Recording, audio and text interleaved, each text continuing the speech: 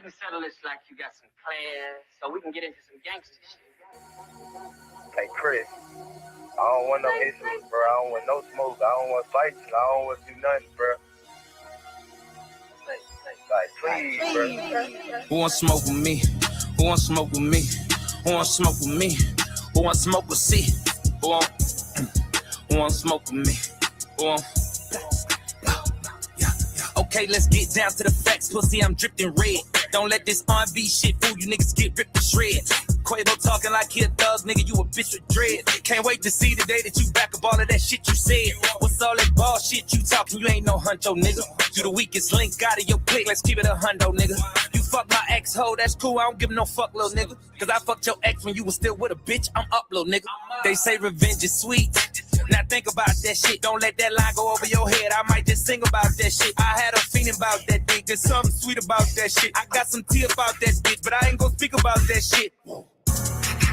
I ain't playing chess with a checker player. I'm a ticking bomb on a detonator. I shit on niggas, I'm a defecator. I put Amigo on a ventilator. Stop talking about beating girls. You was beating bitches on the elevator. We seen the taste, that's devastating. You doing bad. You a bitch in your music trash. Fashion week, they set me next to your lame ass. I was truly mad. All I kept thinking about was breaking your face, but I gave you a pass. You lucky I ain't wanna fuck the money up, boy, I would've broke you in half. Quit trying to be tough, you ain't like that. Why you keep showing off? Quit talk about drugs, you the only pack that I've been smoking on. I just hit my plug, told him come back, I'ma need more than one. Your last album was a weed trade, just some bullshit that we roll up on. You know what's on, put you to bed. Night, that's Sudafed. Show me that I'm tender, bitch. Time to prove what you just said. R.I.P. take off, he the only real one that got true respect. Crazy how when he died, everybody really wished it was you instead. Oh, shit. You tripping, Chris, don't say that, don't lose your head. You done turned a big bad wolf on these fuck niggas, never knew revenge. This what happens when a fuck nigga push a real nigga out to the edge. This what happens when a dumb nigga get fame and it get to his head. You gon' kiss this ring, nigga. Big fuck you from my middle finger. I tattoo my trigger finger. Bring real beat to your dinner table. My mental state ain't never stable. I know this shit gon' sting, nigga. I ran your ass through the ringer, nigga. You just got bodied by a singing nigga. Bitch. Who want smoke with me? Who want smoke with me? Who want smoke with me? Who want smoke with C? Who want smoke with me? Who want...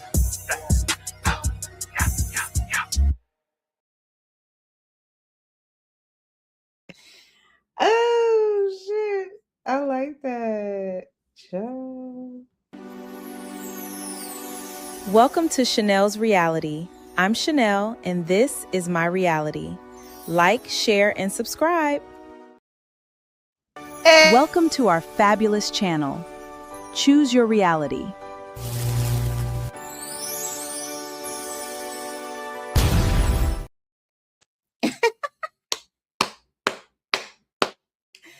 You're muted. You're muted. All right, now you can hear me. Hey, Creative Solutions. Hey. Hey, everybody. Welcome to Chanel's Reality. I'm Chanel, and this is my reality. I'm here with the beautiful, gorgeous Creative Solutions, and tonight we have a good show lined up for everybody. I know it's probably, well, where I am, it's morning time, but that's okay, because I just woke up probably about 2 hours ago. And we have Creative. She had this idea that we should do maybe a cooking show where, you know, we're going to cook on the live. And so we're going to eat some little munchies because, you know, the people be down to the Chanel's reality and the Creative Solutions, and they see that we be having the munchies. Okay. Creative be having a whole ass meal. I do. We having meals. And my ass be over here with the Funyuns for days. Okay. And then I'll be eating a sandwich or whatever it is that I'm eating. So we decided, you know what, let's do a show where we're cooking. So I'll tell you guys what's on the menu for me, and then Creative, you can share what's on your menu. So I was gonna make these pot stickers. I don't know if you guys ever had pot stickers.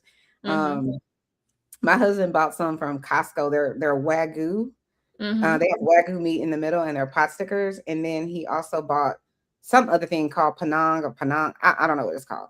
But I'm going to fry those up. I was going to make the pot stickers, but I decided I didn't feel like it. So I'm going to make the little, you'll see in a second. I don't know what they're called. They're Asian, I think. And then yesterday I made a banana pudding cream pie cake. And so I'm going to cut that cake. And also I'm going to make some lemonade, like fresh lemonade. So that's what I have on the menu. Nice. What do you have on the menu? So I decided to make Sunday's meal, Sunday's best. So Ooh, I'm excited. I'm making some stewed chicken. I'm making some macaroni pie, but Trinidad style. So it's gonna be a little bit Hey, different than everybody else make theirs. And I was gonna make some kalaloo. Like I was looking through the grocery store looking for okras, but I found some. I have okra. You have okra? I had some. I made gumbo yesterday, and I put okra in my gumbo, so I don't have any more. But So yeah, I'm I love looking in the grocery store. I'm looking. They got okra, and the okra look like it's about to like guy. Mm-hmm. So I'm like, I can't use this. I didn't even think about buying it. So I went and I got some frozen okra, so whatever. We gonna make it Oh, work. I like frozen okra. I put that like because I really like okra stew. Like, Mm-hmm. well, the way I make it, I don't know if it's actually okra stew, but I'll make it like with tomatoes, okra, Mm-hmm. sausage, and shrimp, and then I put it over rice. I think that's okra Mm-hmm. stew. I don't know, but I really like that. I'm a fan of okra, so And I was gonna make like a banana dessert. so It's a I little bit inspired different. creative. She's like, I'm making banana It's pudding. a little bit different than Chanel's. It's like cutting like half the calories, but it's still good. Ooh, she said, cut the calories, honey. But I'm not throwing shade at Chanel. No It's shade, no easier shade. and it's quicker, but it tastes just as good. But it's Okay. not a cake. Like she making a whole cake and her stuff look dope. I'm making Yeah. something a little different. So Well, I whatever don't it want is. to spoil the surprise. So Okay, we're not gonna spoil the surprise. We not. Hey, it's my time in the building. H-Town Colombians in the building. So we're gonna go ahead and get started. We're gonna go to our perspective kitchens, and so just bear with us. And then we're gonna in between while we're cooking, I'm gonna play some videos, video clips about relationships because the title of our live. Well, I wrote a different title, but it's very similar to Creative's. Why men love the wrong women and why nice girls finish last, and then live cooking with creative solutions. So and then I put why men love bitches. he did and did.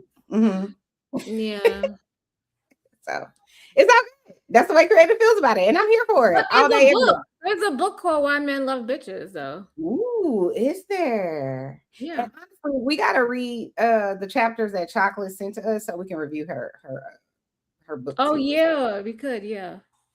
Shout out to Chocolate. You know Hopefully what? she'll That's come what back. we could do. We could start doing book reviews. Can we? I don't know. Yeah. Do I really feel like reading? All right, Oh my creative. I see. God. This girl right here. Look.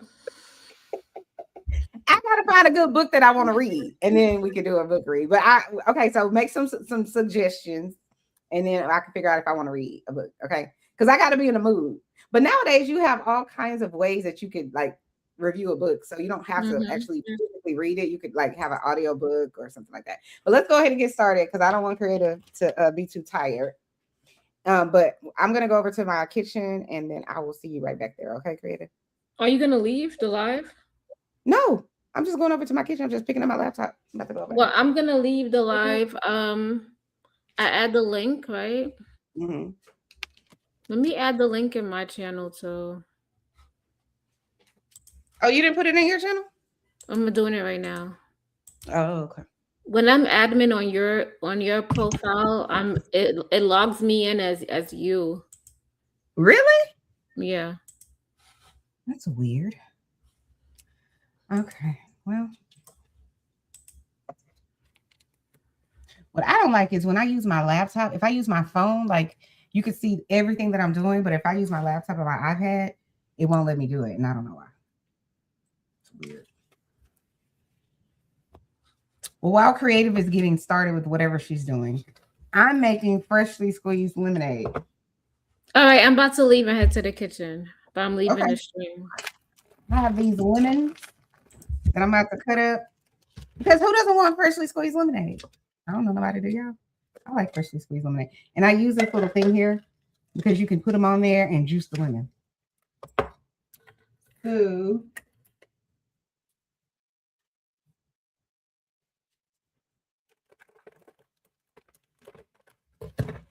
the thing with lemonade is you want to squeeze the lemon. Like you want to roll it on the counter. I be listen. I be so focused. So damn focused. And it's like I be concentrating real hard. But anyway, you see if I feel like I can see my bra through this. Anyway, I don't know what my boobs be doing, but they are what they are. We gotta get some new knives because I feel like we need a knife sharpener. So here's my little container I'm gonna put my lemons in. I'm gonna cut up some lemons and put some inside of this little part. You like take it off. And then you can put the lemons in there and it kind of like almost like a refresher kind of thing. So, but I have my little lemon here. I have my little lemon squeezer thingamajig, and I'm just gonna, I guess you would call it a juicer.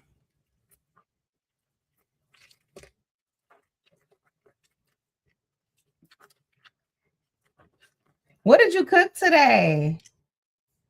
So it's my time says she cooked today. What did you cook, my love?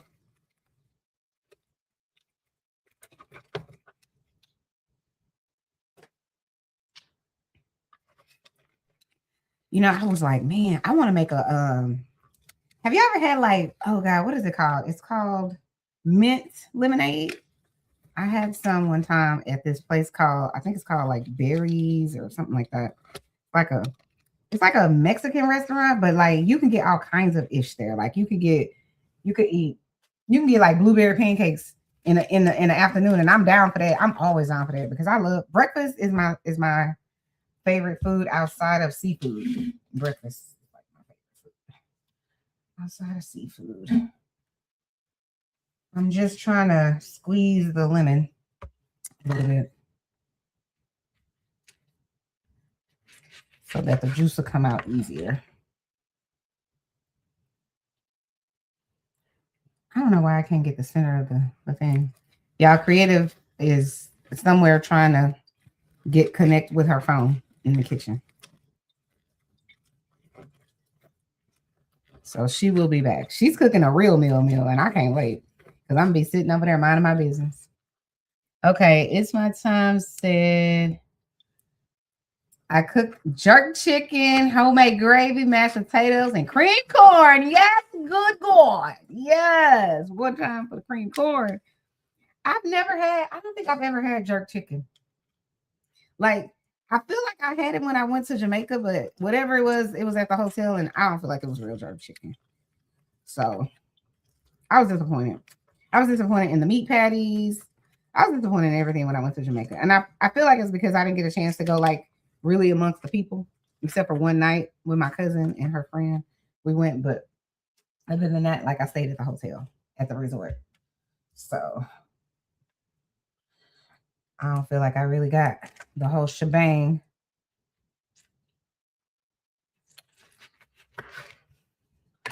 My sister was stalking my banana pudding cake all day, y'all, while I was asleep. Not sure what combination of things it was that led to this, but I always had it in my head that I would keep women at a distance until I found the right one. Never feel for anyone. Never feel for anyone until it was clear. Or I guess he means never fell for anyone until it was clear. Okay. We got King Cooper in the building. Hey, boo, hey. It's my time says, I found a seasoning I've never heard of. Pineapple pepper. Ooh, that sounds good. Yes. Because I never liked lemon pepper until I became an adult. I don't know why. Never liked it. I was just like, why would anyone ever use lemon pepper? Like, I didn't get it. But then I came across this place called the Juicy Crab. Okay, because I love a good crab leg. I came across there, and the Juicy Crab had lemon pepper wings. Child, changed my life, child. I'm just saying. Ever since then, I've been hooked. Okay, let's see. Mr. McKinnon says, my wife got gifted one of those Pioneer Women knife sets. I need some new knives. Those knives don't. Oh, he says those knives don't fucking work. Oh, I guess they're good knives. Okay, so is that the kind I should get? That was 10 years ago. The knives are still pristine. Okay. Shout out to the pioneer woman. I know exactly what you're talking about. Stanley's in the building. Hey, Mr. Stanley. Jerk chicken and mashed potatoes, right? It sounds so good. Mm-hmm.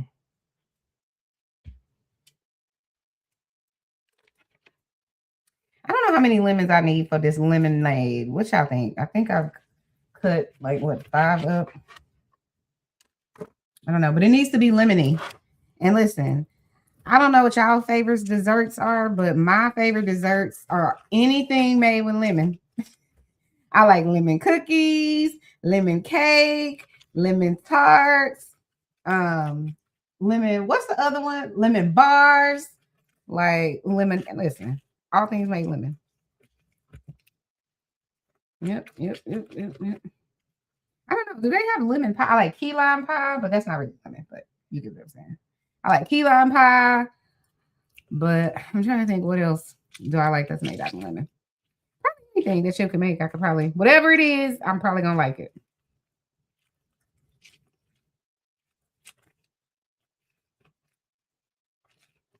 The seeds are clogging up my. I'm wasting lemon juice. Hold, please. Damn. Let me pour my precious lemon juice in this jar here, child. These lemon seeds, they clogging up the party. Hold, please.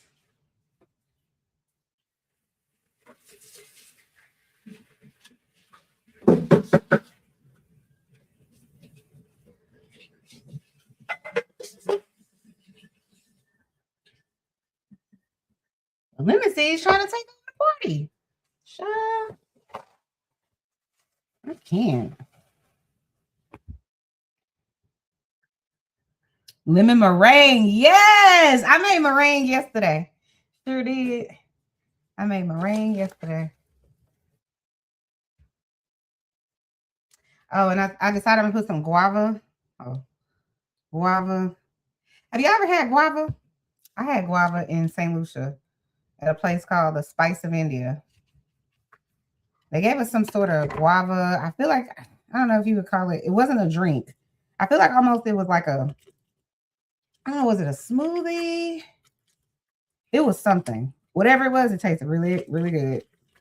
And I was told after that, I was like, what the hell is this juicy stuff that they serving us in America? Because that type of whatever they, because like the next day, I was like, we got to go find a smoothie place that makes something like this. Like the next day, it was a full gone conclusion. We got to go get it. It was the best thing ever. And it was worth I think it might have been back then, might have been like $8 or something like that. It was worth every cent. It was worth $20 if you ask me. But yeah. He says, love your kitchen. Oh, thank you. Thank you, Mr. Stanley. Mr. McKenna said, tonight my wife made that Giada de Laurentiis ground turkey bolognese with roasted Brussels sprouts. She used, I love Brussels sprouts, wheat pasta, so it wouldn't be too heavy feeling meal. Damn tasty. Hey, Kreative. See, my son broke my tripod, so I'm working here. Oh, I'm sorry. It's okay. You can still work, right? You can still do it? Yeah. Oh, yeah, he's sorry. He's sorry. What's wrong, Kreative? You okay? Yeah, I'm fine. Oh, okay. You look serious. That's the only reason I'm asking. Oh. Well, I'm trying to fix it so y'all can see me some way, somehow. Well, they can't even see me because that's why I hate this on my MacBook Pro. Like, if for whatever reason, if I do it on my MacBook Pro, what is happening? We can see you, but if I do it on my MacBook Pro or if I do it on my iPad, it doesn't want to, like, it won't let me really show people what I'm doing. I gotta like stand all the way back here or something, you know. So I'm gonna try to be on my tippy toes, y'all. You have a tripod, like, look, do you have like this? Oh no, this isn't a tripod. But do you have something like this? Yeah, that's what I'm talking about. He broke it. He broke the piece that you go hook up to the phone. Well, he didn't intentionally break it, you know. Right. He wasn't trying to. Yeah. It just happened. I was telling the people about like the guava I had in St. Lucia. It was like some sort of guava smoothie type refresher thing. It was so good. That was the first time I ever had a roti as well. That damn roti. I remember I was sitting on the beach. It was the first day we got there. And so I was sitting on the beach and this lady came. She had a cooler and she was strolling along the beach behind the hotel. And she came and she was like, "Would you like to buy a roti?" And I was like, I don't know what the hell a roti is. And I was also vegetarian. I was like on my I'm not gonna eat meat for a year thing. I'm gonna just see if I can do it. And so she was like, I was like, I don't know what a roti is. And so she kind of explained it to me. I was like, well, that sounds yummy, but I'm in a new country. I don't know if I'm gonna like it. So I was like, do you have a vegetable one? And she did, and it had like potatoes in it, and like I think it had carrots and peas or something. It was listen, I told her because you know how I am, I'm gonna be Chanel no matter where I'm gonna go. And I was like, I mean, is it gonna be good? I mean, is it gonna be tasting good? And she was like, I make the best rotis in St. Lucia. Now I'm saying that from Chanel.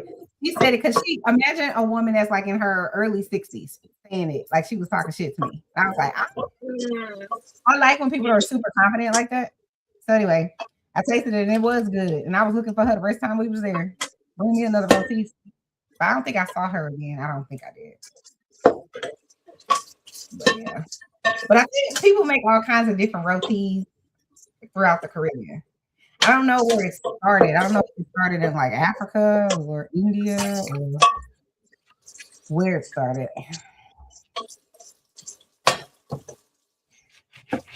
But Kreative, it seems like you're going to be cooking for a while based on what you said you were making. Huh? I said it seems like you might be cooking for a while based on what you said you're making. Yeah.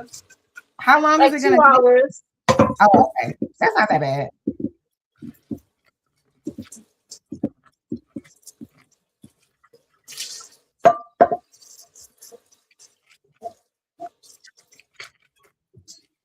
So you want to talk to the people about your process of what you're making?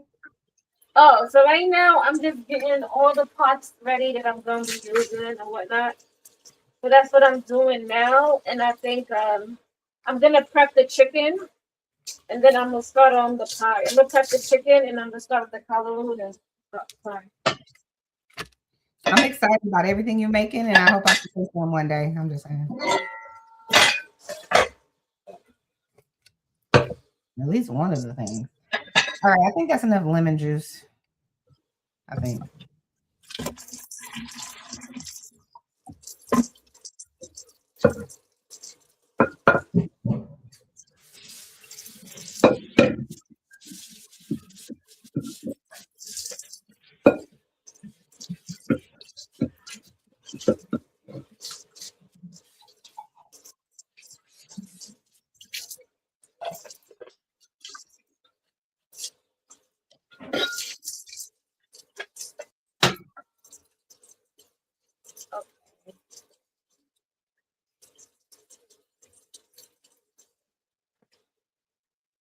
Okay, so I forgot. I need to cut up one of these lemons. Hey, Mr. Drip. Hey, Mr. Drip. What's up? I like your hat. Appreciate What's it. up, Drip? He got on his smoke detector was going off. What's up? What's Drip up? is here. I want to know what's going on. What y'all doing? Y'all, my motherfucking smoke detector start going off. Y'all burning up the kitchen. Oh, shut the hell up. Niggas. What y'all doing? Just wish he had women like us that know how to cook. Little You bit. know what I'm saying? To be over there cooking for him. You know what I'm saying? Little bit. Drip, you know how to cook? Mm-hmm. What you know how to make, Drip? A lot of shit. Okay. Come on, Chanel. We done had this conversation 15 million times. You know I know how to cook. I don't know. You want Y'all banana over there making that bullshit. So I don't know if we can trust it. I make what? I said, I don't know. You want banana pudding without bananas. So I don't know if we can trust it. Yeah. I don't really like bananas. Why? I don't know, like just as a kid, I never just ate them like that.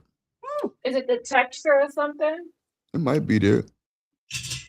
I haven't had a banana in a long time. It's good for your potassium. It has a lot of potassium in it. Yeah, I know. I know about the potassium for sure. Gotta have that. I'm having the lemon. With your heart. Yes. I was hospitalized one time because my potassium was too low. They told me that was like, because if your potassium is low, it makes your muscles really weak and messes with your muscles. So that's why I had to be in the hospital, because they was like, your most important muscle is your heart. So if it goes too low, you'll die. Well, they had to give you some potassium. Yep. I had to stay in the hospital for 6 days getting potassium drip. Not potassium drip. I know, right? Right. Shut up. All roads do not lead to drip. Just relax. Okay. Oh, geez. What's up? It's my time. Yeah, that's crazy. Nah, that's crazy work though. Yeah. Did you but I did a member stream. But they say when you dehydrated, your potassium is low. I was definitely dehydrated. Yeah. Yep. You say you dehydrated? Definitely. Like I felt really weak whenever this was going on, but I thought because I was anemic, I'm anemic, that could also make you feel really weak and stuff like that. So I thought that's what it was. And I was scared because I couldn't stand up and blow dry my hair. I knew something was wrong. You couldn't stand up? What you mean? I couldn't stand up and blow dry my hair. Like I didn't have enough energy to stand there with a blow dryer. So I knew something is definitely wrong here. This is not normal.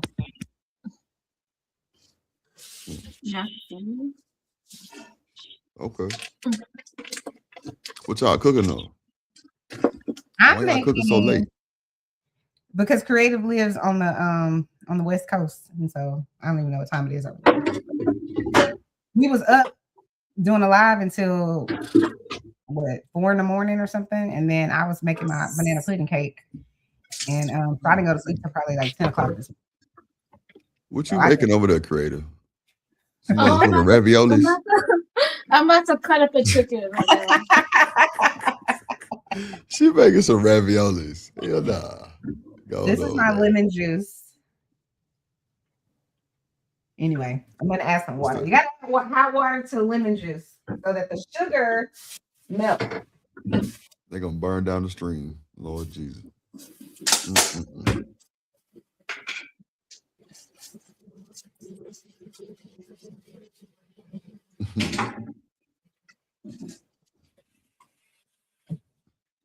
Shout out to the chat. Now, this is what it looks like.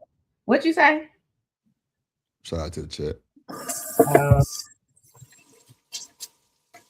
What you over there? You say you making a banana pudding cake? I already made it.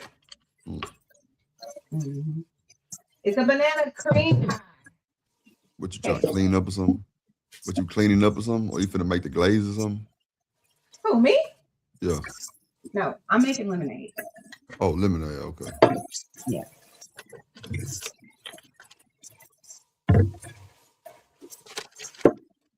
And then when I finish making my lemonade, hey, no Chase.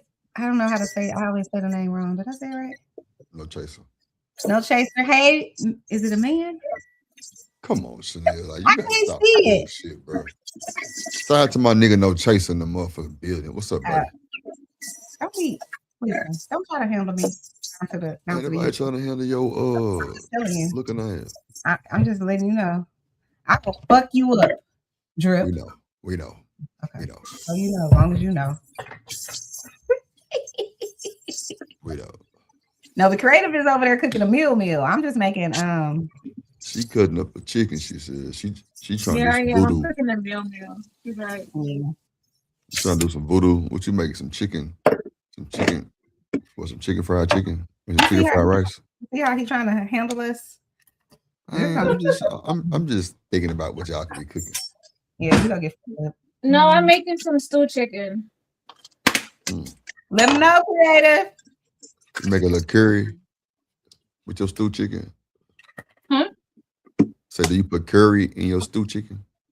No.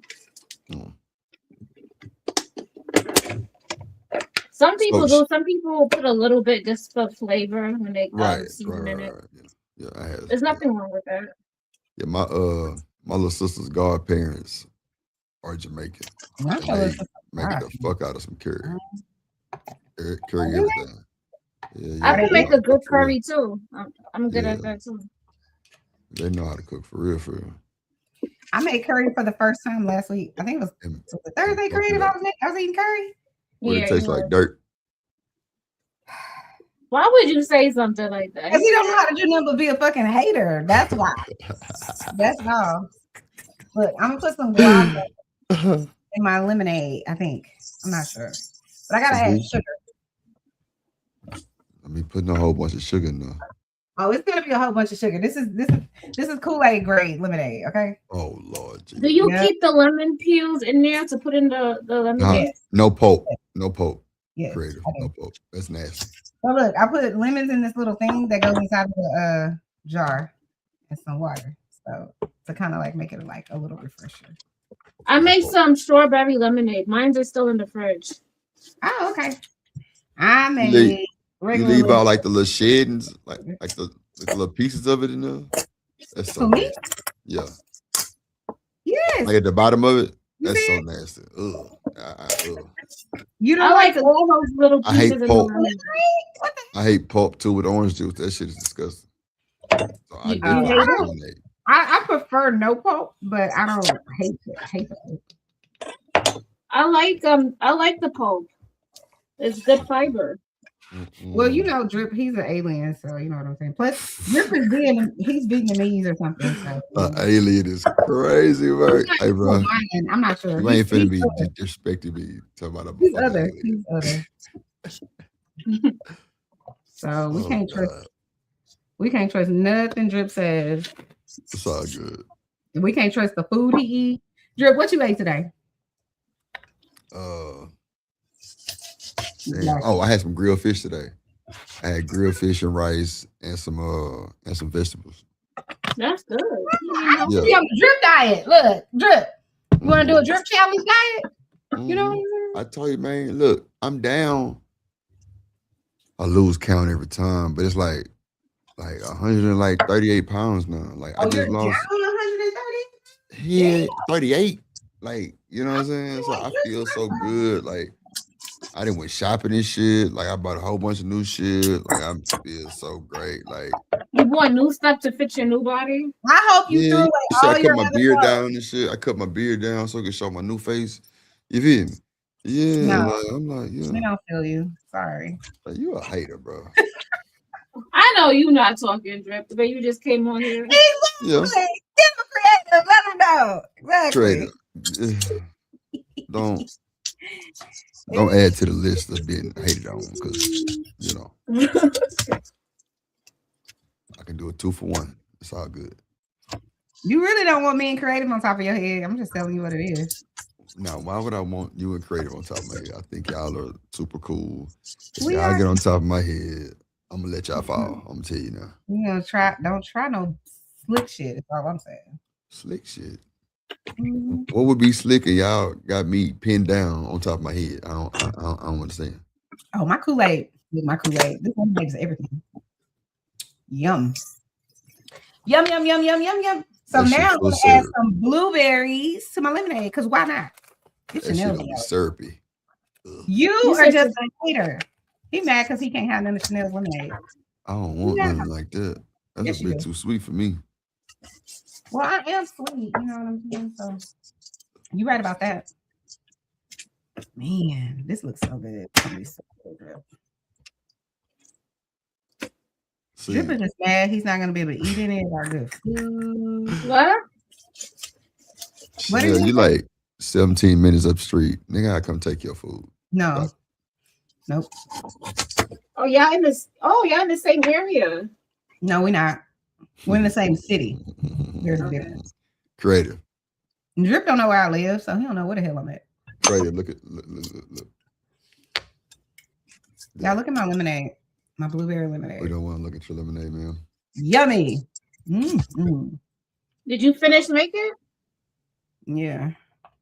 I gotta put it in the refrigerator so it can cool up. So you see? Where's all the blueberries? Look, you couldn't even see them ragged ass blueberries. Huh? There's too much sugar in that Why don't you crush them or smush them or blend them? Because I like the way they look. They're pretty. Yeah, but it doesn't make it blueberry lemonade. It's okay. I just want them to have. I want to have the lemon and the blueberries in there. Call that shit out, Kreative. It ain't real blueberry lemonade. It's you just make it look nice. I thought you're supposed to crush them and make it turn a different color and embed the flavor into the watermelon. I could be wrong though. Oh man. This the Hood Cooking Channel. I'm still cutting up chicken, y'all. So. Clearly. Who you cutting up chicken for? What you said? Who am I cutting up chicken? Because I like to buy a whole chicken. I don't like the whole, you only get the chicken legs, the chicken wings. Like, can I get all parts of the chicken? But I'm saying, why are you cutting up the chicken though? Like, who you cutting it up for? The heck? No, shut up, Chanel. Who you cutting it up for? To cook. What you mean? Who am I cutting No, up who for? are you cutting it up for? He doesn't understand. For my son to cook. Okay, so it's just you and him, right? Which Yeah. which is where I was going, right? Why? Yeah. Okay, so you don't look like you eat a lot, and I don't know how your kid look, but you cutting up a whole fucking chicken for you and your son. All right, so I'm only cooking half a chicken. Okay, talk to me.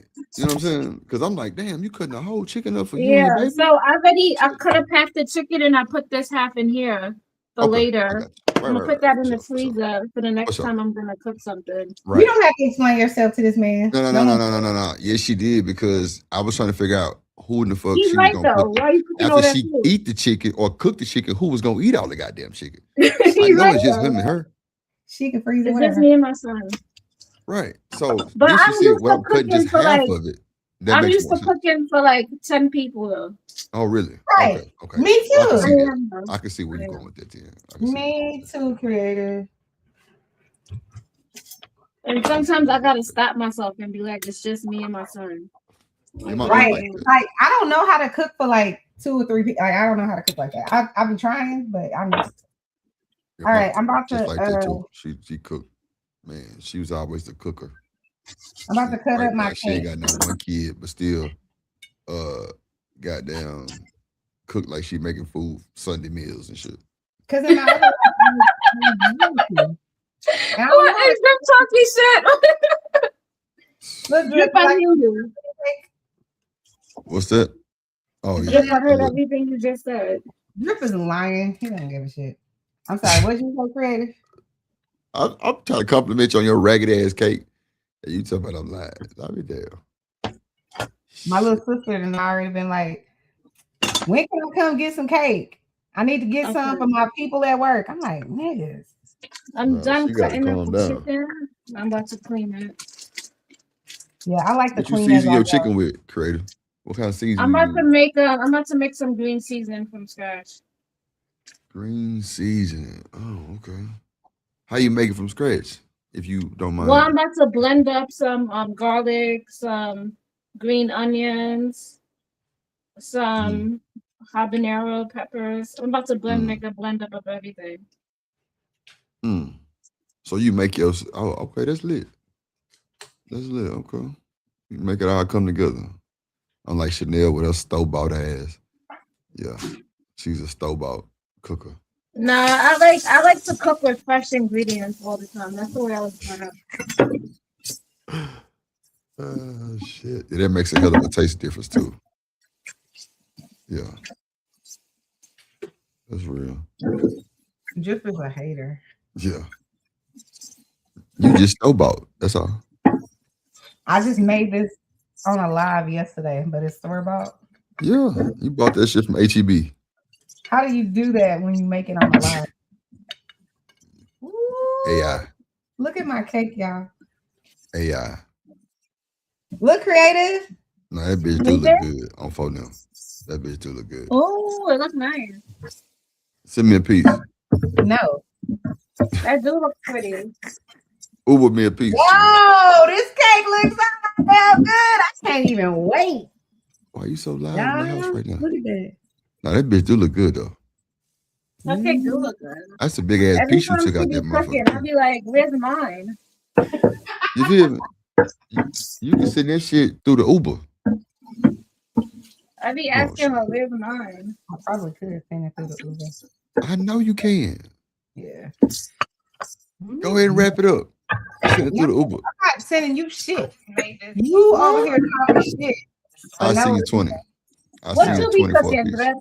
Tell us what you be cooking. Man, like I'm a breakfast guy, creative. You know what I'm saying? I'm the This omelet legit king. could be in I'm the somebody's omelet. window. Bro, she asked me to say what I can cook. Didn't this be in somebody's window? Oh my god. I'm the omelet king. Okay.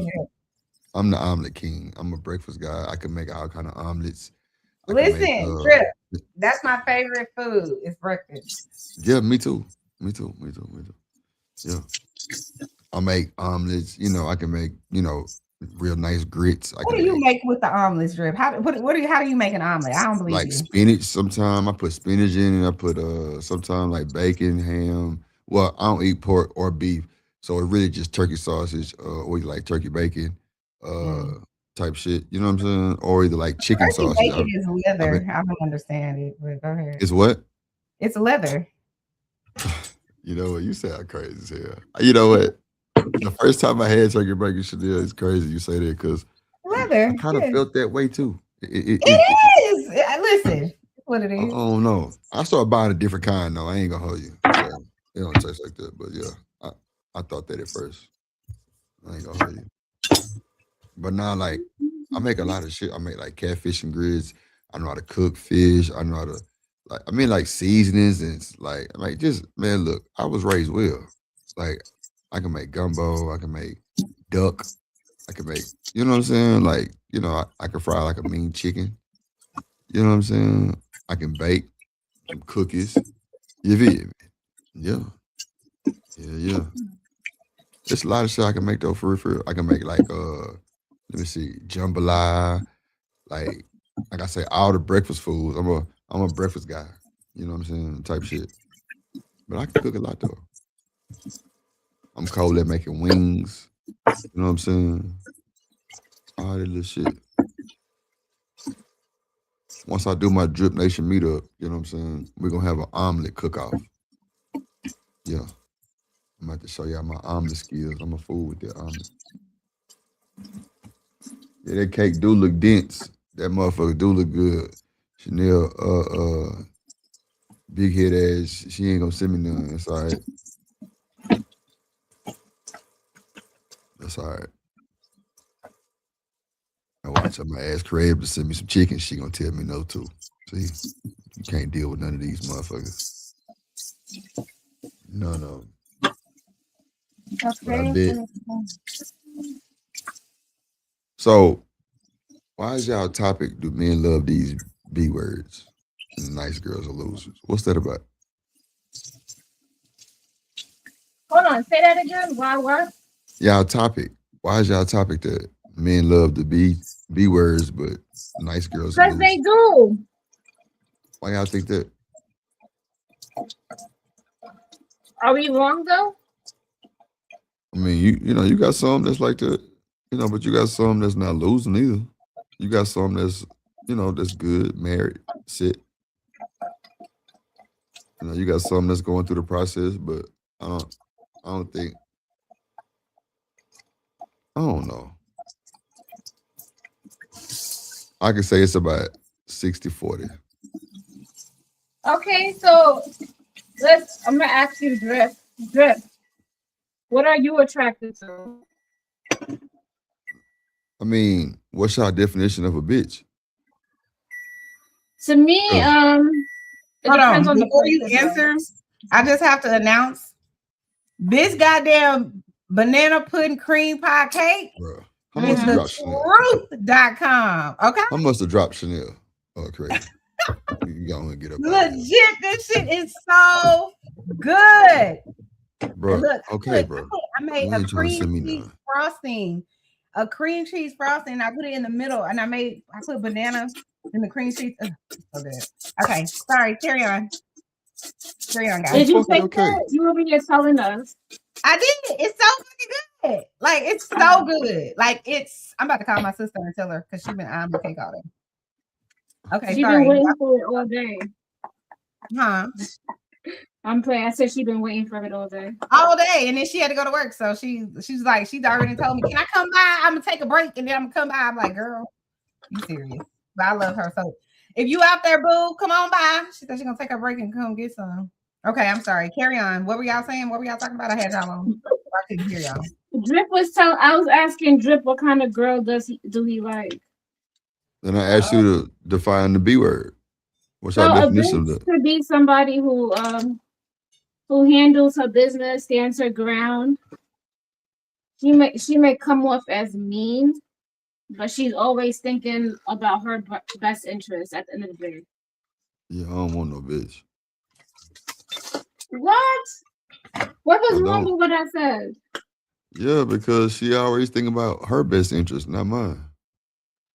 But as women, we have to think about our best interest. Yeah, but see, that's the problem right there. You finna try to convince me to say what you want me to say.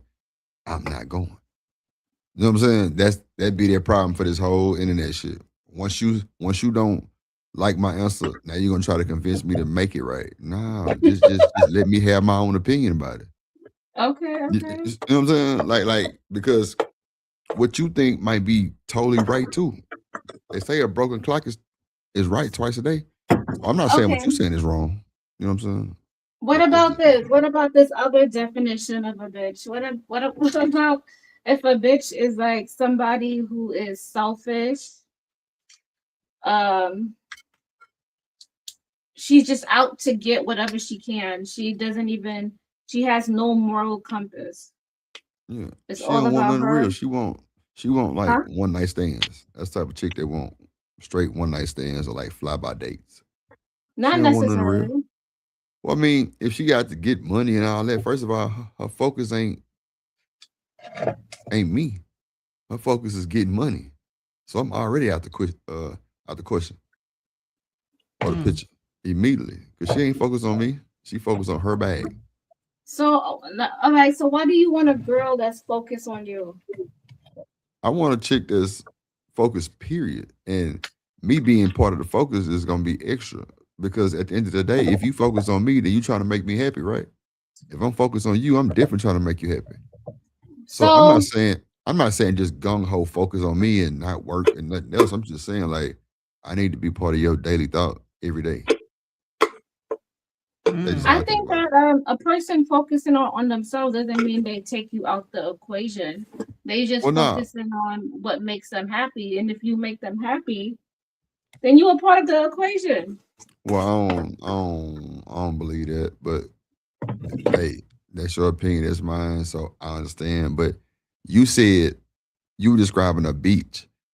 She's focused on getting that bag. She ain't worried about nothing. This is all you said. That's why I said no. That's clearly, I'm not part of her. Another definition. Because right, but I'm saying no. If I'm not part of her focus, then I don't think we can do too much. Because you definitely gonna have my attention. I'm definitely gonna be focused. I'm definitely gonna be trying to make you happy. I'm gonna be trying to do everything to keep you around to show you my interest, right? This nigga lying. No. Oh shit. Okay, like Drip. People have different.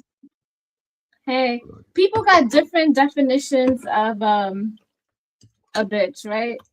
Somebody who's if I told somebody you can't come on my channel unless you cam up, and I don't give a fuck what you say, he would be like, "Oh, she a bitch," right? They'll say that because I stood my ground, and and these are my rules. And some people might not like it, and they'll call me a bitch. Yeah, but I just think frustrated niggas call women bitches. You know what I'm saying? That don't mean that they mean that. You know, I could just look at Chanel and wild out and call her B, but that don't mean that I'm meaning that. Okay, I got another question. I just want to itch your skin. But look, you steady trying to convince me to say what you want me to say. It's cool. Go ahead. Go ahead. Shoot your shot. You got it. Go ahead. I'm listening. All right. So, Drip, I got another question for you. Go ahead. So, Drip, all right, would you like a girl? I don't know how men are attracted to women, right? But as women, we like men who are confident, bold about their business. They understand themselves and they just confident. Right. And I'm gonna flip it and ask you, is that the type of woman that you would want who has those traits also?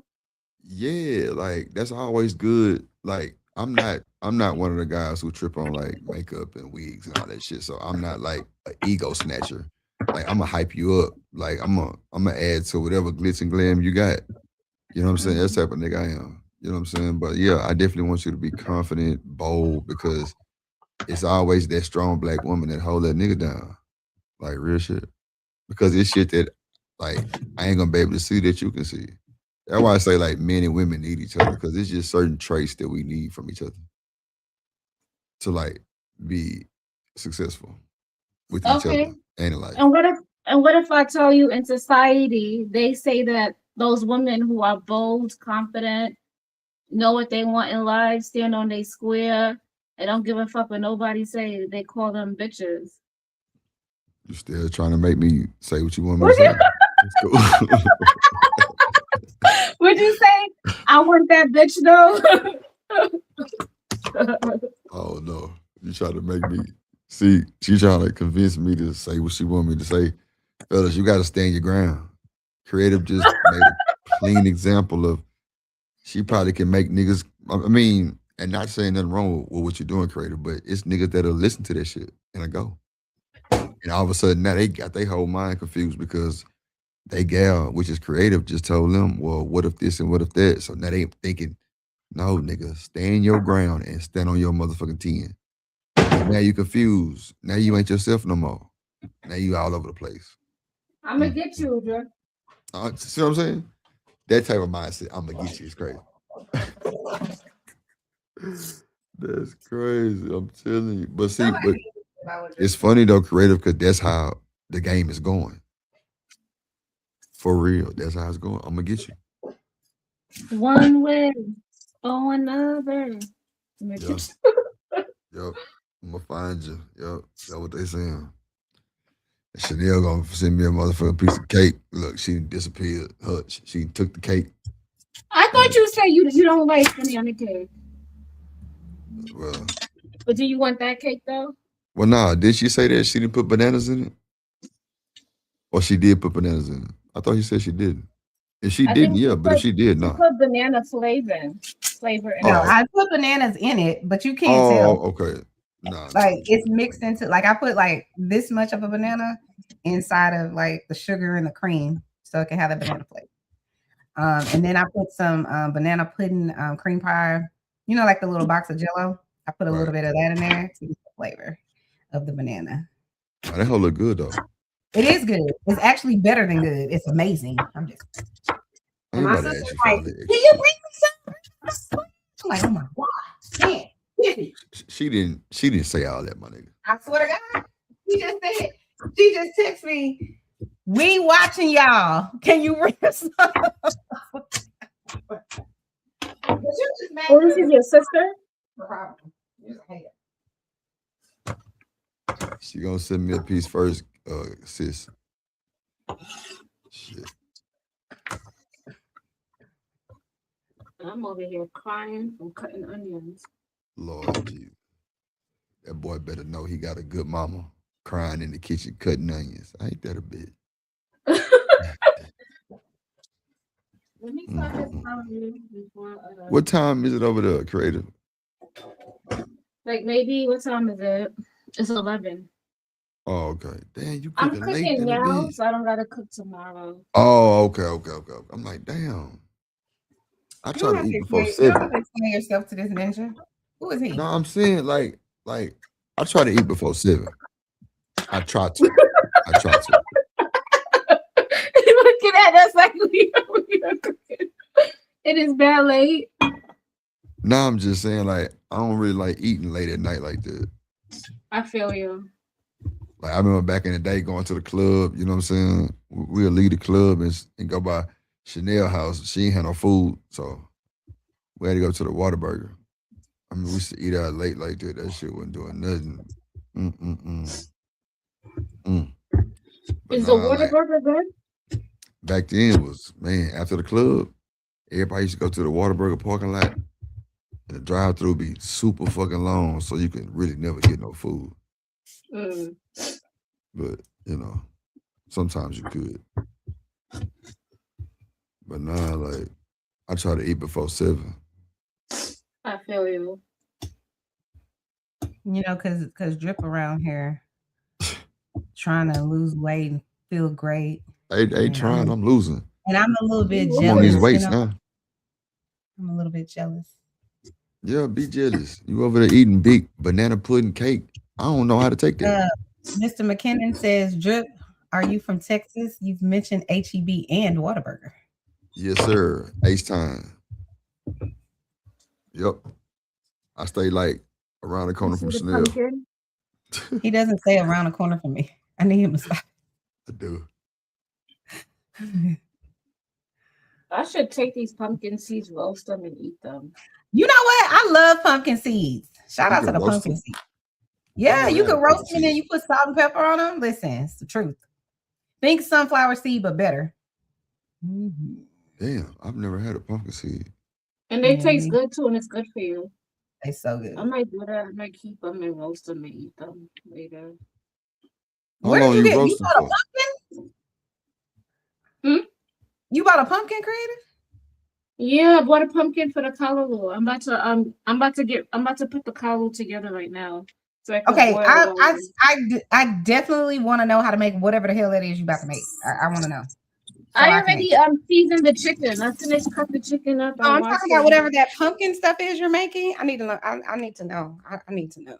Cause bro, it ain't none of your business. Drip, shut the hell up. Oh, they want to be like Mike. You know what I'm saying? You're just jealous because your ass can't do it.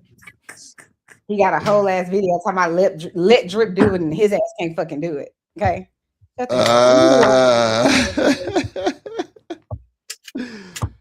new outro say let Drip do it. Then she come back and say he does it so well. Yeah. Who told you know that? What I'm saying? Some girl told you that? Or some boy? Y'all told me that. What? Yeah. you know, you cutting up. It's time for me to go. No, Tyson, you see how they run me off the panel, man? Chanel, her damn antics. Do whatever you want, Drip. You know it's cool. Saying? I just had to smoke me a blunt real quick and talk to y'all before I go to bed, man. I'm finna take my ass to sleep. Yep. Y'all be good. Don't let anybody take y'all shine. Yeah. Kreative, don't burn down the house. Chanel. Do you party, Drip? You know what? I went to like a happy hour about a month ago, and it was lit. I do need to get out more, but you know, ever since that wreck, I ain't really did nothing really cool. That's why. That motherfucker PTSD be so bad on me sometimes. Kreative, it's just a party pooper. It just drained me. I be like, nah, I ain't going nowhere. I get it. Yeah, but you know, sometimes like you know, yeah. I go out, put on some clothes and have fun because it be needed. Plus, like all my partners, them niggas club, like, you know, they go out a lot. So it's always an invitation. Mm-hmm. But I went out like probably about a month ago. It was cool. I had fun. When last time you went out? I went out for Juneteenth. And I went like out to something. Yeah, I went out. Oh, okay. So, Drip, you know when last time you went out? I haven't been out in a minute. Yeah, we know. So I don't even know from the last time. Stole-bought ass nigga. Yeah. See? In the house ass. You're about to get blocked. You gonna unblock me? It's all good. No, I'm not. I'm not gonna unblock you. It's all good. Shout out to y'all. Shout out to y'all chat. Shout out to you and Kreative, man. Y'all keep doing y'all thing, man. I'm going to bed. Night, Mr. Drip. All right. Thank you for coming out. Can y'all see me? Chanel, your screen is Hold on. I gotta take my sister this cake if she gonna kill me, Lord Jesus. I should be like, make me a Whataburger Junior extra bacon.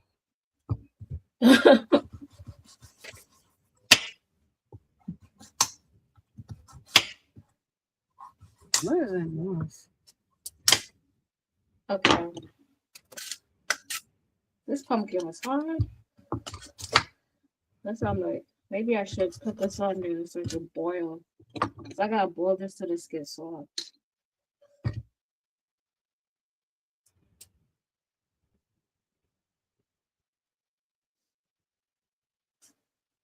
I'm like, I should keep all my scraps because I have a compost bin. Do you? Yeah, I do. I have a compost bin. We gotta feed the garden, y'all. Feed the garden. We do. Support the greenery. Send a cash app. Support my greenery. Right. That's it. That's all. Okay. Support the greenery. Y'all could go on my channel and see I'm building like a whole garden bed and doing a whole bunch of stuff. And actually, I got the soil. I got like 14 bags of soil that I got to put in the garden beds. So that should be fun. I'm supposed to be meeting this guy tomorrow. I don't know. I'm a little bit nervous.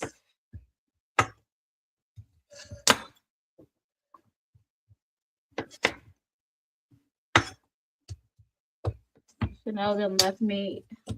Yeah, I'm cutting a pumpkin in cubes so I can put it in the pot.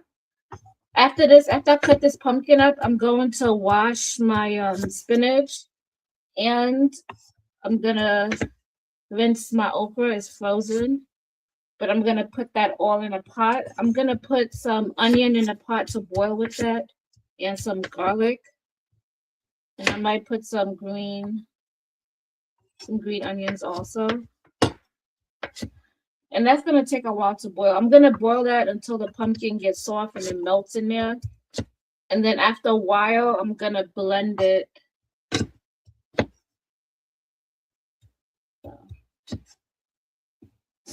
All right, so my pumpkin is already cut up.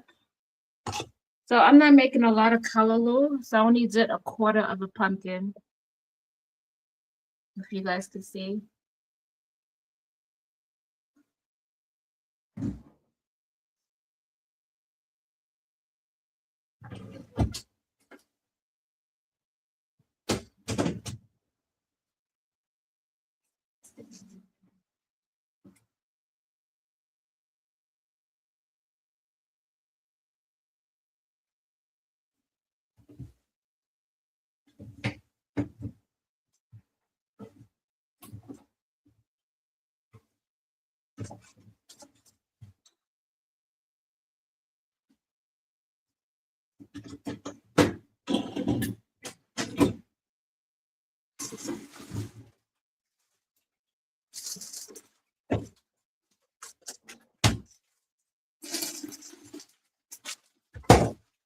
So this is right here. We have the spinach, and then we have the frozen okra, because when I went to the store, I was looking for the fresh okra, but all the ones was about to be spoiled. So I guess we got to settle for frozen.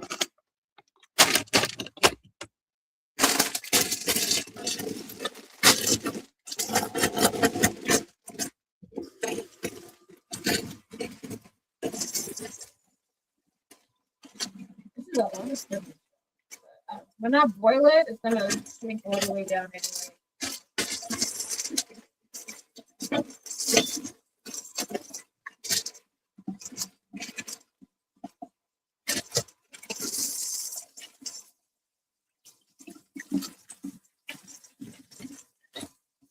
Okay.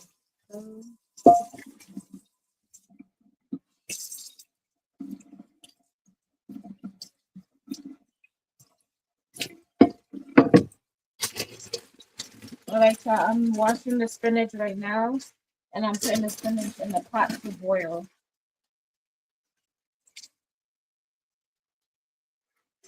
And as you guys know, the spinach is gonna shrink as with all greens, you know. Leaves after it's been boiled in water, it's gonna blanch.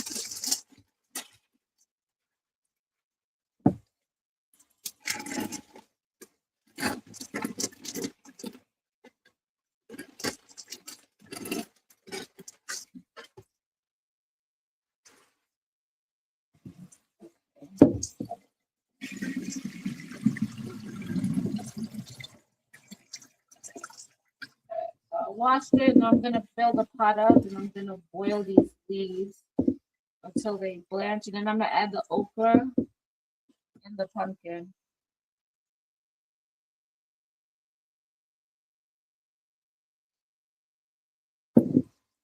So I still gotta add coconut milk to this. So I'm gonna let this blanch. I have to add the coconut milk also.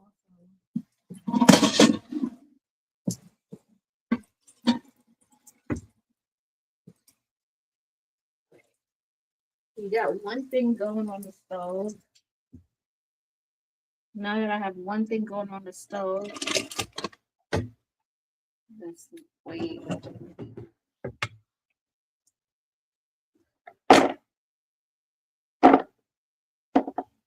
Chanel don't left me here, y'all.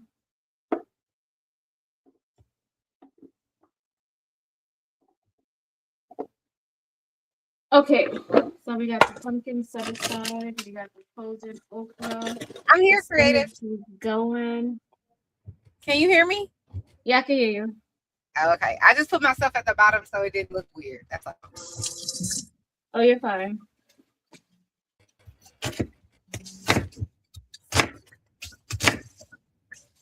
I was saying I'm starting to cook now.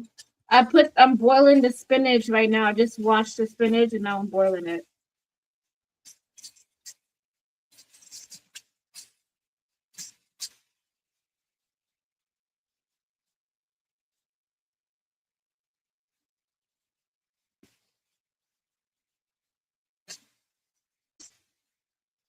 So let me see if I could turn this camera around. Okay, yeah. See? So here we go. Here is the spinach.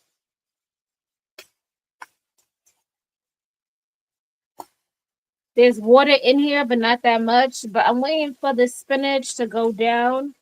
You know, after you boil it, it's gonna look like you ain't got much in there. And then I'm gonna add the okra, and then I'm gonna add the pumpkin.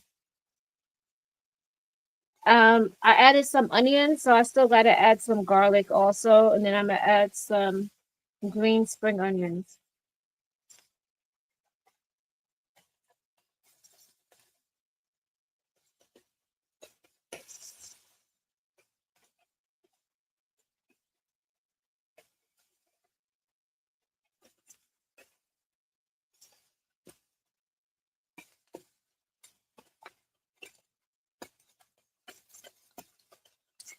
Okay, we're back. And my eyes. Whew.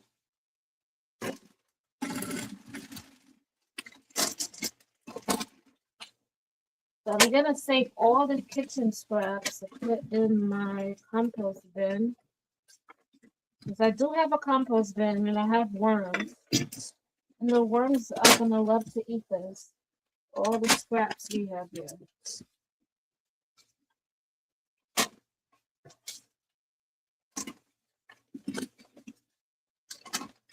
Okay. So that is going.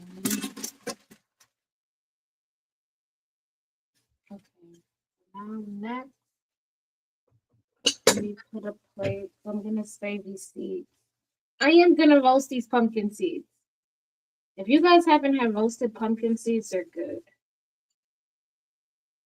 And you can get the pumpkin seeds from squash, from pumpkins, any one of those. That's part of the family. You can eat the seeds. The seeds are edible. All you gotta do is roast them and then you can eat them. And you can add like whatever seasonings you want to add on here.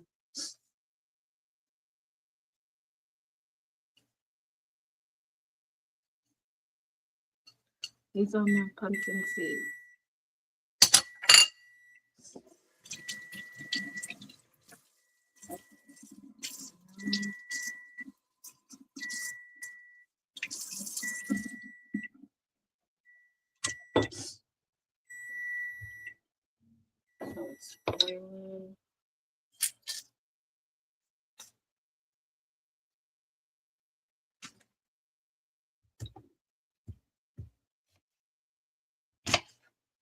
All right, so now I'm about to cut up this onion. And this is gonna be for my macaroni pie, you guys. Yes, I'm weird. I'm putting onions in my macaroni pie. This is some weird macaroni pie. But now this macaroni pie is like an island spice macaroni pie. It tells you to saute some onions, some celery, and some carrots in the beginning. You want to saute it until the onions turns translucent and it gets that flavor. It never tells you to add garlic, which is amazing.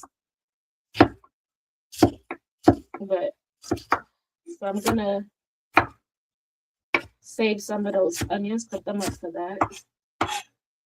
For my macaroni pie that I'm gonna be making shortly.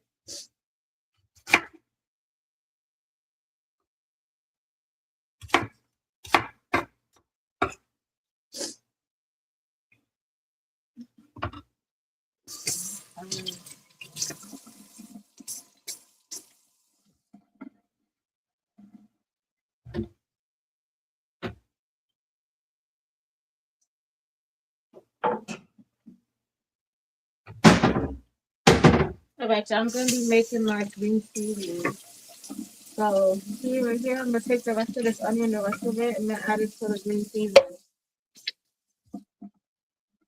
And then I'm gonna crush some garlic, and I'm gonna add some garlic. I'm adding some garlic to my seasoned chicken, and I'm gonna add it to the green seasoning, and I'm gonna add some to the callaloo, which is boiling, which is the spinach that's boiling on the stove right now.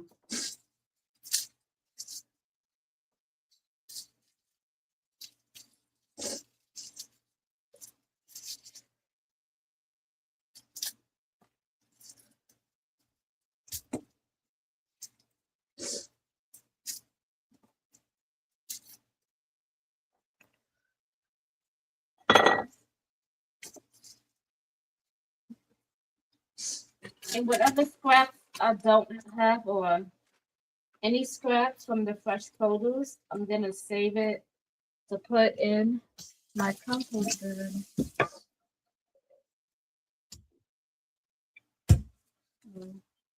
I like to pound the garlic so I could peel it, and then I chop it up. That's the way I do it.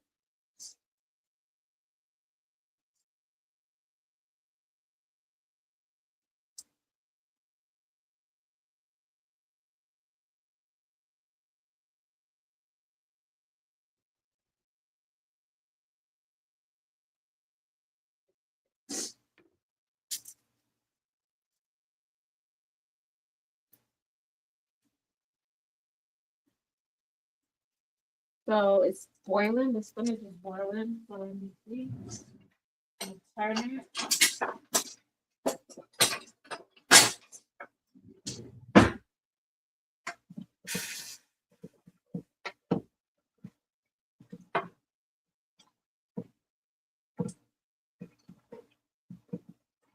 Okay. So the spinach is boiling. So right now, since the spinach is boiling, I'm gonna add the okra, and I'm going to add the pumpkin.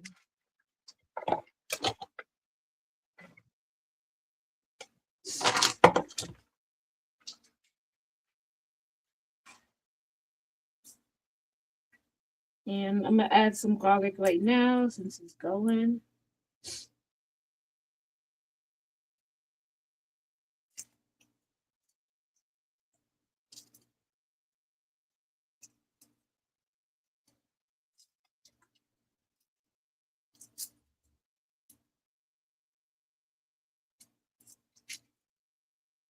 And once that start boiling, and once it start needing more water, I'm gonna add the coconut milk.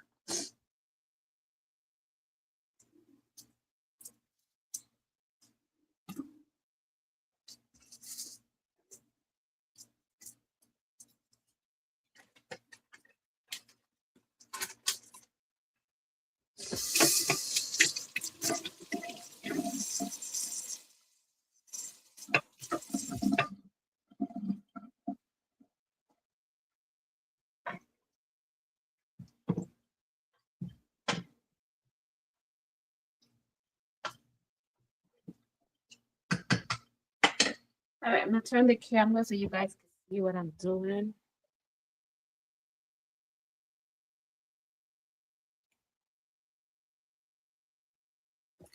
So here we go. So we got the spinach in here, we got the okra, and we have the pumpkin. So right now I'm gonna let this boil for a little bit because I want some of this water to evaporate, you know. Let this boil down a little bit. And then I'm gonna add the coconut milk. I still gotta add coconut milk, garlic, and some spring onions in here. And I'm gonna season it, but not too much because I don't want to overpower it because I really want the flavors, the natural flavors from the vegetables and the coconut milk to stand out. You know, really, you're not supposed to season callaloo like that. You can add salt for taste, and you can add like pepper or whatnot. But you don't want to add like all these outlandish things and no. Can I Let just me show say you that looks the so chicken. damn good, Creative.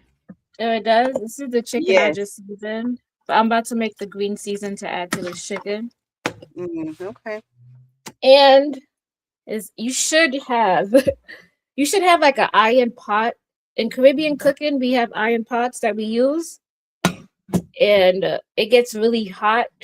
And this cooks the chicken like really good and really well. And basically, they use iron pots because they normally be cooking on the fireside. And what I mean by the fireside, they cooking that outside with the wood burning underneath. But we still use it in the kitchen. We're used to using these because I feel like when I use these and I make stew chicken, curry chicken, it comes out perfecto. It comes out really, really, really good. Okay, so back to me making my green seasoning.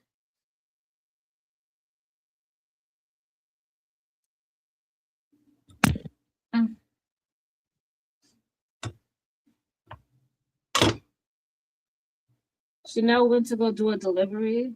I'm not even bad at it.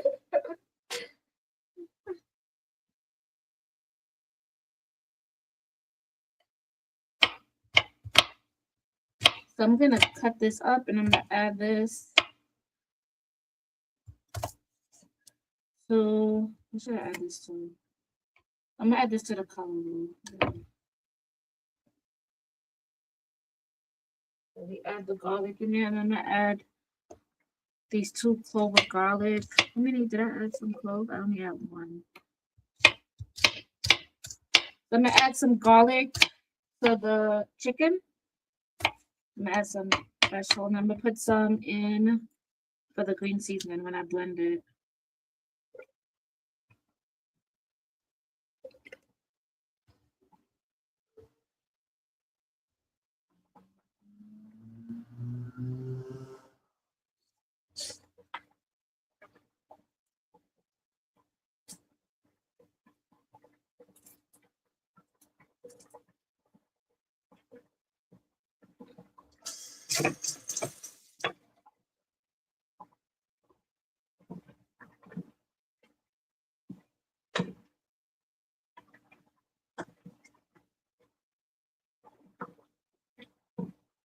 It's boiling, it's going.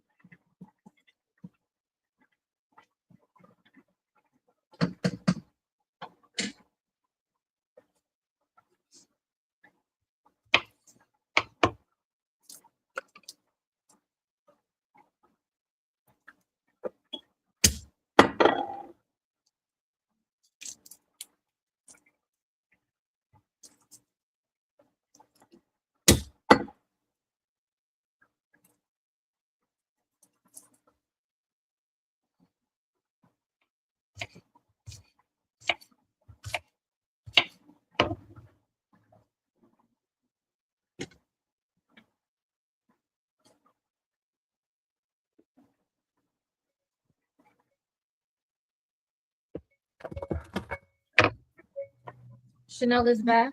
Chanel is back. Back on track, bitches. Let's see. What are the people saying down to the chat? Let's see. Gas mask is looking through his eyes. Shut up, gas mask. Lord ABS is looking with his eyes too. Let's see. You doing all that cooking? You must have a cookbook. No Chaser says that you created on your own. I know that's right. Mm-hmm.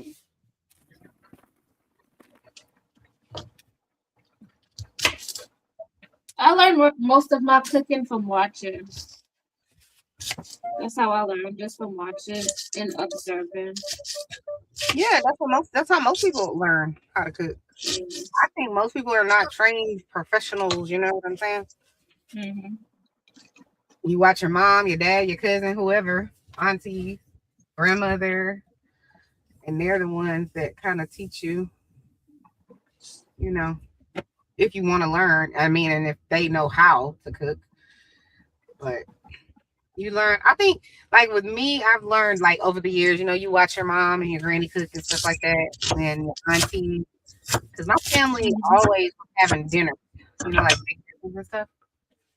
Really, Yeah. it's really reminiscent of that movie Soul Food. I don't know if you ever saw it, but Yes, how we have those those big Sunday dinners. yeah. That's how my family would have it.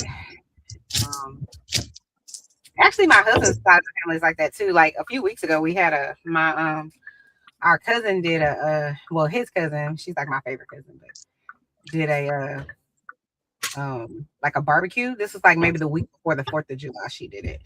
And her daughter is an actual chef. So she had all kinds of shit that we was in there eating.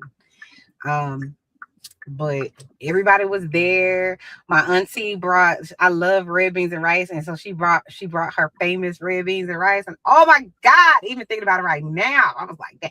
I was like, why didn't nobody tell me? Nobody didn't notify me that, you know what I'm saying? My Aunt Josie was gonna be making her red beans and rice. It was like top secret. I was like, oh my God. So I'm glad I was there first so I could get some before it was all gone. And best believe it was all gone. So, but yeah, they like that. But my cousin I'm telling you about, her dad is Nigerian, so they make a lot of Nigerian food too. But I've never really tasted Nigerian food. I don't even know. Like the only thing I know, Me I think too. I need to taste Nigerian food. I haven't really tasted their food either.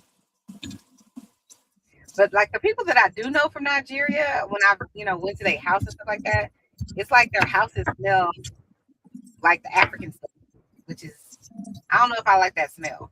So, but they also all are rich too. So I don't know, because I feel like Nigeria is one of those countries where there is no middle class. You're either wealthy or you're extremely poor. There is no in between. So to me, if they're able to go abroad and go to Paris or London and get an education and or move to America, then they got money. But they all are like, no, Chanel, I'm not rich. I'm like, yeah. Do you have a driver? They're like, yeah, that doesn't mean it. Yes, it does. In America, if you got a driver, you're rich. Period. Yeah, you do.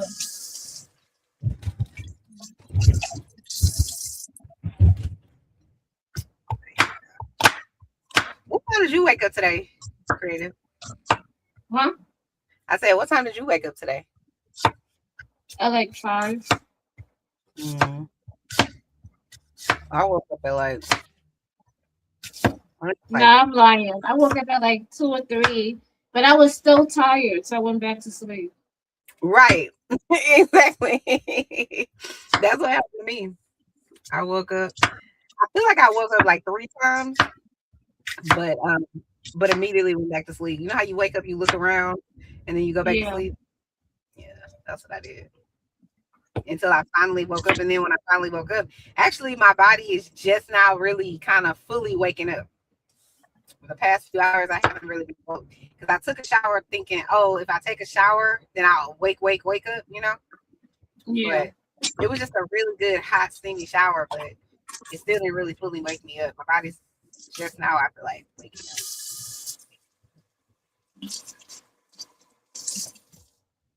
Do y'all have another broken egg there where you live? Huh? Do y'all have a restaurant called Another Broken Egg? where you live? Yeah. I love that restaurant. I think that's where we're having brunch tomorrow. Oh, are you talking about broken egg yolk? No, it's called Another Broken Egg. I don't know. Yeah, I might not have it because there's only, I think, 2 in Houston. I think. You're going riding on the freeway. The big Cadillac. I took the damn banana cream pie cake to my sister's work. And oh my God, the people are like, all of them want the damn cake. They're like, did you bring some for me too? I'm like, oh my, I feel horrible. I feel like, man, I should have just made a whole damn pan of cake. So if she go to work tomorrow or next week, I'll probably just make a cake for them. And she can take it up there and they can have it. Because now she can only give certain people the damn cake. I'm like, oh my God. I feel horrible.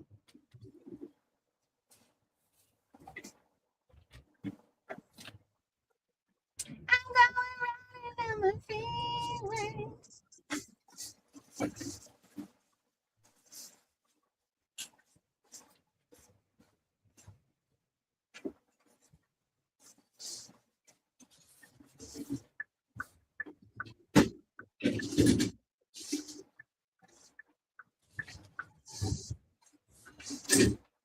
Yeah, I want you to send me the recipe of what you're making, especially the okra and the spinach thing, because I never heard of okra and spinach in the same pot. And then you put pumpkin in there too. Sounds like a good time. Oh, Creative, I'm talking to her. That's not even in the kitchen. I can't take it.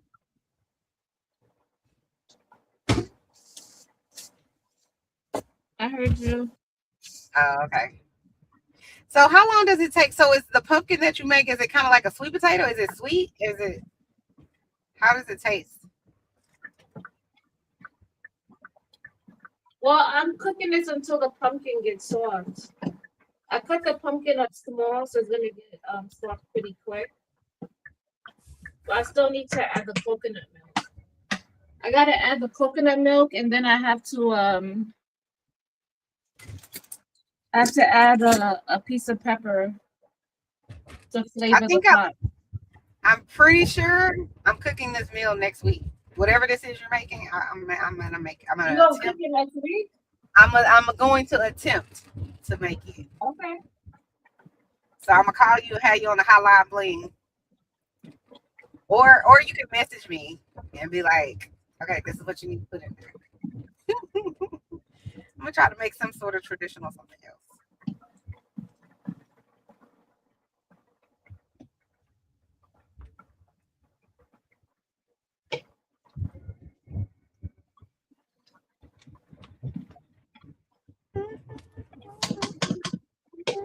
See, right now it kind of boiled down, so I think but it still has a lot of water, so I'm gonna strain it so I can add the coconut milk.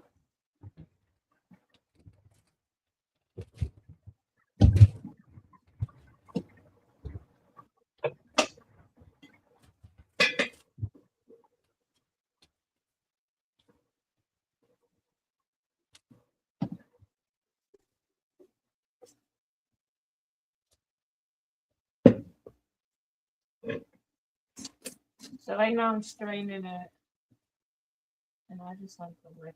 I want all that other good stuff to stay in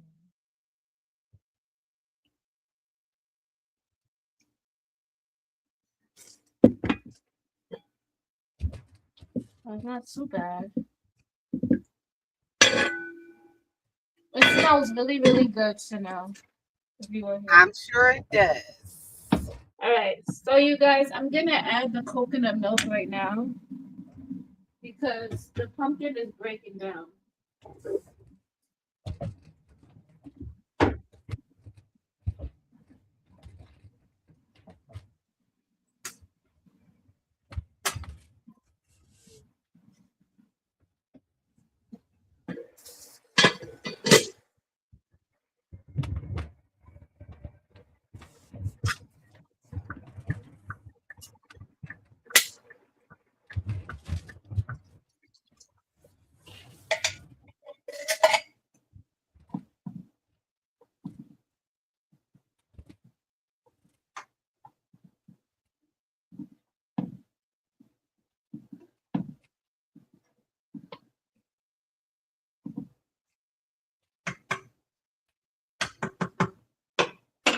So I added 1 can of coconut milk. I got another can just in case.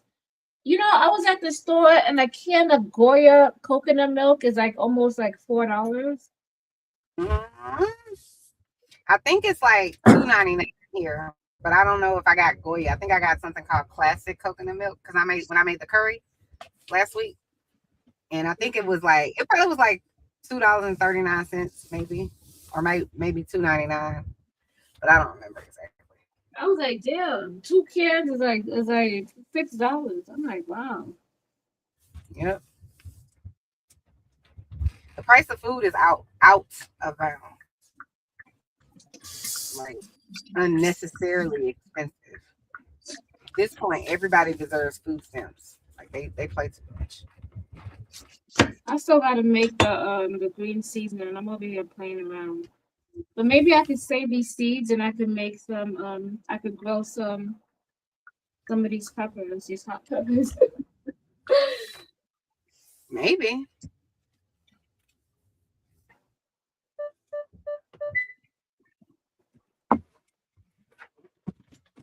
Yeah, I'm trying to save them.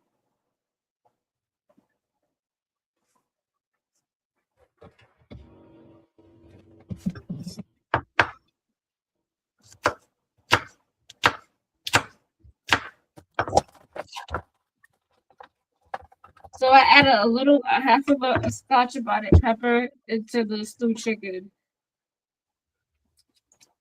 I'm over here cooking like, but my You son cooking. likes hot food. You Yeah, cooking, honey. Okay. And I'm gonna add it into the green seasoning. I think I might have more left over. So I might put it in the fridge or freeze it.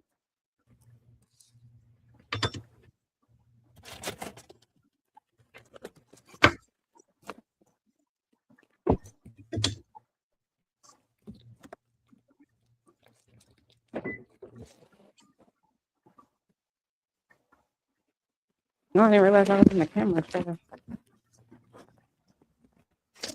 You're going riding on the freeway.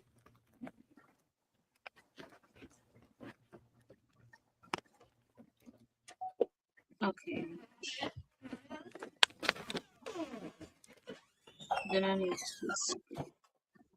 And then also, so I add the coconut milk, and now I'm gonna add a pepper into that pot, the color roux, because I wanted to flavor the pot.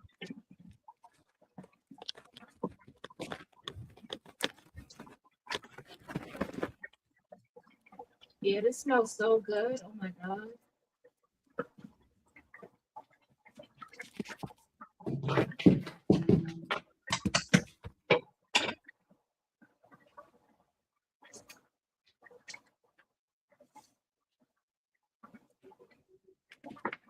The thing about this putting the pepper into the pot is you have to watch it, because if it bursts, then the whole pot is going to be hot. And I don't want that to happen. We certainly do not want that to happen. Alrighty, Daddy. We got this fine. And I'm gonna add some thyme to the stewed chicken. I'm excited to eat this tomorrow. Well, tonight. I'm excited. I'm excited for you. I'm excited. I wish I was there eating it. I ain't gonna even lie.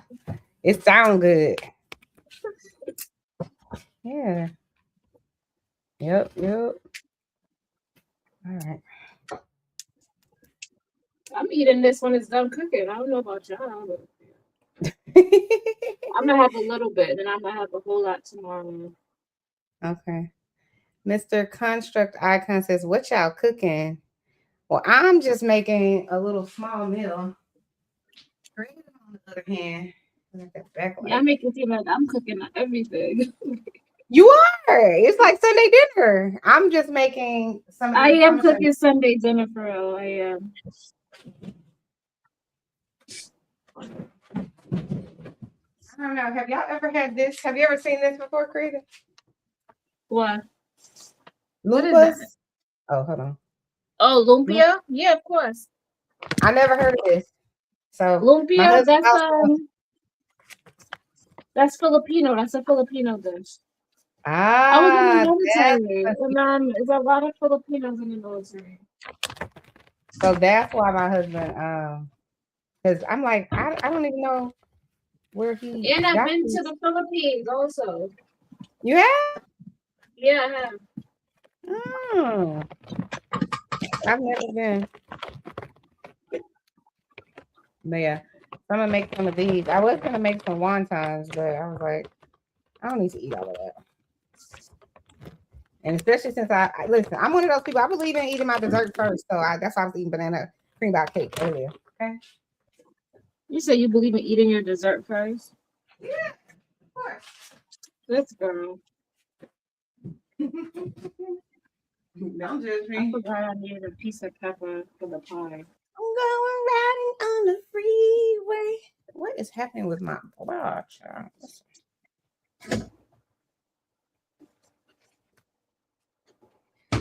Child, my I think boobs. I'm gonna do my stewed chicken last. You're gonna do your Maybe what? I should put it in the pot and then work on the pies.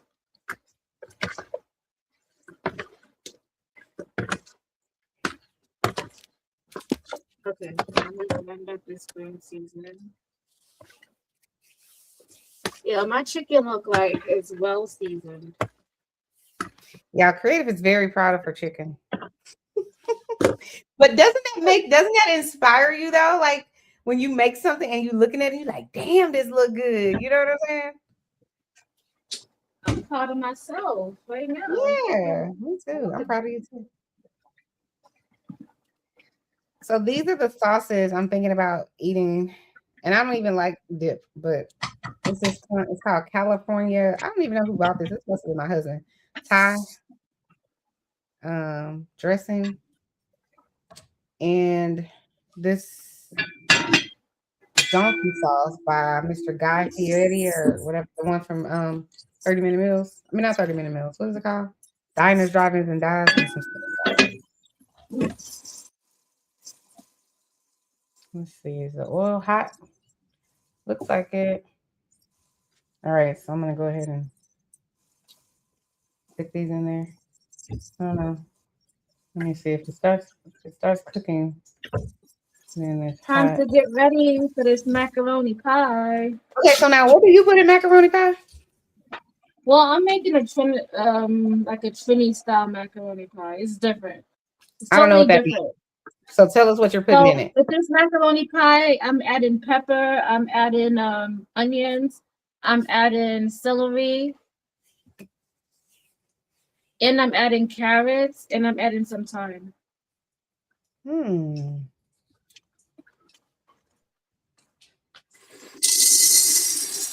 Usually I make it for Thanksgiving. The only time I make it. But today I'm making it today. Look, you making it special for us? Yeah. So I'm boiling the elbow macaroni right now. I'm just getting it ready. Boil it now so I can get ready. That's okay.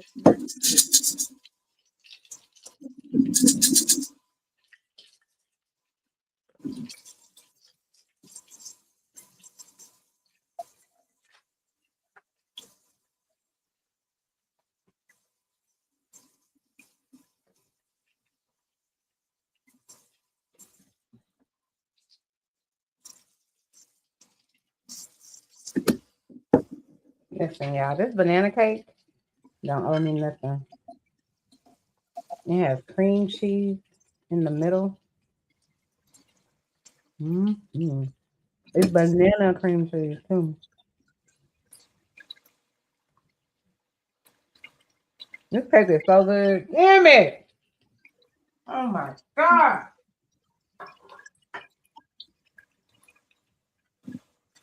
You know it's good for you. Y'all should go. I'm gonna upload the video of how I made it, so y'all can know how to make it. Okay, it's getting thicker. Maybe I only needed 1 can of milk.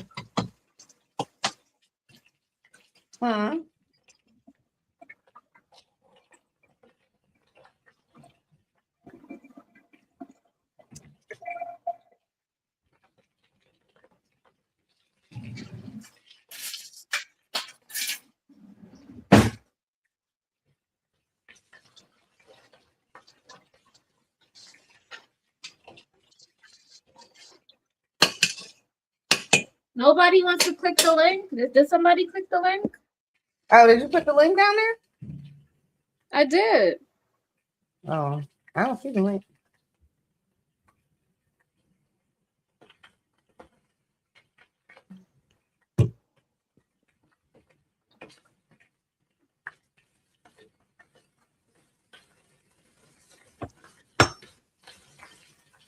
What is McKinnon out here talking about my cakeless dent? He's a hater. I'm gonna sing my song. Haters, they gonna hate. Yeah. My cake was not dent. I understand you might not understand it, but no. That cake is soft. And tastes so good. You know what's so funny with my compost bin? When I take the dirt from the compost bin, all of a sudden I see like random plants growing. Random what? Random plants. So like all right. So like if I had like some watermelon the other day, I'll this pepper. And the pepper got to you, boo?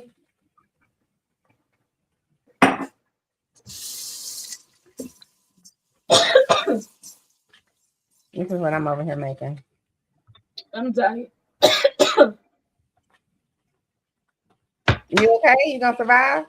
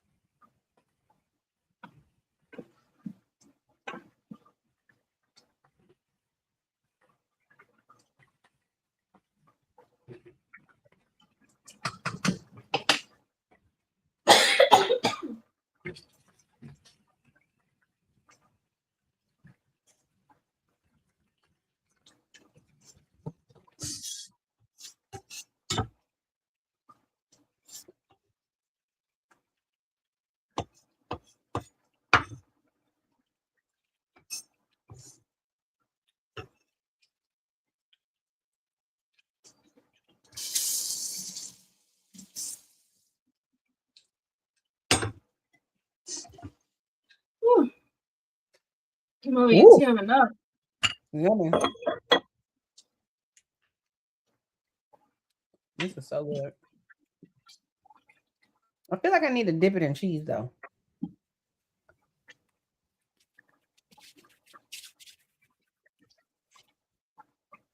about to take my food right on over to the table.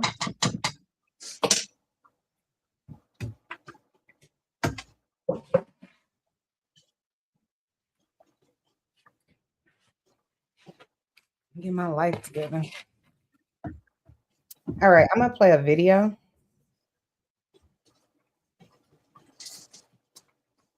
Go ahead. I am.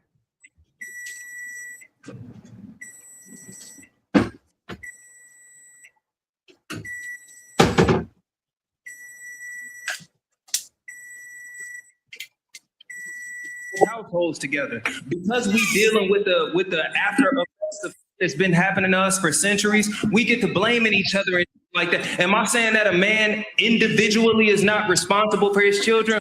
No, my G, if you're not taking care of your kids and you got the ability and space to take care of your kids, you a loser, cuz. We not gonna act like prison is not taking our men away. We not gonna act like the hood not taking our men away. We not gonna act like the stress of being a provider, like, bruh, men's life expectancy has dropped, the lowest in America, you feel me? And this not me making excuses for, you feel me? I'm saying that when we talk about black people, when you talk about like Section 8 and shit like that, make sure you mention the housing crisis that affects majority black women, you feel me? If we gonna talk about black men not being in the home, let's make sure we talk about mass incarceration. Don't just sit up here and like hurl insults at each other. This is delicate, my G. These people tune into this. They gonna go home with these opinions in their mouths and beat up on other black people because we say up here, bruh. It's facts that have to do with this conversation.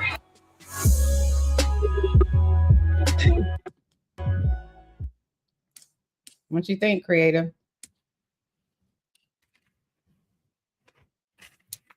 Creative?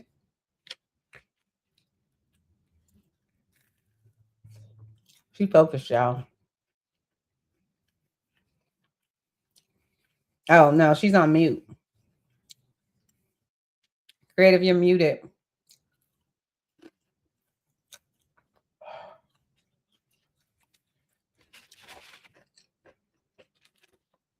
Listen, I don't know where these little oompa poompa things been in my life, but they are good.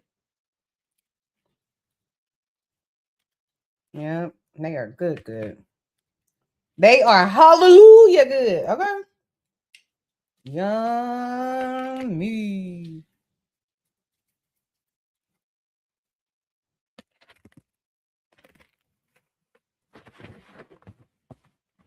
They're like a miniature egg roll, but without like carrots and spinach. I mean, not carrots and cabbage.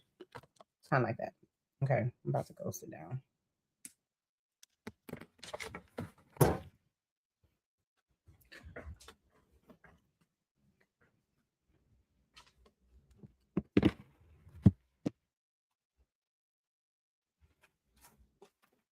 Damn it, I was going to go to the store and get some damn onions.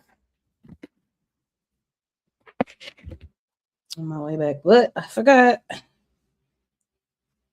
So here we are.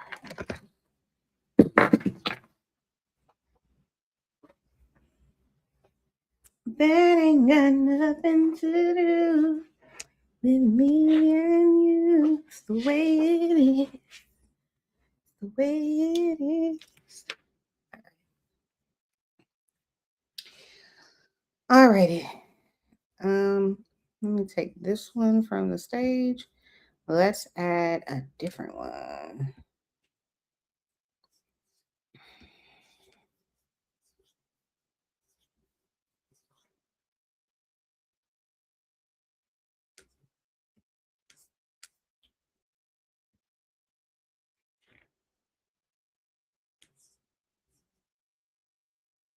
Private place and a secret place. How do you trust God's timing while actively preparing yourself to be the kind of spouse someone godly will want? Oh man, that's heavy. Okay. It's not necessarily that you trust God's timing by waiting. You align your hopes and your desires and your will with God. Sounds easier said than done. When we dwell in a private place, in a secret place with God, He transforms us. When we don't, we will not be transformed. You have to ask yourself, instead of God, when? God, am I becoming the person who can sustain and steward this godly spouse that you've sent to me? Because when I hear unwanted singleness, I'm always looking for a void that a person is looking to fill. That can look like, I don't have the inner stability without a person. God is not going to give you a person then, because God is your stability and you're looking for a stabilizer. That can look like, I want someone who's consistent. Yeah, that's cool. But when they're not consistent, what happens internally? Do you feel insecure? Because God is not going to give you a person until He goes in and transforms you. It really needs to get to a place to where in our singleness, we dwell in a place where God can come in and show us our patterns. Because a lot of times people sabotage the godly person that God sends to them because they haven't identified those patterns. You have fears that still cause you to self-sabotage. And until I have formed an identity of wholeness, you will always reject or sabotage or abuse the person who comes in, or you'll try to merge your identity to somebody. Sometimes when we're not whole, we seek other people for our identities. So I need to be asking God, am I whole right now? If I'm not, Lord, show me where I'm broken. Show me where I'm incomplete. Because we'll go out trying to choose somebody and we haven't even chosen ourselves. So in that time of waiting, and also waiting means that I have to have faith in God to do what He does. A lot of times we don't have faith in God, which is the reason why we keep on pushing Him. God knows that in 2 years from now, when I give you this person, you're going to destroy the marriage. So I'm not going to give them to you right now. But I have 2 years of causing you and creating something in you that causes you to evolve into this woman who stewards this marriage well. So instead of God, when? God, show me who I am becoming, what I need to become. And please expose and reveal the things that are in me that are not of you. And that'll help you in your singleness. Clap it up, clap it up. I love it. I love it. Kreative, what do you think?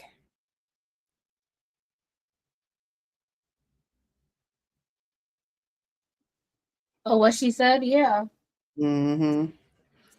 About like basically needing to be whole and make sure you asking God, like, I guess, fix you internally or point out to you what you're not doing or where you're failing or where you're broken and work on yourself there before you ask for anything more. It's almost like, when I think about it, I think about like, like if your child wants some more or whatever, like let's say the meal you're making, and let's say the favorite thing that you make, the thing that he likes best is the macaroni pie, but he hasn't finished the other food like the chicken or whatever, right? And he's like, "Mommy, can I have some more of the macaroni pie?" And you might be like, "No, you need to finish the rest of your food or whatever." I feel like it's almost like that.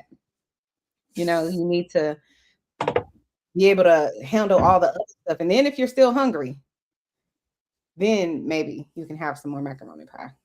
But I feel like as human beings, we maybe don't want that. We don't want to wait. Because listen, I have a lot of attributes, but patience is not one of them. Okay, very clear. I'm not a patient individual. I don't like waiting in lines. I don't want to wait. I don't want to wait. Period. In any capacity. So I know that's probably an area I really should work on. But I also know, listen, I've been that way. I've been this way my whole life. So hopefully I can get better. But I think people get frustrated in their singleness. Kreative, would you say that has happened to you?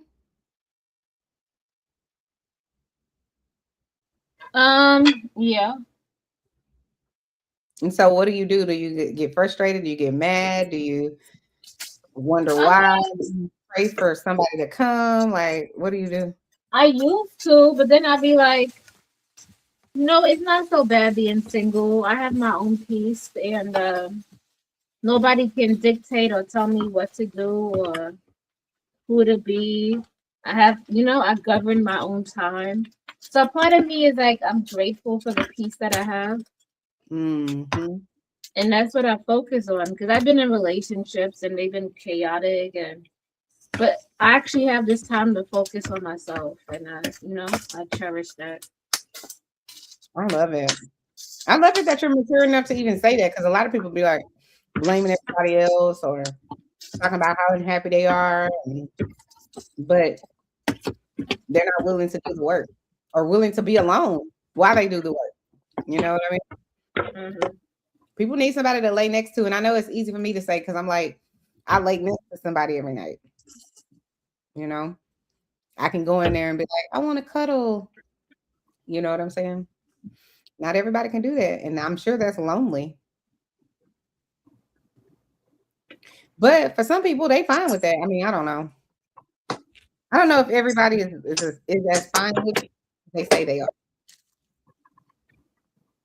Do you think people be lying about being fine with it? About not. Like basically they're happy or they're fine with being alone or not being married or whatever, and then they really would like to have somebody.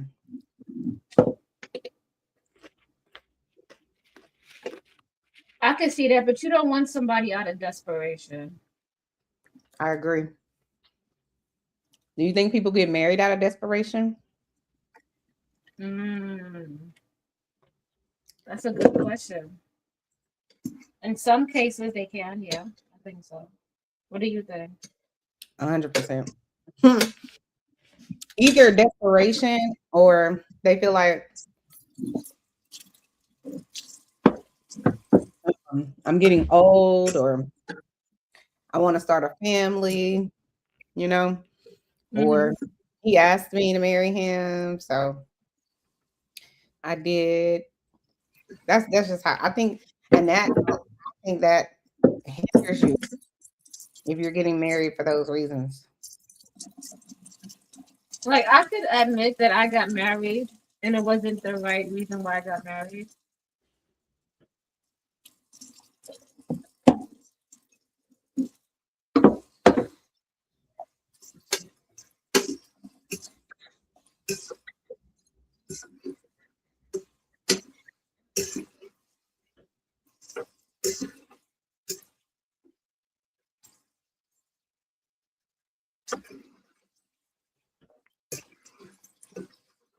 Well, while Creative's over there powering away, we'll watch another video. I said while you're over there powering away in the kitchen, we'll watch another video. Oh yeah, I am. I'm trying to rinse these noodles out with cold water so they stop cooking. So go ahead, Chanel. Don't mind me.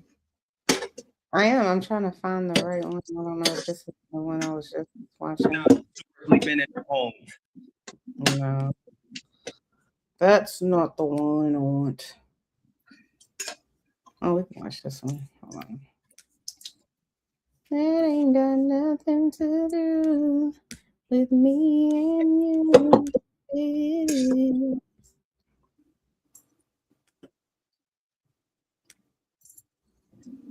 Married. Your boyfriend or girlfriend at the time was unfaithful but never told you.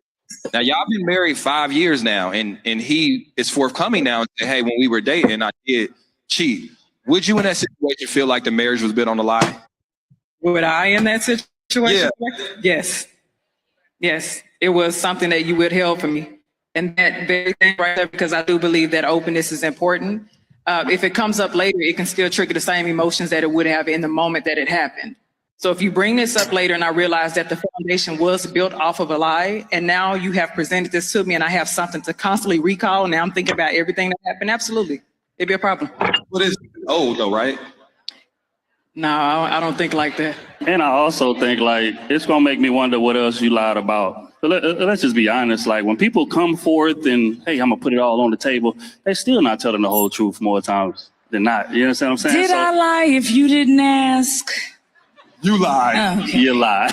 Now you thinking about everything. Like damn, when she came home late and she told me she was working or she told me she was going to the gym or going out with the girls, what was she really doing then? You understand what I'm saying? Remember that time when I remember I was and I put it in a little bit. It was a little loose. Really, I knew. And now, was it loose or were you small? No. No, because I don't want to do it here, but we can do it here.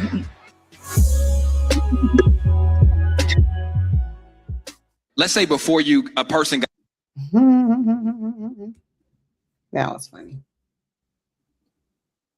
I think we've talked about that one before, Creative.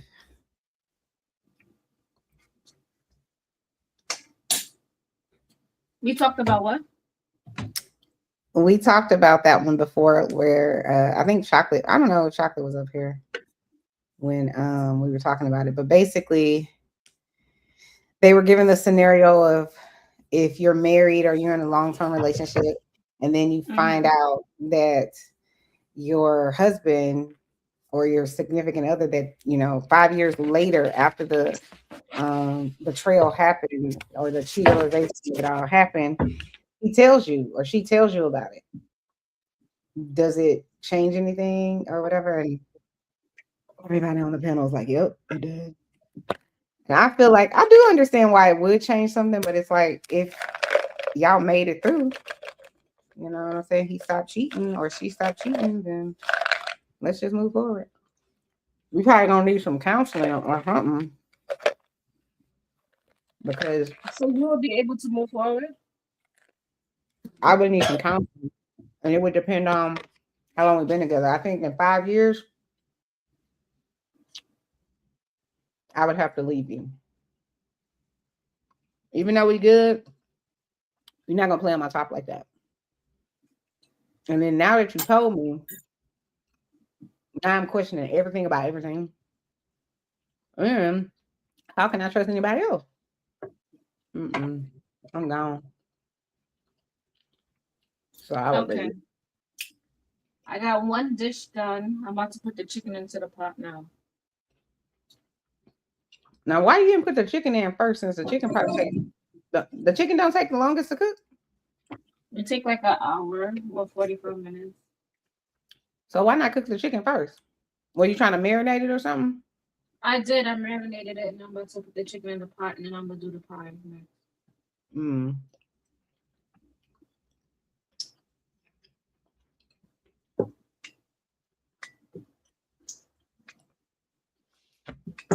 All right, let's listen to this one.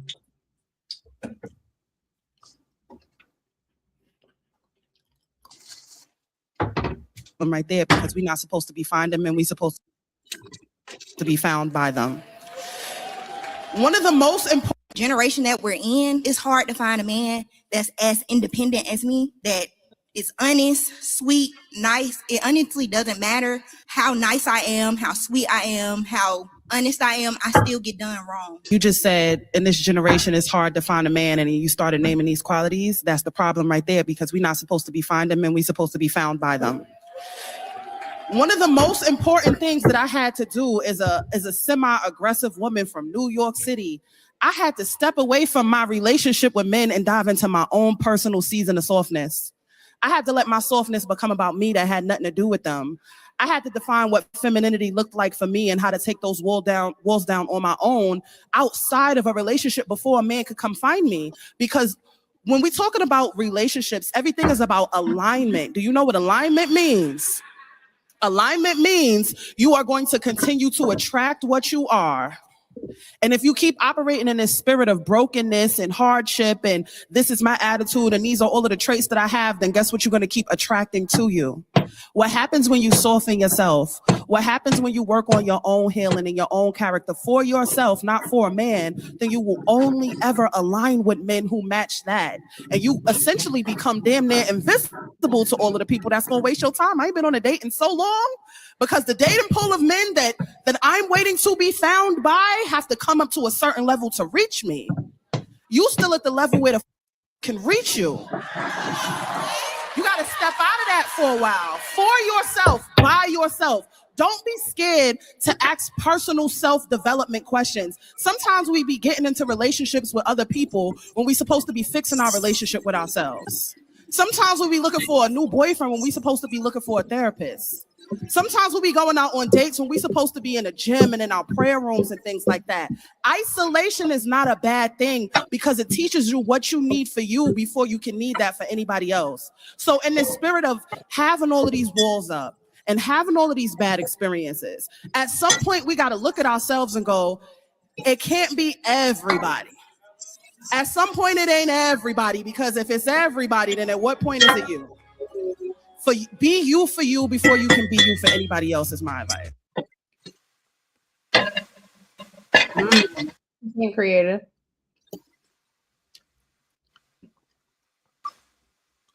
Huh?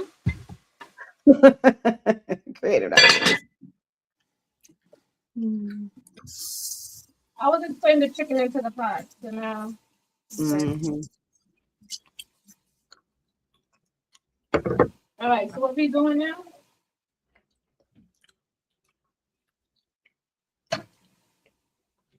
Thinking about you. Thinking about you. What time is it? Am I doing good on time? It's almost 2:30 a.m. So I'm guessing it's almost midnight over there. Yeah. Did you finish cook your stuff? Mm-hmm. Damn, I'm the only one that's still cooking. Mm-hmm. So don't make me feel You probably should have like prepared some of the stuff, like marinated the meat and all that first. And then that way all you had to do is like make the sides and then put the meat in the cooker or whatever. I'm about to get ready for this pie. But you on schedule? It'll take about 2 hours. I said, but you're on. It's gonna take me like 2-3 hours. That's why I said you're on schedule, because you said it'll take about 2 hours, and we're almost, we're right at the 2 hour mark, 2 hour and 15-minute mark. I said about 2-3 hours. You like, you want this to be a long stream? I was like, okay. What's that? What's that in the yellow package that you just took out? Oh, that's the cheese. I'm getting ready to do the pie. Oh. I gotta cut up the carrot and the celery, and then I'll do the pie. I'm breaking up the thyme. Mm.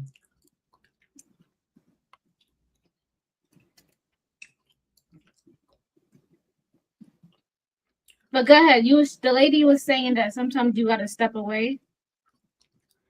She was basically, the lady was saying, the one woman that was asking the question, she was asking about how can she find a man, because in 2026 a lot of these guys treat her poorly, even though she treats them well, she's nice, she's sweet. So she was like, she's like, I'm all of these things and I'm very independent, I got my own, but I still get done dirty. So the lady was basically trying to tell her, you gotta fix you first, and then you'll I guess attract the right type of person. Yeah, I believe that. But you could attract all different kind of people.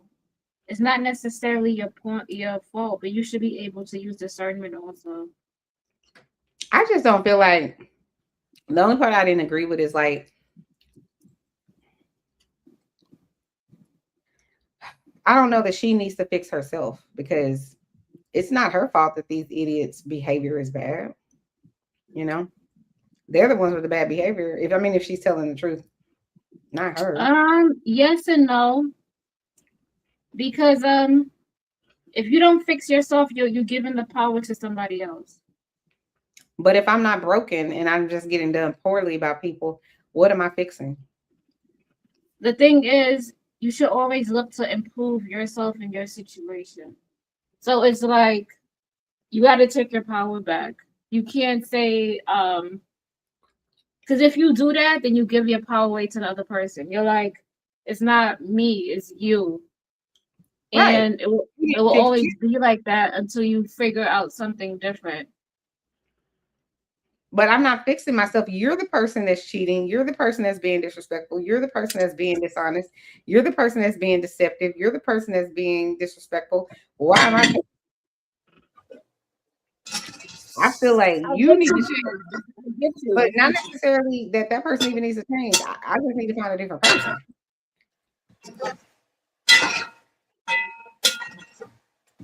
I need one of them kind of things that Kreative has.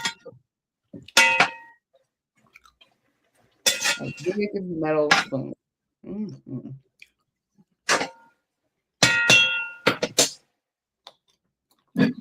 I am so. That smells so good. But yeah, let's back to this. I get what you're saying, Chanel. But you gotta take back your power. How is my power gone? Your power is gone because you taking the accountability off of yourself and you put it on somebody else. Because they're the person in the wrong. Why would I be taking accountability for what they're doing? Because you're in charge of your life, whether you like it or not. But I didn't do anything. I don't know what I'm taking accountability for. She has to take accountability and saying those things. Like it's always this. She could change her thoughts by saying, well, I understand that the people that are attracted to me or who I've been talking to, they're probably not the right match. And maybe I could use discernment or find a better way where I could vet people or find better people for the future, Because if it's always like, it's not me, it's them, then there's no room for improvement. There's no room for change.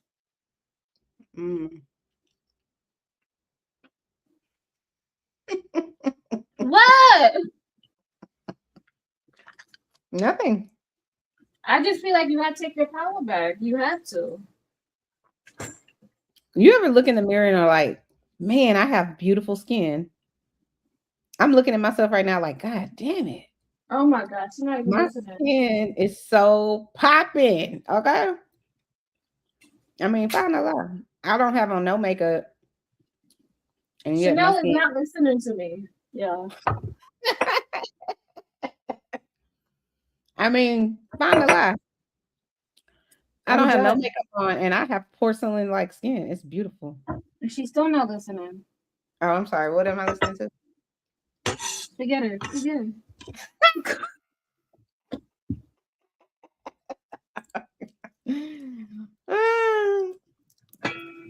What did you say? I was just saying that you gotta just take your power back. Oh, okay. I agree. I overate. I ate some of that cake, and then I ate the loompas or whatever it is you call it. Like for example, like on our channel, right? Mm-hmm. When we had that crazy show, Mm-hmm. instead of us sitting there and complaining about all those people, what did we do? We installed rules, right? Moving forward. Mm-hmm.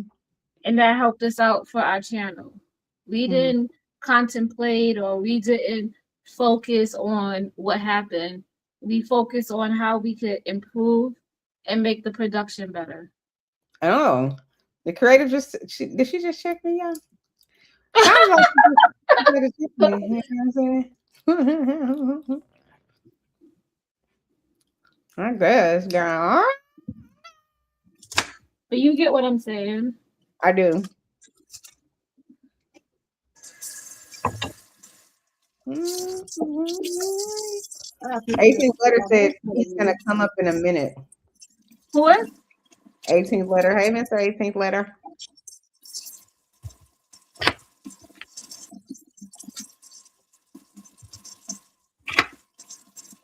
I could get some rest tomorrow because I need to act like I got things to do Monday through Friday. I need to make, so tomorrow, I think that's what I'm gonna do. I'm gonna make a whole calendar of all the people, all my patients I need to go see. I gotta get shit done. Chanel, you finished Cook for Real? Yeah. I didn't make a Sunday dinner like you. Next time maybe I'll do that. But whenever I even do make meals, like even the stuff like you know how you guys will see me cooking or whatever, I try to prepare as much as I possibly can. But it does take time. So to prepare, right? Because you got to put every amount of what you're gonna use for everything. Mm-hmm.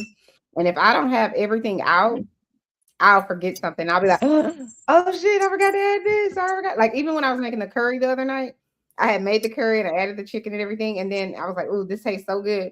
And then I turned around and I had the potatoes and the carrots on the strainer behind me. I was like, "Oh shit, I forgot to put the carrots and the potatoes in there."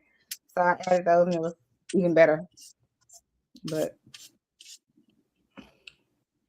I think I'm gonna try to make curry again. I just don't know which kind. You say what? I was like, I got my carrot right here. Oh yeah.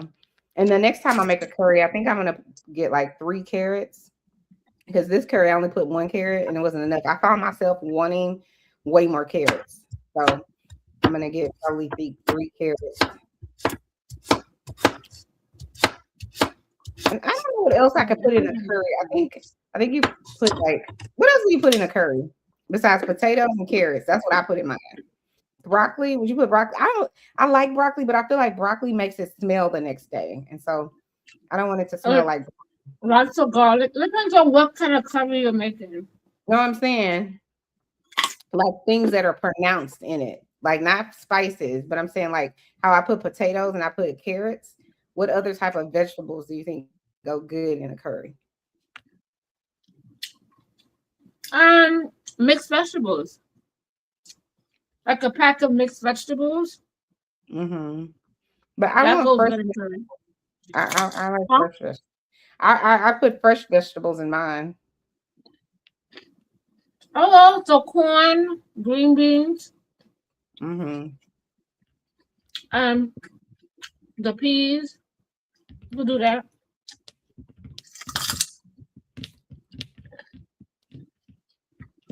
Okay. I don't want to waste the carrots on eating it. I see that.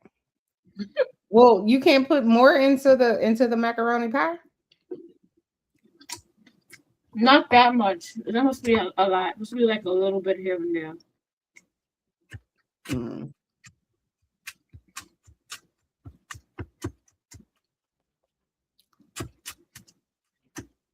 Does your son ever cook?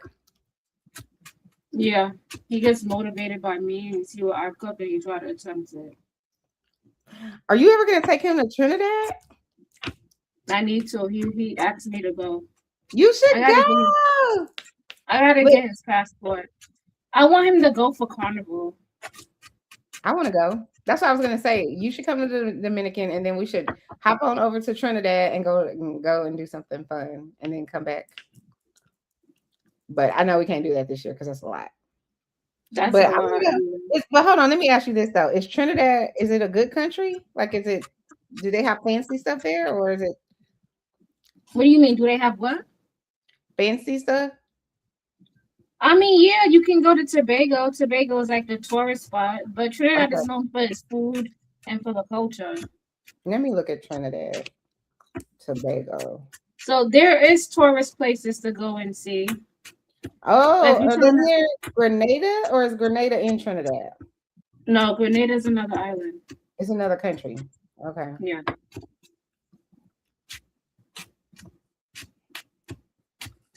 See, I put too much carrots. I think, yeah, I gotta eat these. Yeah, all the pictures that they show of like certain beautiful parts, and then mostly the carnival people.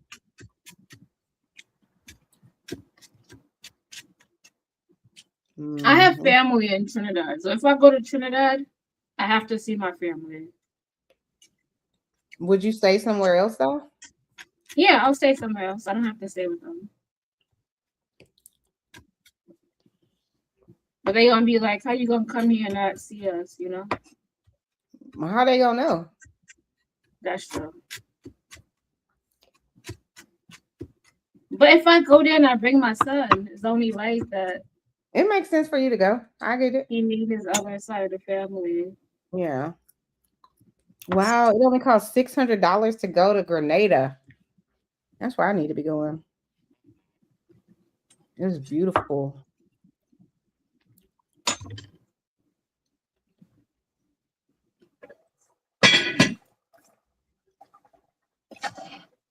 Grenada has those statues of people underwater. That looks creepy.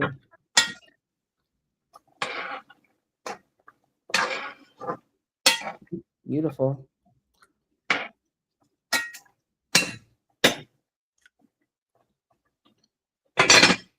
Okay, I think the chicken is fine.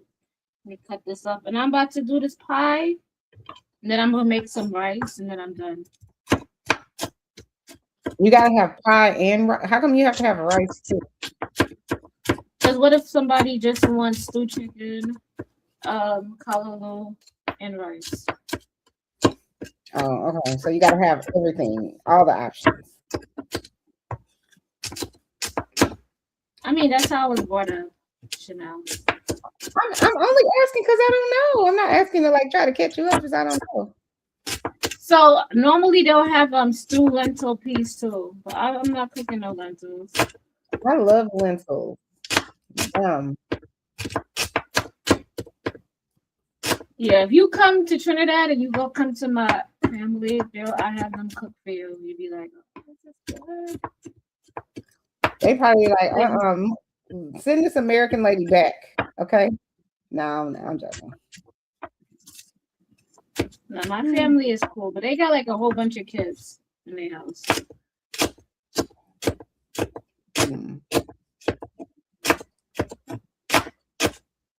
What are you cutting up? Onions? No, celery. Oh, okay. I'm cutting up finely. Where does the celery go in? What are you putting the celery in? In the pie. Oh, it goes in the pie? Okay. Chanel was like, what type of pie is this? I'm gonna go eat that.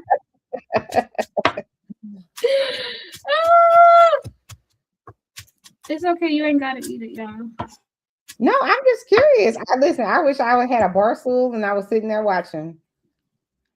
So I could see, and then that way I could taste it all because I love to taste it all. And then look, I still got leftover. So you got you eating the celery too?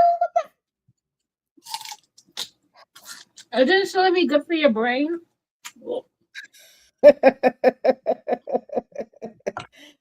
Let me Google this. I don't know if I can believe this. Hold.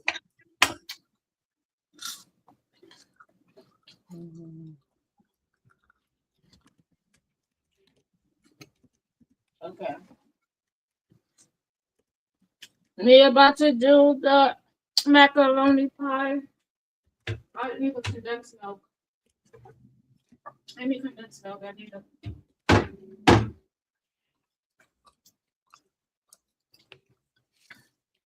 It says celery is excellent for your brain. It said it is? It said it's packed with plant compounds like luteolin and appingin. I don't know how to pronounce these, which have been shown to reduce brain inflammation. Oh, I gotta start making shit with celery in it. See? These antioxidants. I'm smart. You know I'm smart? Clearly. Okay, clearly. These antioxidants and nutrients protect neurons and may even play a role in lowering the risk of neurodegenerative conditions like Alzheimer's disease. Oh my God, Kreative. Don't sit in the kitchen and act like you know all of this shit, okay? I'm gonna let you make it that you did know, but you're not gonna sit over here and act like you know all of this. You're not gonna give me my credit either. You're mad. It's okay. Yes, I'm gonna start eating celery. I'm gonna make myself a celery green juice every morning. I'm about to text my husband. I need to drink celery every day.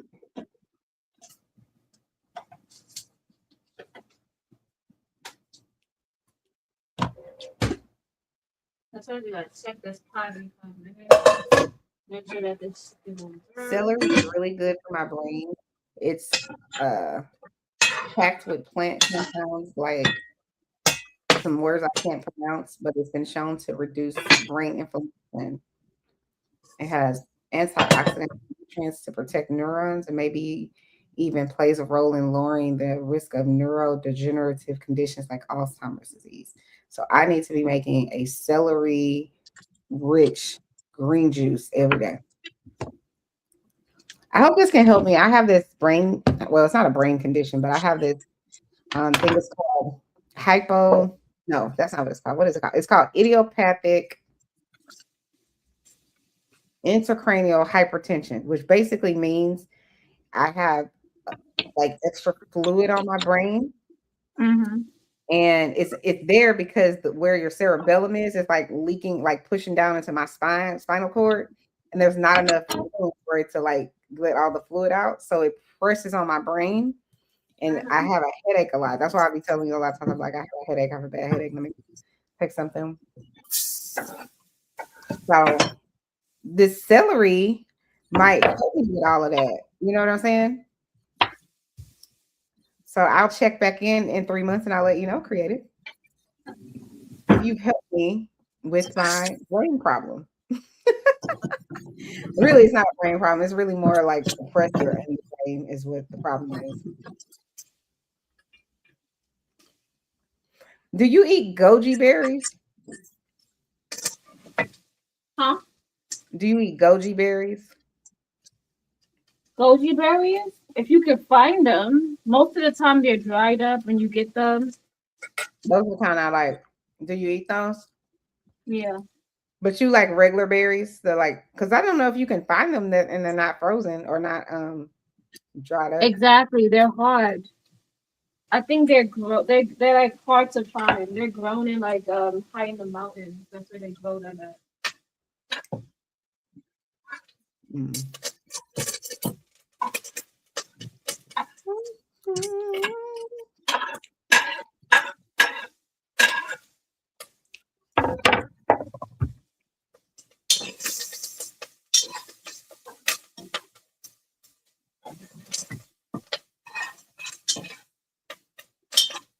I'm so sleepy. I'll be right back, okay? Are you going? I said I'll be right back. Where you going? I'm not going anywhere. I just don't want you to think I'm like leaving you. I'm not. I just want to let you know. Okay. 1 second.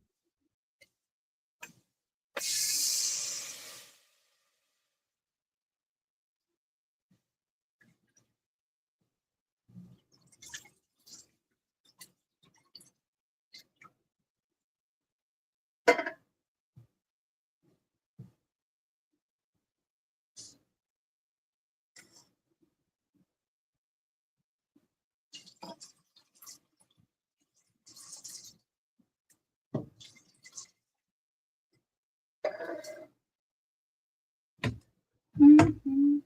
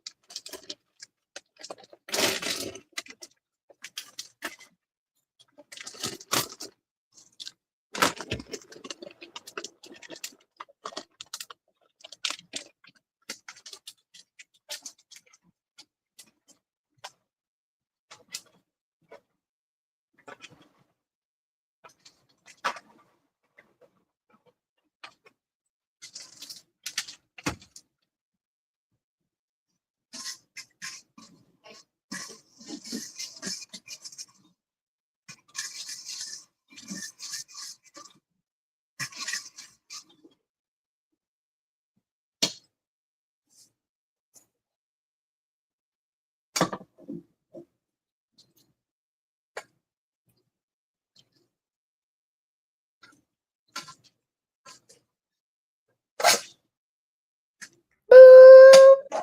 Hey. Hey. Hey. I'm sleepy. Are you really? Hey, Brownie. Brownie, I heard you are supposed to be moving to Houston, Texas. Is that true? That's what I heard. Where's Chanel at? I'm over here, sir. I took a little brief respite because creative over there cooking a whole island meal. Okay.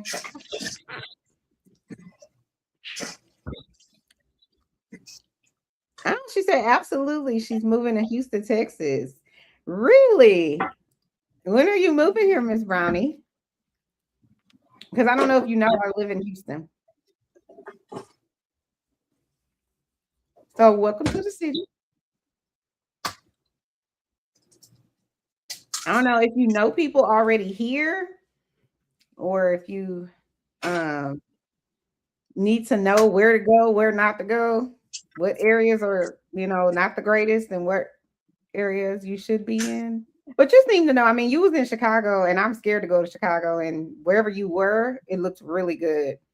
It was a good vibe. It looked like a good vibe. So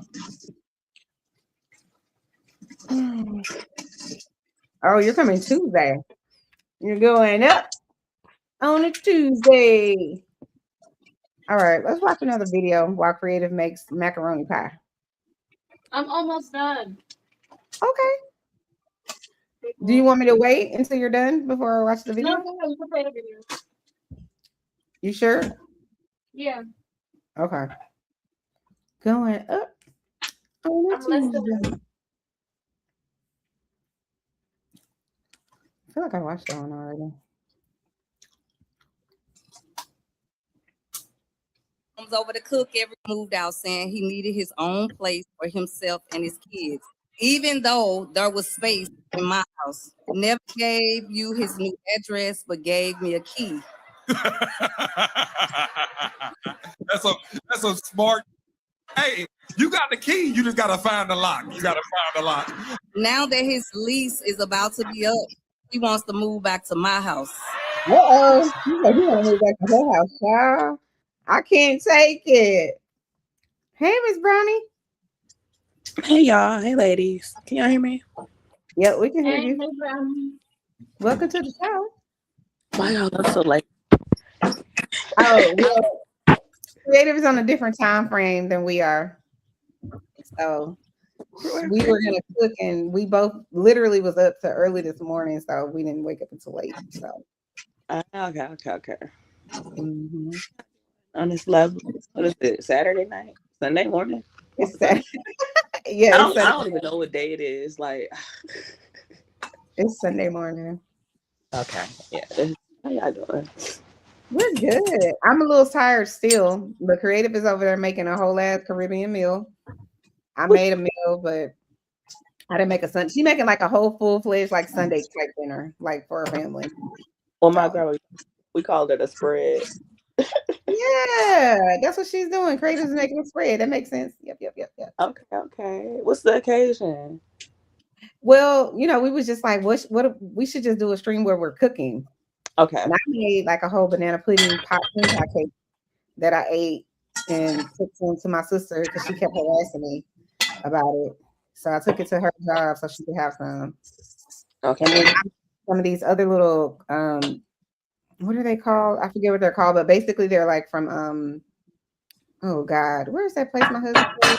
Manila, the Philippines. They make them in the Philippines. They're like these little rolled. I don't know what you call them. They're like these little roll things. And they have meat in the middle. Like taquitos?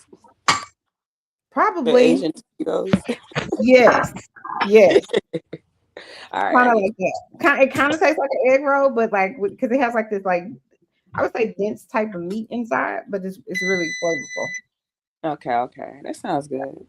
Yeah, I didn't feel like working really hard today, but Kreative did. I worked hard yesterday when I made gumbo. Okay. But you made gumbo? See, I need to start cooking again. You know how to cook? Yes, absolutely. Oh. I was a stay-at-home mom for 5.5 years. Really? Yeah. And so I used to cook like a lot. I like to cook from scratch and I taught myself a lot. I learned how to like grocery shop for like higher quality products. And not products but food, like actual like raw vegetables and which cheeses and shit is better. Like I did like research on like what ingredients is better. And I used to like cook from scratch. I actually enjoy cooking. It's like another way for my like creativity to just flow. Yeah, for me, I would say cooking is more of like a way to like if I'm frustrated about something, or it's like to like release my energy and like calm me a little bit, depending on what I'm making. Okay, here comes Mr. 18th letter. Hey, Mr. 18th. What's up, y'all? Hey, we up here talking about food. Miss Hell 18th yeah. He likes to cook, don't you, Mr. Shut up. 18th? Like, hell no. You say what? No, I was just messing with you. I was like, you like to cook too, huh? Oh, hell motherfucking yeah. Chicago men like to cook. My daddy like to cook. You ain't never lied. Hell yeah. That's all we cook. Barbecue, all of that. Especially we ain't nothing but an extension of Mississippi, so we like the barbecue. You know what? My mom was never like that type of like a cook. Mm-hmm. Like, and my dad, he was more that type. So my dad used to cook a lot of food. Mm-hmm. My mom and my dad was together. So my mom was never like she wasn't that type of mom. And that's not in no shade or nothing like that. She just wasn't that type of woman. Like, she worked hard, she a nurse, she do all these other things. But cooking, Hey, Brownie, was your mom's originally from Chicago too? no, my mom my family, my maternal side is from Virginia. Oh, okay. Oh, is But your I, family rich, Miss Brownie? huh? Is your family rich? Or are they from like Connecticut or something? No. Are they rich or from Connecticut? I got a lot of they well off. Like my family I is very knew well to it. do. I knew it. Yeah. Brownie up. Man, I hate that I didn't get a chance to see y'all, Brownie, and meet up with y'all before y'all Hey, left, since we man. had so much fun, I'm mad I that already I'm mad know. it took until the last minute because honestly, like that's something that could have been like a whole thing. That could have been something. If Penny went, we could have hung out there once a month. Shit. I literally enjoy my time hanging out with. And you know what's crazy? I end up taking that day. I was supposed to be off that day. I took that day because I had to go get some work done on my truck. Because I ain't gonna lie, that shit was scary as hell. The previous day, before my truck shut down on me on the expressway. Oh no! Going Yeah, towards that's very Joliet. scary. It just said engine shutting down to protect itself for 60 seconds. I was like, what the fuck? And Oh and yeah. you know Brownie because you done been back and forth. I know you done been to Joliet a few times. You know it ain't nothing but fucking construction over there. I ain't even had no place to pull over. I was so damn scared, man. I was like, what the fuck? I was like, it ain't no place for me to pull over. It's construction. You the reason for all that traffic. Hey, so after that had happened, I end up. It was a sheriff that pushed me up there, like off the ramp and all of that. He followed me while I got there because I had to keep turning on and off. Found out the damn water pump had broken. But that was after. That was because after I was like, why am I leaking? I thought that the antifreeze was just low. I ended up walking up to a mobile, getting and they ain't even had the antifreeze I was looking for. It was an older white guy named Mr. Dave who asked me if I needed some help. He ended up driving me to an O'Reilly. I went and got the antifreeze that I needed, poured it in there, and I'm thinking, all right, cool, I'm straight. About 15 miles down the road, that shit hit that shit again. I was like, oh yeah, I'm messed up in the game.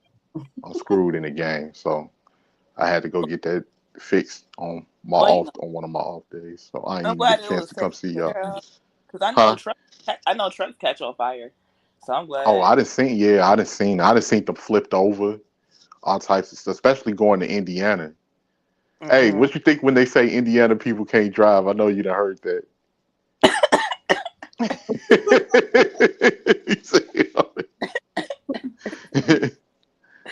You know, I don't have that internal I don't have that Chicago Indiana rivalry in me because I'm not hmm from here.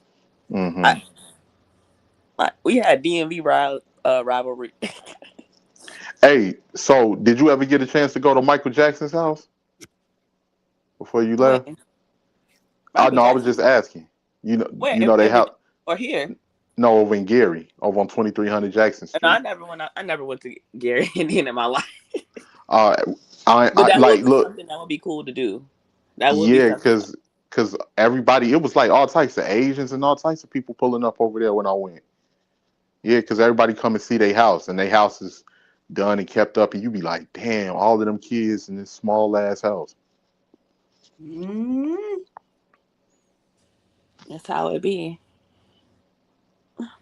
It was just a lot of love in that house. No, I'm playing. No, no, it wasn't. No, not fucking around with your ass, boy. There was a lot of assiness going on in that house. There was a lot of straightness going on. Hey, y'all saw in the movie where he told Catherine, he said, Catherine, look at that. The boy fired me. He didn't even have the heart to do it man to man. You know what? I'm a whoop him. He gonna feel the wrath of my belt when he get in. That boy like 22. I'm like, this nigga crazy. This nigga crazy. I think I need to rewatch that as an adult because the last No, time he I was worse than the American Dream than what they portrayed him in his new movie. He was much worse. no, I'm talking about the old movie. Yeah, no, in the old movie, yeah, he was worse in the old movie. I need to Then rewatch. Like I was so young when it came. I remember watching it, but it was real long, and my young mind it was seemed not. like he was one. It seemed like he was one of them fathers where you just walking on eggshells. That kind of remind me of my granddaddy. My granddaddy used to be like that. Like, you know, when you got them southern ass like motherfucker scream, go do what I told you. You jump and shit. You like, God damn, man. The men in my family aren't like that. Like my dad, he authoritative, but he ain't intimidating. Like Yeah, he no, ain't my unapproachable. grandfather was intimidated. My uncle just He like that not shit. like I'm not like even when I was when I was young and I would date, like he wasn't never unapproachable or like like mean about it. He didn't make me feel like I needed to hide like a guy if I liked them and I wanted to bring him around. He wanted to meet them. Like he wanted to know who I was talking to. My granddad was one. He He like that nigga. Can That y'all hear nigga had me? me shook. Yep, we can hear you, Brownie. My hold on, I'm gonna do StreamYard on my computer because it be tweaking on my phone. Okay. One thing that I fucked around and did. No, that wasn't me. That was my uncle. He a year older than me. One thing he fucked around and did. Chanel. Mm-hmm. My grandfather. You know how people is from the South, right? Mm-hmm. My grandfather. We was living because a lot of people when they first came here from the South, they migrated to the West Side of Chicago. So the West Side was full of nothing but a bunch of Mississippi niggas, Alabama niggas, all of that. And my grandfather, he was growing greens in the backyard. Mm. Now, mind you, we kids, we don't know what fucking greens look like when they ain't cooked. Only thing we know what greens. So my uncle thought the shit was just leaves. So he takes one of my grandfather's blades and get to chopping at the fucking greens, just chopping Oh them, my chopping them. Man, we were like, thank God I didn't do it. But when I realized what it was, I was like, Samaj, this motherfucking man gonna kill you, man. This man is going to kill you. Mm-hmm. And the second that he saw that shit, because he thought it was, but he say, 18th, Samaj, get your asses over here. I was like, he was like, who the hell tore up my greens? I was like, granddaddy, I ain't had nothing to do with that, You was granddaddy. snitching. You was snitching. I just saw I ain't had nothing to do with that. So my J knew he knew he fucked up. He knew it wasn't me. Man, he fucked, man, he woke Samaj ass out. We stayed, that was old school. We stayed getting whoopings. Motherfuckers was getting hit with extension cords, belts, had to go pick switches, all types of shit. They was wild, man. You had to Going to go go, pick. I had to go pick switches before. Hell yeah. I had to go I had pick to go. switches, but they used to do it like theatrically. They used to tell. I used to be cry. We used to be crying and snot nose and all of that. Because it's psychological torture. It It's is. literally psychological torture. It's for a child. It's the equivalent of taking your last walk on death row. When you literally gotta walk I can't. before they like dead man walking, and you gotta walk down that long ass hallway, and you know you about to get, there's about to be. That's what it's like. That's the equivalent for a child because you almost think you about to die. You like, damn, these people. About to die. Damn. Yeah, not to that, but this Yeah. whipping gonna hurt. That shit hurt. Yeah. Like, but They just want us to go out there and pick it. yeah, and don't let you come back with one too thin. Oh no, you playing games. See, if I go out there and got to pick it, you in trouble. Go pick another one. You be like, man, these motherfuckers, boy. Yep, that's how they get you. I remember them days where you had to go pick your own switch. It's just like, why are you making me go get a switch? Mm-hmm. You know what I'm saying? I used to hide belts. I remember what you say, Brownie? You used to hide belts. Hell yeah, I used to hide belts under the mattress. I never forget when they found them motherfuckers. They was like, oh, hey, you know how they be like, how adults be when they be like, oh, motherfuckers want to hide belts, huh? Mm-hmm. Huh, y'all want to hide belts, huh? All right. It was a little time period. My grandparents was like I'm my grandparent. My grandmother requested that my granddad make her a little paddle. And he went in and he made her a paddle, got wood, made her a little paddle with a handle on it. When my aunts and uncles act up, they used to get them threatening them with that shit. Man, one day they pissed off one of my uncles. He threw that shit in the woods away. Right. Never. Yeah. So we were. And when I started school, Brownie, that was like towards the end where the school can still discipline you. Because that was like in '93. So I remember when they had what you call like a sand paddle, where it had sand in there instead of like wood. It had like some type of I forgot what you call it, but it had sand in there. It was like a sandbag a little bit, but it was like the shape of a handle, and they was whooping us with that as kids. But that was like towards the end where they started taking out of school where teachers can discipline the kids and shit. Yeah, my mom was a teacher and she was the disciplinarian. So they would send all the bad kids to her so they could get paddled. Mm. And she would be like, she had some sort of, I don't know what you would call like a stool thing. And she would tell them that they needed to get up on it and then like grab the bottom of their legs or whatever. Mm-hmm. Do you think schools need that, or do you think that's like crossing the line? I don't believe people need to be beating on children personally. I do believe in discipline. I do believe in discipline, but it's a thin line between you got to explain to your child why you disciplining them, and you have to make sure that they know they discipline. Like if I'm going to be a disciplinarian with my child, I'm gonna discipline you, but I'm not going to let my child go without my child not thinking that I love them at all, and I let my child know that they can talk to me about anything, because that's the way my peoples deal with me. When my grandmother, we used to talk about everything. Like my grandmother tell me, sit down, tell me what's on your mind. Like I'll be down about some shit, be like, why are you looking so sad? And we'll sit down and we'll talk. She'll tell me how it was when she was growing up out there on the west side, all types of stuff. We'll sit down and talk. I do believe but it's a thin line between discipline and then just taking your frustrations out on children because your life is shitty. And you got a lot of parents that do that. I agree with that. I don't believe on really hitting kids.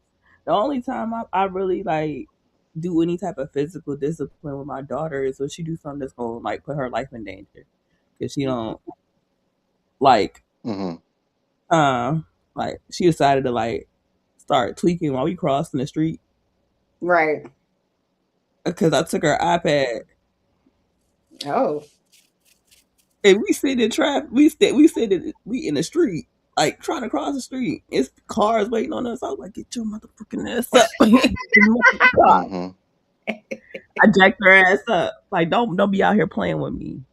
Or one time she went and I took a nap and she wanted to go outside and she decided to go outside without waking up. Get your motherfucking ass in this house. She got her ass whipped. Don't go outside. No, because it's dangerous. So, but like things like that, like don't go outside because you gonna get your ass whipped. You gotta lay down. But like if she's spilling something or like she drops something or she do things that kids do, that's no reason to be mad and to want to like. But like if you doing some shit that could, I feel like if the spanking would be the lighter of the damage if something actually happened in a dangerous situation. I'll pop you. I ain't gonna whoop you. I'm not gonna beat you, but I'll pop you to nail in that that's something that's dangerous and that's something that can actually hurt you, and you can't do shit like that. Hey, Brownie.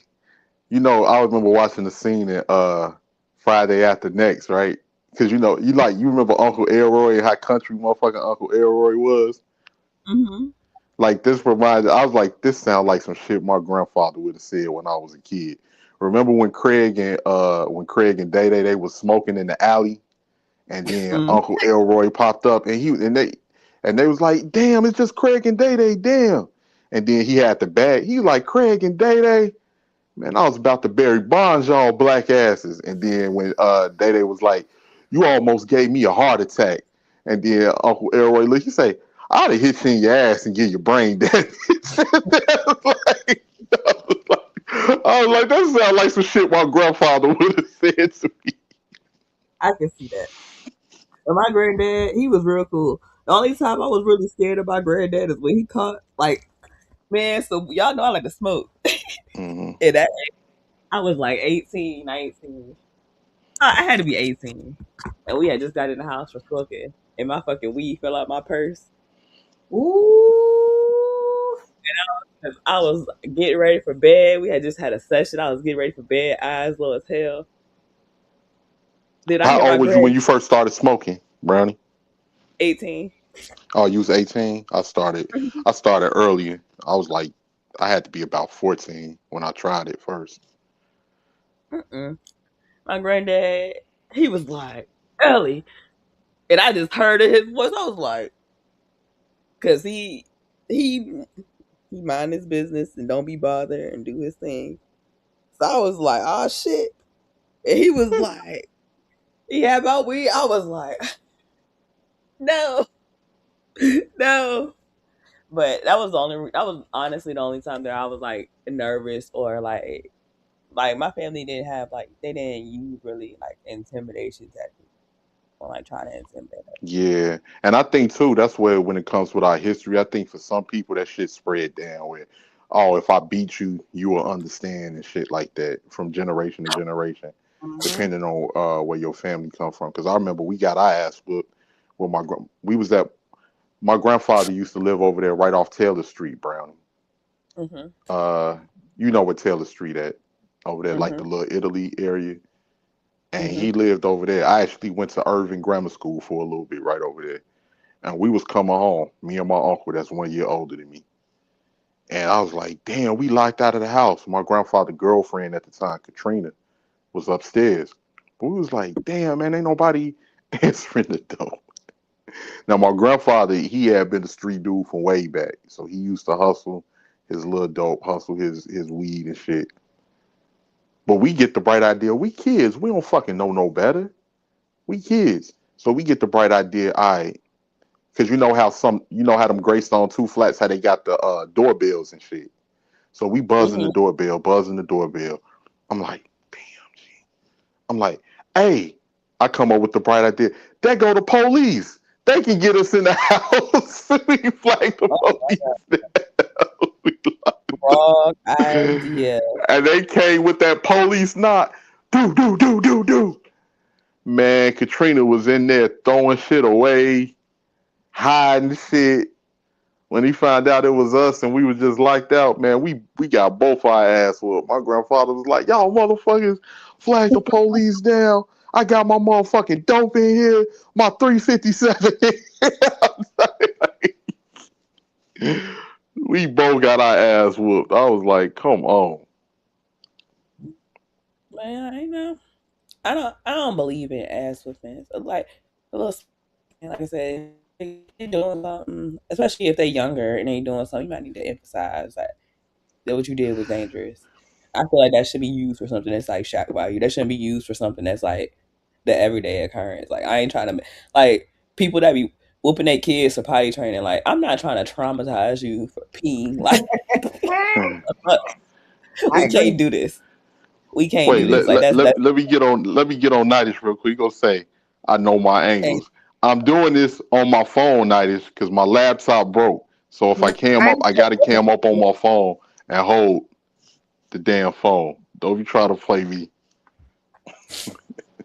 Nice I'm should gonna do have to that. but cam the down same for a way. minute because I gotta charge my phone about to die. So you can get But your like angles together. Like, go yeah. ahead. I'm sorry. But kid, like you gotta let kids be kids, and you gotta let them like they little people, and you have to respect that, and you gotta treat them with respect. So when they grow up, they know and they understand respect. And if you putting your hands on your kid all the time and cussing them out, that shit weak as hell. Like my daughter, Yeah, she then they want was to be cool with you after you get older. They didn't beat you half to death when you was a kid. Now they want to, oh yeah, yeah, you're like yeah, yeah. You know I can fuck you up now. Now you want my to be daughter. cool. My daughter is look, she do shit because she know I ain't gonna whoop her. Like she know she ain't gonna, but it's kid shit. Like she'll go. She like cupcakes. She like sweets. So if she want a sweet, she'll go and get one. and I usually give her a little treat, but sometimes she won't too. And she a little chub, so I'll be like, baby, you can't have two cupcakes, baby. You can have a cupcake now, you can have some fruit, or you can have some real food, but you can't have two cupcakes back to back. You gotta relax.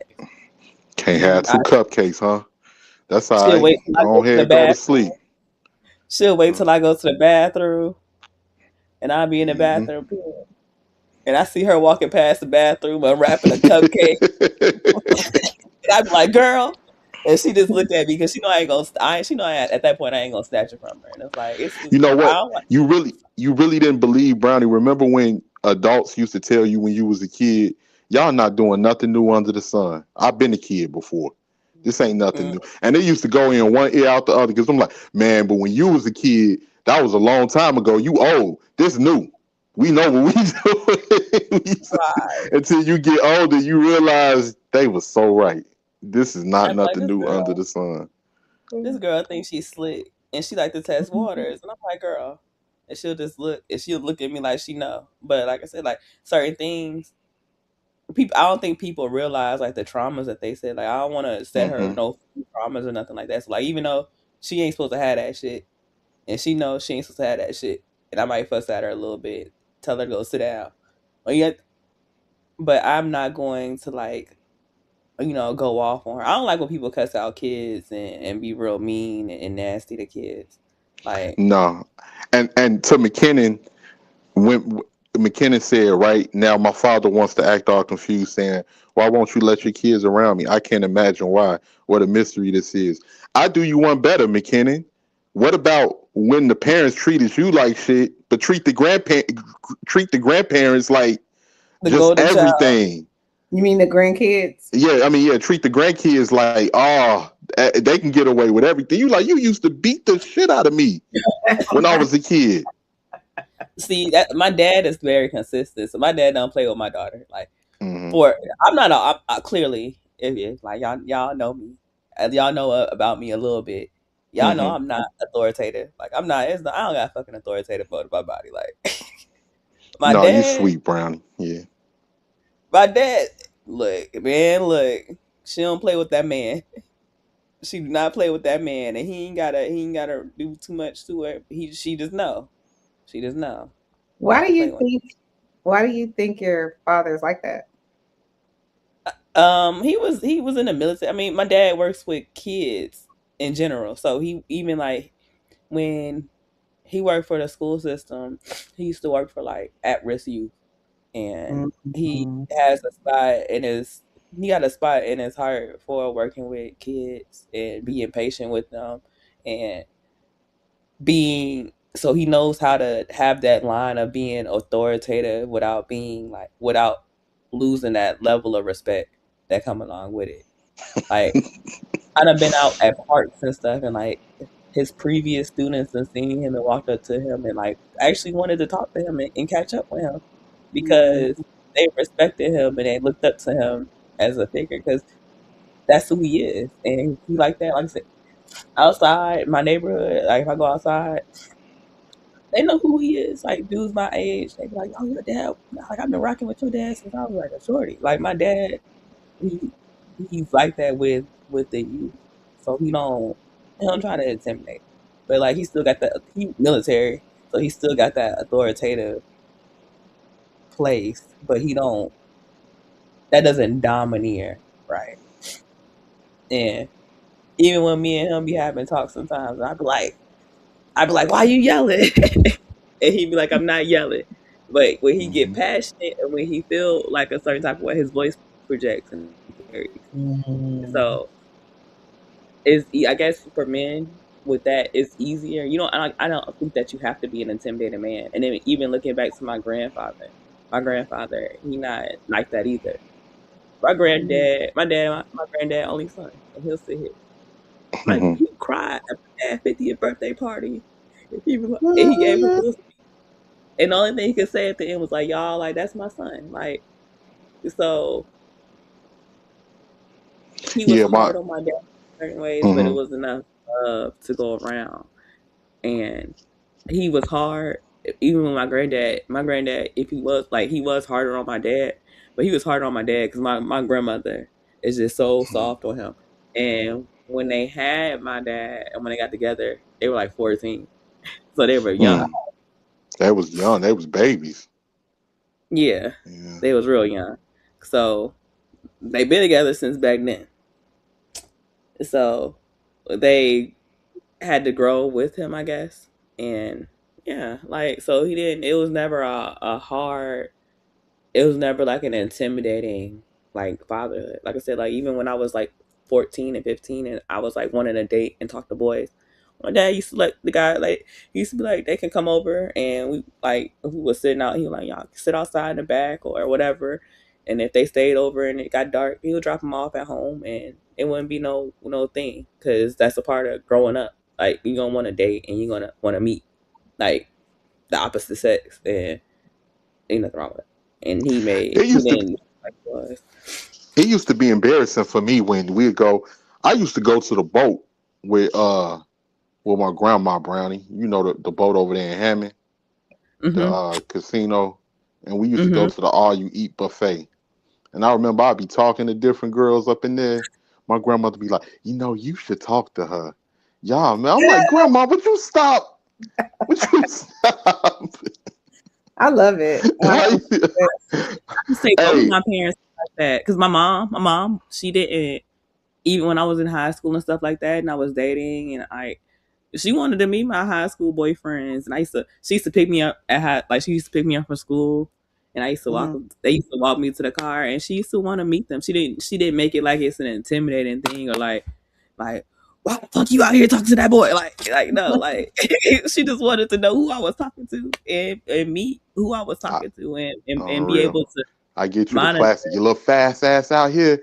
You little fast ass out here chasing tail, huh? You sitting up here trying to talk to these little nappy headed boys out here, huh? But looking back, it's by design. Because if, like, let's say, because I didn't have those things where I had grown men.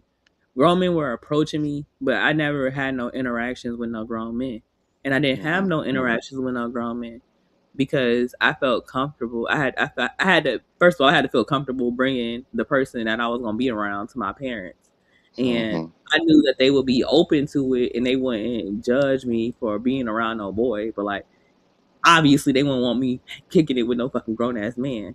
So it was a way for them to see who I was around and make sure it was no weird nigga. Like, I'm not like, oh yeah, I'm going out and I'm fucking sitting at a fucking 30-year-old house. Because it wasn't a whole thing of, oh, you can't hang out with so-and-so. Like, no, I can hang out with them. They want to come over, they can come over. They can come over and kick it. And we can all kick it. It don't got to be a thing. But yeah, my grandmother was like that too. She was like, where I got to sneak around. But I feel like if I was on that side to where like I felt like I couldn't date or I couldn't like interact with my peers, then it'll turn into a sneaking around situation, and that opens you up to like being more susceptible for people to be preying on you, because now you're not being open with the people that's supposed to protect you. That was the difference between my parents versus my grandmother. Man, I remember one time my motherfucking mama, we had just moved to 78th in St. Louis. We moved over there. We moved from there from 79th and Ashland, right? I was going to this school called Dawes, which was like located over there by Ford City, not that far from Ford City. My mama had the nerve to drive me one time, cursing me out, telling me, look, I'm 11 years old, like 11, 12 years old. No, 11 years old. My mom up there, look, your ass better pay attention because it's the only time I'm driving you. So you better get the settings and everything right so you know where you at. Man, we get over there. I walk home from school. I get motherfucking lost. I don't know what to do because I'm walking in circles forever. It was some motherfucking game. It was some game bangers out there on the block that just saw. They was like, "Hey, shorty, you done walked around this block like 3 times." I just broke down crying because I had already been out there for a couple of hours. I was like, "Oh no, I'm lost." And this is before like cell phones, like, so you ain't even know this like 90, 99. I was like, "Oh, I'm lost. I don't know what to do. I don't even know where I live." They was like, they was like, hey, little folks, that's all right, little folks. We're gonna take you home, man. We're gonna walk with you home, man. Them niggas, they had to be about 18, about 17, 18. Man, them dudes walking me all the way home till I found my way. I was like, that's how. and I had to reckon. I was like, this the block right here. That's how it's supposed to be. Yeah, I was walking outside when I was at work today, and I saw these white girls. First of all, they had a big ass Sequoia, and they was young. They was trying to parallel park that fucking boat, and they was. I was like, girl, they was struggling so bad. I'm like, hold on. I was like, are y'all trying to park? And she was like, yeah. And I'm like, okay. I thought I had to stop. I stopped everything I was doing to help them parallel, to talk them through how to parallel park. I'm like, why the fuck they got your people got you driving around this big ass Sequoia and y'all can't even park this up? Like, y'all drive, we down. Y'all can't even parallel park. This shit huge. Me and my husband were in the mall, and well, you'll learn this when you get to Houston, but there's this big mall like in the loop, and it's called the Galleria. And and so when you park, you could valet, you could valet, or you park in the garage, or you can go down in the garage and park. And so me and my husband had just parked, I think in Saks or somewhere, and then we were walking towards, I guess, the front of the store, but you're still in the garage. And this lady's, God bless her, she was an Asian lady. She was probably like somewhere between 19 and 21. And she had a white Corolla, and she was trying to park, bless her heart, but she scratched her whole car into, like, those cinder blocks that's in the garage. Like, she was like scratched all in. I was like, oh Jesus. But my husband got in her car and like had to maneuver the car out. I'm just like, somebody then bought her a brand new Corolla that's at least 25, 30,000. She can't even And the drive. Corolla is a small little compact car. Yeah, so look, dang. I'm like, how did sis get a driver's license? Like, I don't even understand how you was there. Anyway, but yeah, that was a while ago. But anyway, I'm sorry. Go ahead. I find it. I find it nice to help people that's struggling. Like, even like 18 story. Like, I help little kids. I done help little kids find their parents. I really? kept little with me, yeah.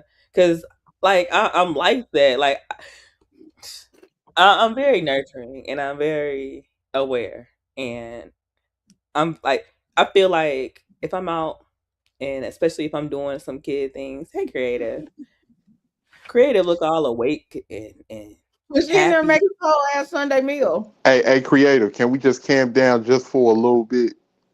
Just for a little bit. That's fine. That's fine until I get in my seat. Y'all fine now. Me stop.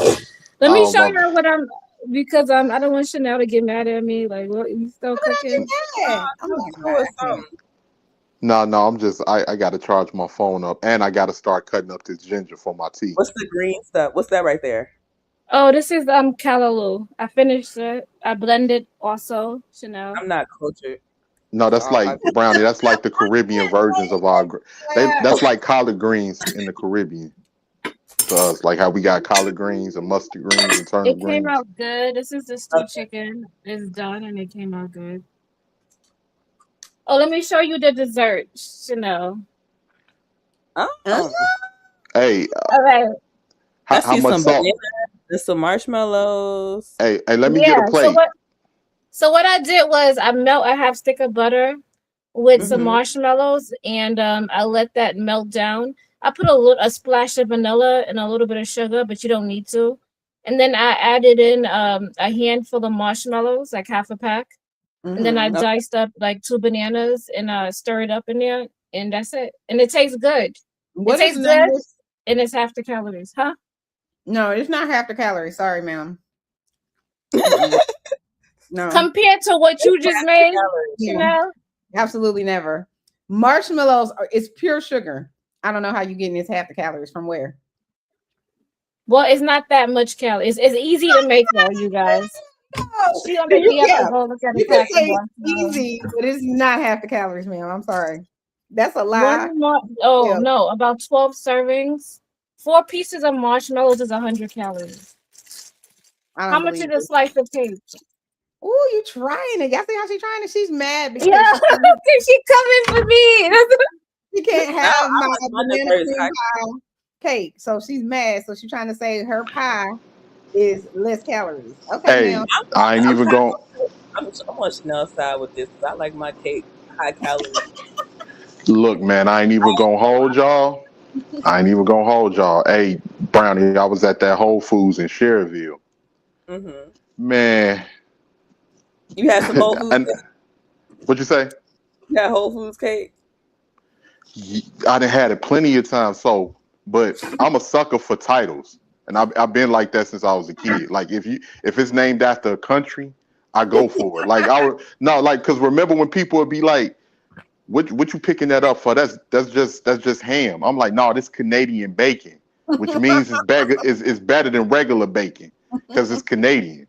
This is an Italian soda, which means it got different ingredients than a regular American soda because it's Italian. So Mm-hmm. man, I must have rolled past that bakery, bro, and I saw like Caribbean mango yuzu cake. I looked, I was like, man, let me get that whole cake, man. Let me get that whole cake. Whole Foods bakery is very, very good. Like that's the best store bought cake that you can get that tastes Look at good. my cake, y'all. This is why Kreative is mad. This is my That banana was cream good. cake, and it is good. She's mad. She's having Oh, Yeah. marshmallow. Chanel, I'm supposed to put whipped cream on top also.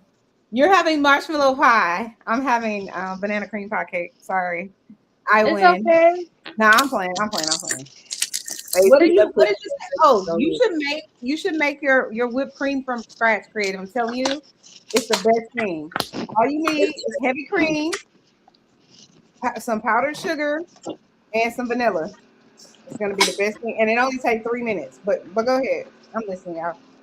Yeah, making your cream is easy. It's very easy. It's I made very my easy. own butter one time because I ran out. Like I You make remember I your own said butter. when I was my own butter because I was remember I said I I want was to know how to make butter. How you do you gotta make it? you gotta keep going past the whipping cream stage. So when you can put Where it it in turned into a the jar, curd. yeah, you gotta keep agitating it. So you get first it's gonna go into the whipping cream stage and it's gonna get fluffy. Then you're gonna keep shaking it and the fat molecules is gonna stick together and then they're gonna separate. So you're gonna have the buttermilk and then you're gonna have the butter. And then when you get the butter, you take the butter and you put it in a bowl and you run cold water and you put some ice in it and you wash the butter and that washes out all the rest of the buttermilk. And then once all the buttermilk is washed out of the butter, you can add salt to it and you got you some homemade Sound butter. good. Mhm. Hey, and So another note too. I used to A have lot of. Oh, my bad, Brandon. when I used to stay at home and cook, I used to have an ingredients house. So everything I didn't like so I ran out of butter and I was like, damn, I ran out of butter for my food. I was like, shit, I got some heavy cream. And I looked online and Yeah. they was like I was like, bet. I was sitting there, I was like, all right, cool, we gonna make this shit work. And I pushed out some fresh butter. I'm gonna make some. Okay, so listen. You've inspired me. Well, Creative inspired me too. Whatever that green stuff is she made, and this chicken and this macaroni pie, I'm gonna try to make it next week. I'm gonna try. I don't know if I'm gonna be That's a successful. lot. You want to do that for real? What? I said I'm gonna try, Okay. and I'm gonna try to make butter like Brownie said. Because first of all, the price of butter is disrespectful as hell. So I And feel like you a if I baker, so the at buttercream home, will go. You a baker, but so the see, buttermilk will be good for you. and Sad. that's what I was gonna say. Like when I make cake, I use buttermilk for the Mm-hmm. cake because it makes the cake. To me, it gives it a better homemade, creamy, yummy, moist taste to it. So I mean, yeah, if I'm making my own butter, and then you say I can get residue as buttermilk, I can make my own there buttermilk too. Sweet. Yeah, it literally separates out into the buttermilk and the butter. So yeah. I'm happy with my I'm meal, and I'm excited happy about with my it. He would food. be like, "Oh my god, that is so sexy that you're at home making butter." He would love that. He would think that's super so cool. But yeah, I never It's made butter, but it sounds like it would taste so good. But you know what's my favorite butter though? is What? Kerrygold butter, the one coming like Absolutely. that. I'm a Silver, butter snob. right? I am a butter snob because I don't like. Okay, people always. I don't like when people replace real food for Don't fake even get stuff. me started, Brownie. I already know what you about to say. That shit irritates my soul. I'm like, look, this I is a don't want pound fake cake. sugar. You got to put butter in the pound cake. Stop trying I to. don't want oil. Anyway, sorry. I don't want no oil. I want butter. Butter is What are we it, putting mustard in this for? I can't. Sorry. Hang on. I don't like fake sugars. Me neither. If I'm trying to not eat sugar, I'll just not eat sugar. I don't need the option Yeah, of I fake. don't like fake sugar either. And I all don't of like those chemicals, they have either similar or more detrimental reactions than you just That's a eating the fact. natural. So if you run from butter, like it ain't no reason to run from butter. You need to probably not eat so much of it. And butter ain't gonna kill you. How No long it more. took me to cook? 3 hours? Are you done Right? cooking? Yeah, I'm done cooking. Yeah, about 3.5 hours. Mr. McKinnon said Creative is about to make me break my rule about not eating after 5 p.m. I'm hungry now. About what? About Y'all not eating after 5 p.m. He said he hungry now. Oh, I'm about to make myself a whole plate, y'all. I don't care. What I the know fuck that's is right, this? Creative. I know that's right. Yeah, that Kerrygold butter is the truth. It's just expensive. Like I used to be able to be like, I'm just gonna buy whatever I want from the store, and now I kind of be like, ooh, I don't know. I guess I feel like I'm being disrespected. That the price is like double. I feel some type Prices of way. are crazy. 'Cause I used to not look at prices and I go grocery shopping. Right. Now I'll be walking to the store and I'd still be grocery shopping when I look at the price. And I'll be like, I hope this shit ain't $300. Please don't let this shit be $300. Like please, like I'll forget it still, but goddamn, like, I need to get what I get because I like what I like. And I feel like and you shouldn't cut corners on food. Mm-hmm. You shouldn't cut corners when it comes to quality of food. Creative. Mute yourself, sis. I can't. That's both What creative happened? I said mute yourself. I'm sorry. I'm sorry. That's okay. Oh no, that's and 18 letter. Sorry, Wait, that's Creative. me? Yeah, that's yeah. you. Loud self. I am so sorry, y'all. It's This okay. microphone is sensitive. I'm putting Hmm. stuff up in aluminum foil. My bad. Clearly. Okay, now it's peaceful. Sha. Now, what was you saying? I know. I can't even remember. Oh, Oh, I was talking about using fake shit. But I feel like using natural ingredients are always better. Your body processes it better. hmm. And it doesn't have those same effects. Like substitute sugar started out as pesticides, like and it Oh, still yeah. Substitute sugar started out as pesticides. So I'm gonna let you know which one. hey, Jerry. So I don't know. I'm not afraid of real food. I like give me real food. Give me all the sugar. Give me, not all of it, because then you need in moderation. But using substitutes don't like make you not want Yeah, that. I agree. Yeah, Truvia is highly toxic to fruit flies, mosquitoes. So that was a pest control. And then Splenda was also used. They used Splenda to kill roaches. So I would just put that there.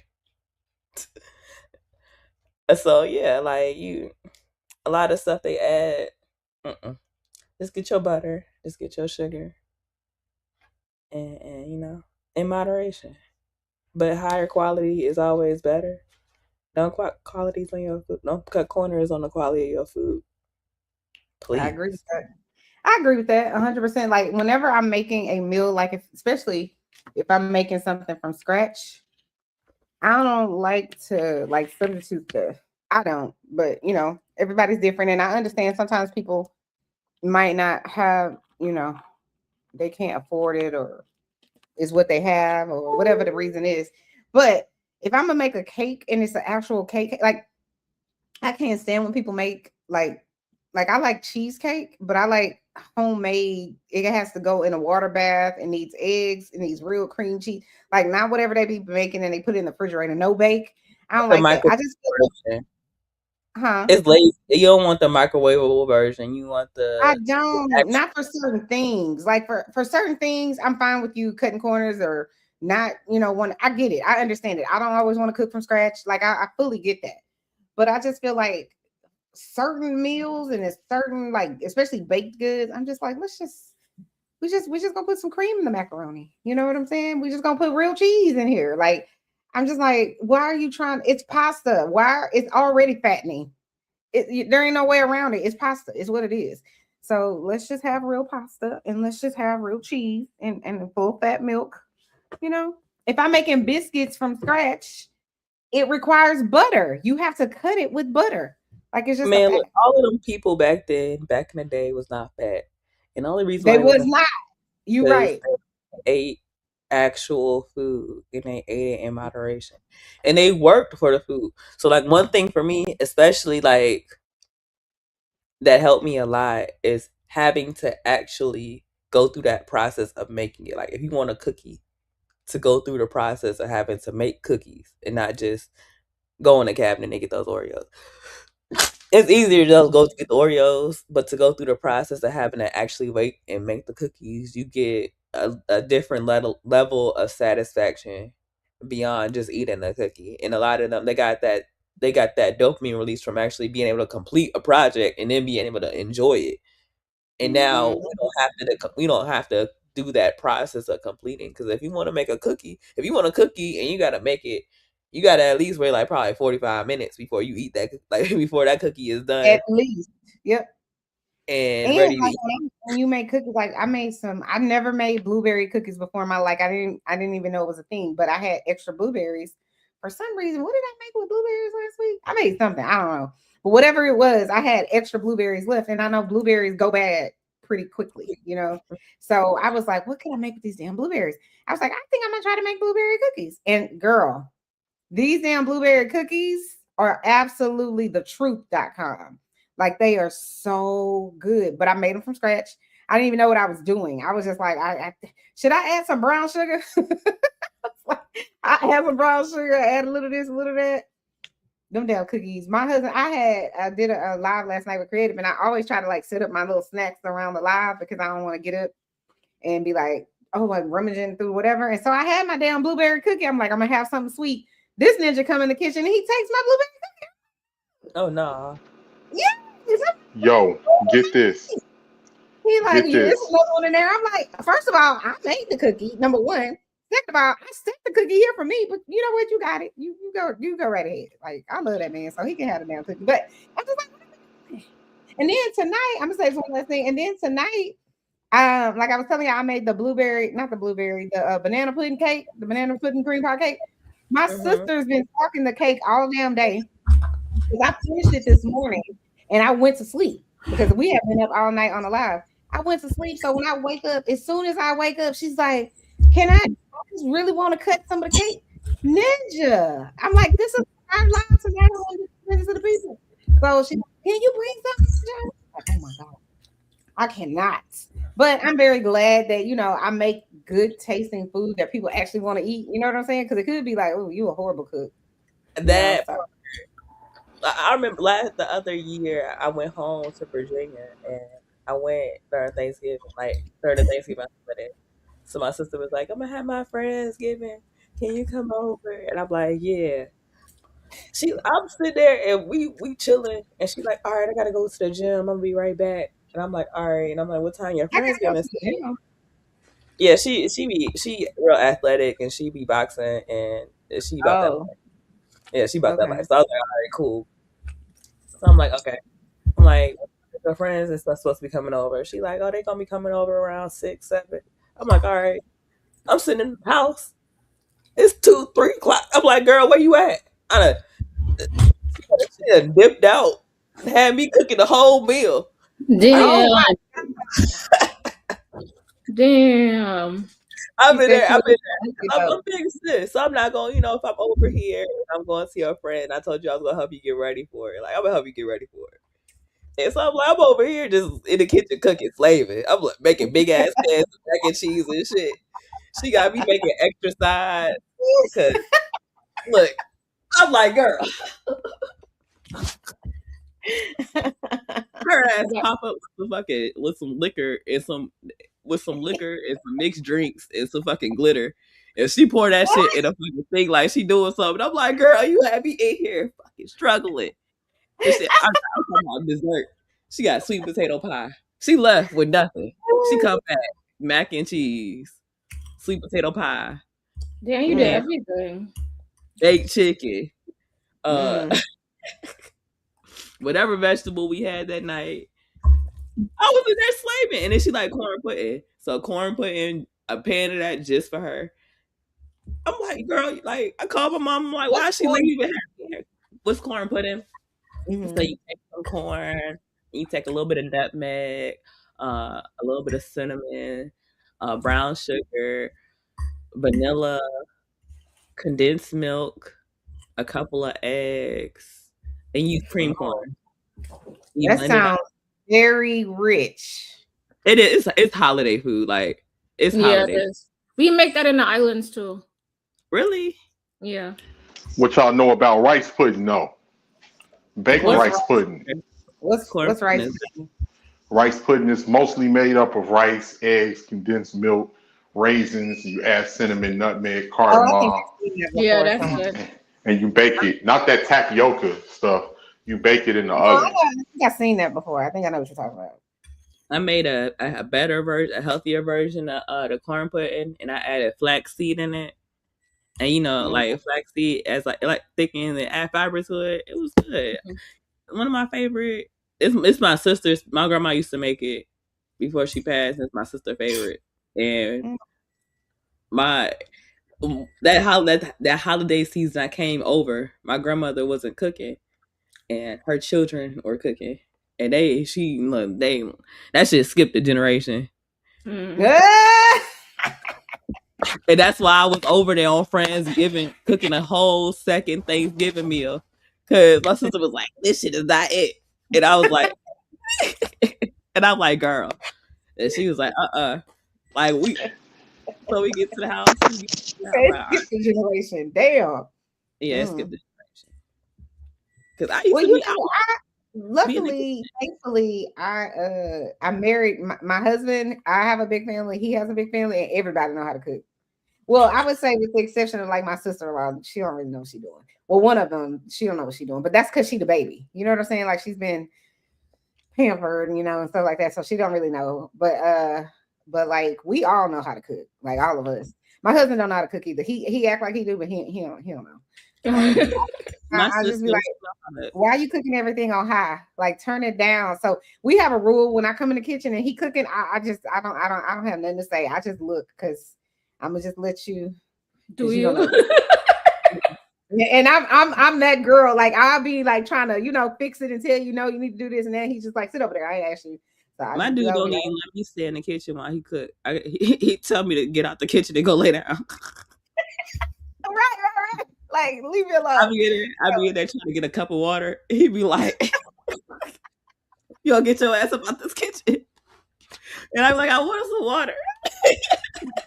It's a fact, and I can't help myself. So that we have just a rule. It's like just don't say nothing while I'm in here cooking, and I don't say nothing. I'm over here minding my business. So I just usually leave. We also have another rule. I think this is part of the reason we've been married for so long. It's like he can't come grocery shopping with me because he likes to try to tell me what I don't need in the basket, and I don't give a shit that this granola costs $12.49. This is the granola that I want. So why would I put it in the basket if I don't like?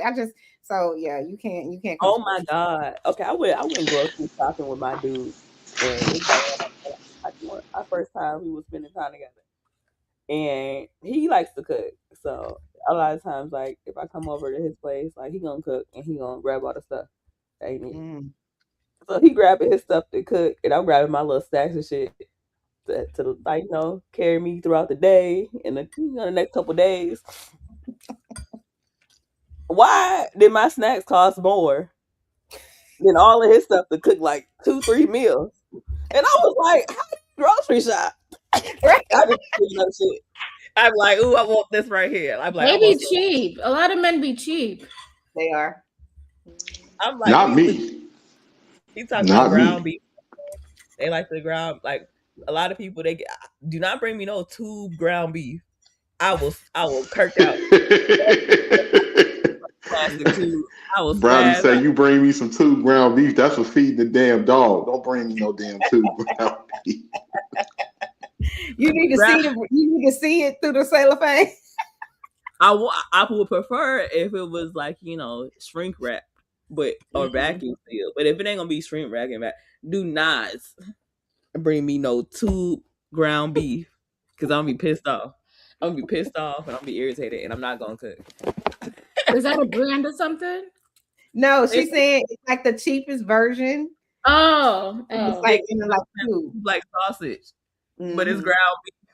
So let me ask you this, Brownie. Can you eat the sausage that comes in the tube? Like Jimmy Dean? I can't. I only eat turkey sausage, but I can. Okay. I So can't why eat. you can eat that, but you can't eat the one in the ground beef in the tube? Ground beef is not supposed to come in a tube. And you know what? Oh, honestly, you don't want that ground beef? She don't want the one that's in the tube. I be buying that. Y'all make It makes a good struggle meal. Don't tell me that. Oh, y'all shady. No, buying that. Y'all gonna try to say I'm a struggle? No. When I used to eat ground beef in the tube too. It went good at Hamburger Helper, but as I It's got the same price as the one in the package. I'd be like, No, it's the it's same cheaper. thing. No, it's cheaper. It's cheaper. At my grocery store, it's the same thing. It's cheaper. And But then you know I what? learned. I'm gonna just say I did. where you used to shopping at Creative, the Dollar Tree. Stop it. It's the same price. Creative like that. Stop playing with 18. It's the same price. It's like, hold on. A small thing, a little ground beef, by me is like $7. The It's one not in the the same pack. price where I am. It's a different price. It's like the regular ground beef with the cellophane that you can see, at least at the grocery stores I go to, it's probably like $14 or $12. But the one in the little cellophane one is like $7.99 or something like that. So it's a little bit cheaper. But I do buy the one that she's talking about she don't like, only because I can't stand, like, okay, so you know how you buy the ones that you can see, and then when you take it home and you pull it apart, sometimes it's brown under there. Yeah. But the ones in the little tube is never brown. I like So the ones in the tube. I buy the ones in the tube. And then I also learned to make sure it stays 73% or the different types of 80%. Because I need all that fat. Because that should be tasting nasty if it's 100%. I ain't gonna lie. I'll cut it. I'll do like half. Like if I want a little bit more fat, but I like my meat. I like a little bit more leaner because I get grossed out by the fat in my food. So not grossed out, but the fat has all the fat. That's why I stopped eating pork because like it was one day I remember this shit. I was a child and I was looking at a piece of ham and I was looking at the fat marbles in the ham and that shit disgusted me. And I never ate a slice of ham again in my life. So you have a thing about, so like I have certain things like that, like if it's even like my brain will be like, this don't seem like I'm supposed to put this in my mouth. Like, for example, you know how people will have like a jelly donut and it'll have whatever the jelly is on the inside? Like I can't. Why would I? That's like a glob of I can't like do you that. Or like the tube sausage. I can't eat the ends where it got the imprint of the tube on the ends. How you know it's the tube? Oh, yeah. So I know exactly what she's talking about. I never had the tube sausage though. I can't. It's the same thing, but it just says like Jimmy Dean. It'll be like in a gold package. Oh, and the sausage. Okay, I get what you're saying. I can't eat the little ends, cause where it's all crinkly. I don't know. I can't do it. I can't. It don't fit the way. So what meat you use for your greens, Brownie? Yeah. But hold on, Brownie. You don't think the fat has all the flavor? It does. It has flavor, and I understand that. So I add I don't like. Obviously, I don't run away from it. So a little bit, but she has a mental block about it. That's what it is. I need it to be a little bit more protein dense, and I'm okay with substituting a little bit of fat. So what type of steak you eat, Brownie? What type of steak? Do you prefer a ribeye or a sirloin or something like that? I think it was a filet mignon. Yeah, that's the steak I like, filet mignon. I like them all. I like fillets, sirloins, and ribeyes. I never I had don't the think I like fillet. steak unless it's filet. No, you know what? I take that back. Whatever that steak is that you chop up, like you make like little strings of it or whatever, and then you make like Talking about the gravy. You skirt talking about steak? skirt steak? That skirt steak. I don't know. I don't know if it's skirt steak, but I know that my mom used to It make is. that all the time. That's the That one that I yeah, like. It's like you like fry it a little bit with the flour on it, and you want to make a that's gravy. another struggle meal. Yep. And you like put the onions and the bell peppers and all of that. I like that. That's on the steak, and I like filet mignon. But everything else, I'm like, I I don't never know. had the filet mignon. I be looking at it like that shit look tough. It's in the middle. No, it's not. You gotta cook it right.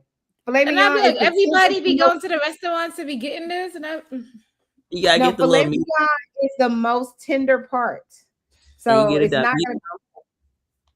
gonna. You gotta get it done medium. Do not get Yes, it done rare. you don't want filet I don't mignon get it cooked done all well the way. I like the New York strip. I like the meat I've next had to The the New bread. York strip is good, but it's expensive. Is it tough? It sounds like it's tough. Is it not? No, it's No, next to it's the good. bone. If it's Yeah. next to the bone, then it's easier to eat and it's more like it has more flavor. Is it cooked all the way through? Because it just seemed like it would be tough. Y'all sure? No, it's good. But you know what's crazy? You know one thing that we learned? You can take, and McKinnon said it may be a struggle meal, but I wouldn't be struggling to eat. I ain't knocking it, McKinnon. Only reason I called it as a struggle meal was because that's what your mom used to make when budgeting for like skirt steak and rice. Add the Now, flour, I add the never had cornstarch to steak. thicken it up, That is. add onion and bell pepper, and then you got white rice on the side, and probably Maybe either that's some what she was corn. making it. I don't know. Yeah, Okay. that's skirt and cube steak. Oh, Cube hold steak on. was I was another eating a struggle struggle meal. meal, and I didn't know it. I didn't know I was eating a struggle meal. Okay. Oh my But gosh. but My I dad will loves say, little skirt steak, little struggle meal skirt steak. And my dad funny because he eat this shit with ketchup, but I'd be like, nigga. What? Why? What? Again, look, I don't know. I'm like, bro. He had my daughter was over there interested in. I like she like ketchup. She over there looking. They over there eating skirt steak and ketchup, and my dad don't make no sides, so he just got meat. Wrong. I'm not even gonna try to understand. if you ain't got no sides, they kind of mess up the whole meal. That ain't even a meal. That's just meat. When my dad cooks out, like if I'm like, oh, we want some side, like I have to do that because if he cook out, he'll have all the meat. He'll have shrimp.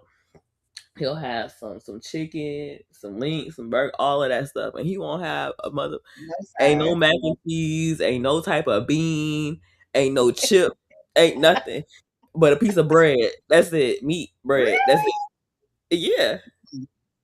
I never heard of that.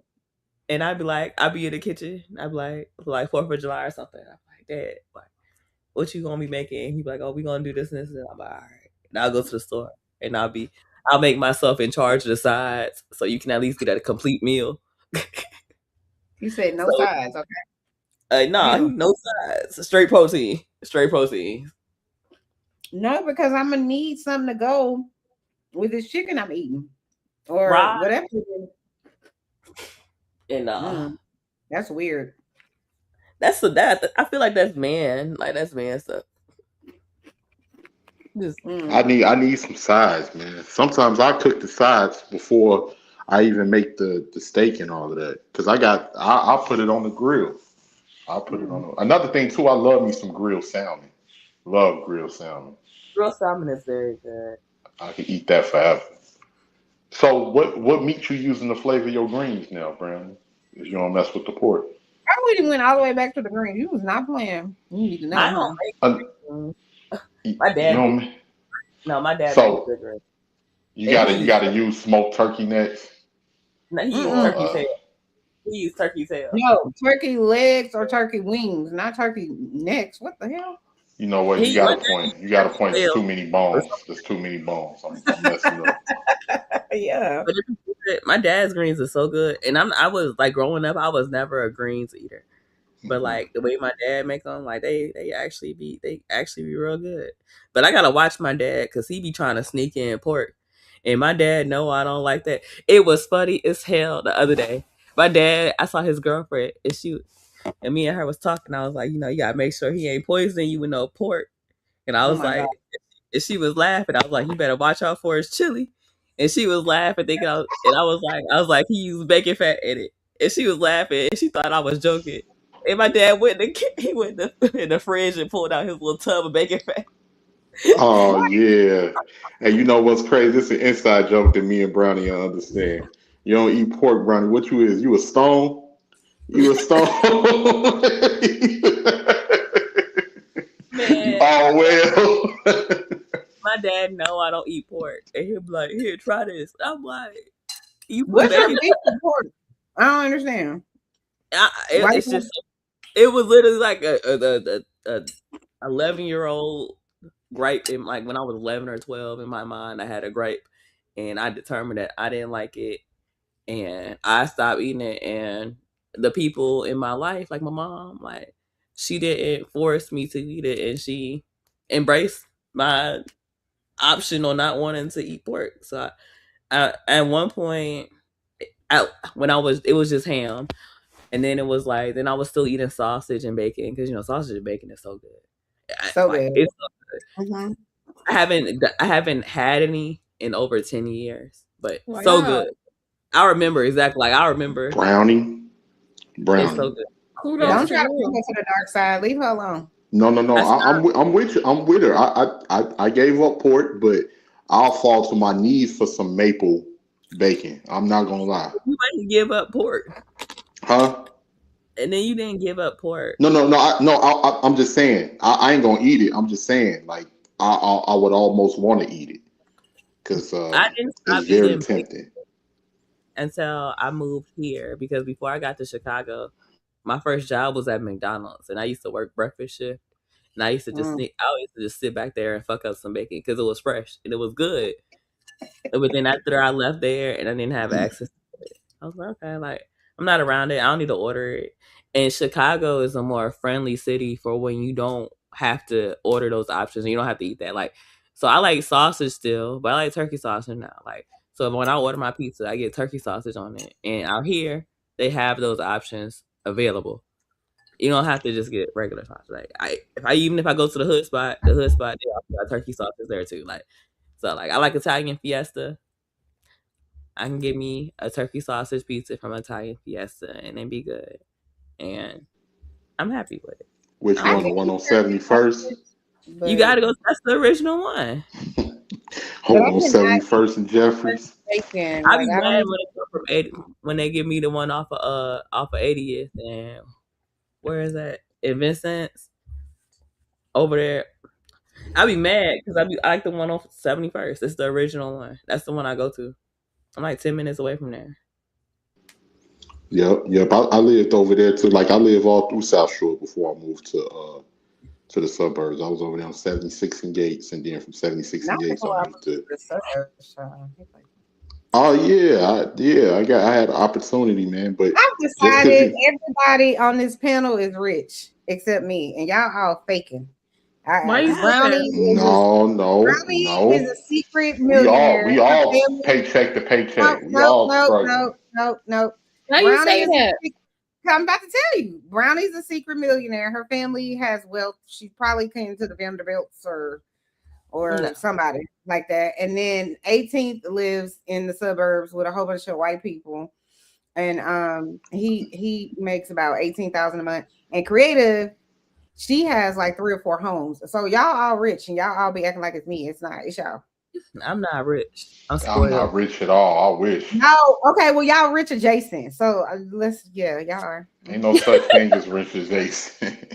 Y'all are. And like Brownie said, sometimes I sacrifice to give myself. If I really want it, and I ain't bought something in a long time, like if I go up to Nordstrom's or I go up to Not Nordstrom's. I yeah, love Nordstrom. sometimes you gotta treat yourself. You gotta know what's out there, man, and it motivates you to want to. Man, how can I get this more often? So I go to Nordstrom's. I go to what's the other one? We got Nordstrom's. We got Neiman's. Neiman Marcus, Nordstrom's and Neiman Marcus. I'll go up there. I'll be looking You at can go to cologne. Nordstrom's Rack. You can go to Huh? Nordstrom's Rack. I was saying telling I Creative. go to Yep. Nordstrom Rack. Yeah, I go to Nordstrom's Rack too. You can I get some go good there. deals at Yeah. Nordstrom's Rack. I like Nordstrom. You know the difference between like Nordstrom and Nordstrom Rack? If one is when cheaper, that's it. To me. yeah, when they have the get same stuff. the designers be the certain things be so discounted because things have to be like perfect. So Right. any slight flaw that something might have from Nordstrom, and that's because I work there, they send it to Nordstrom Rack automatically.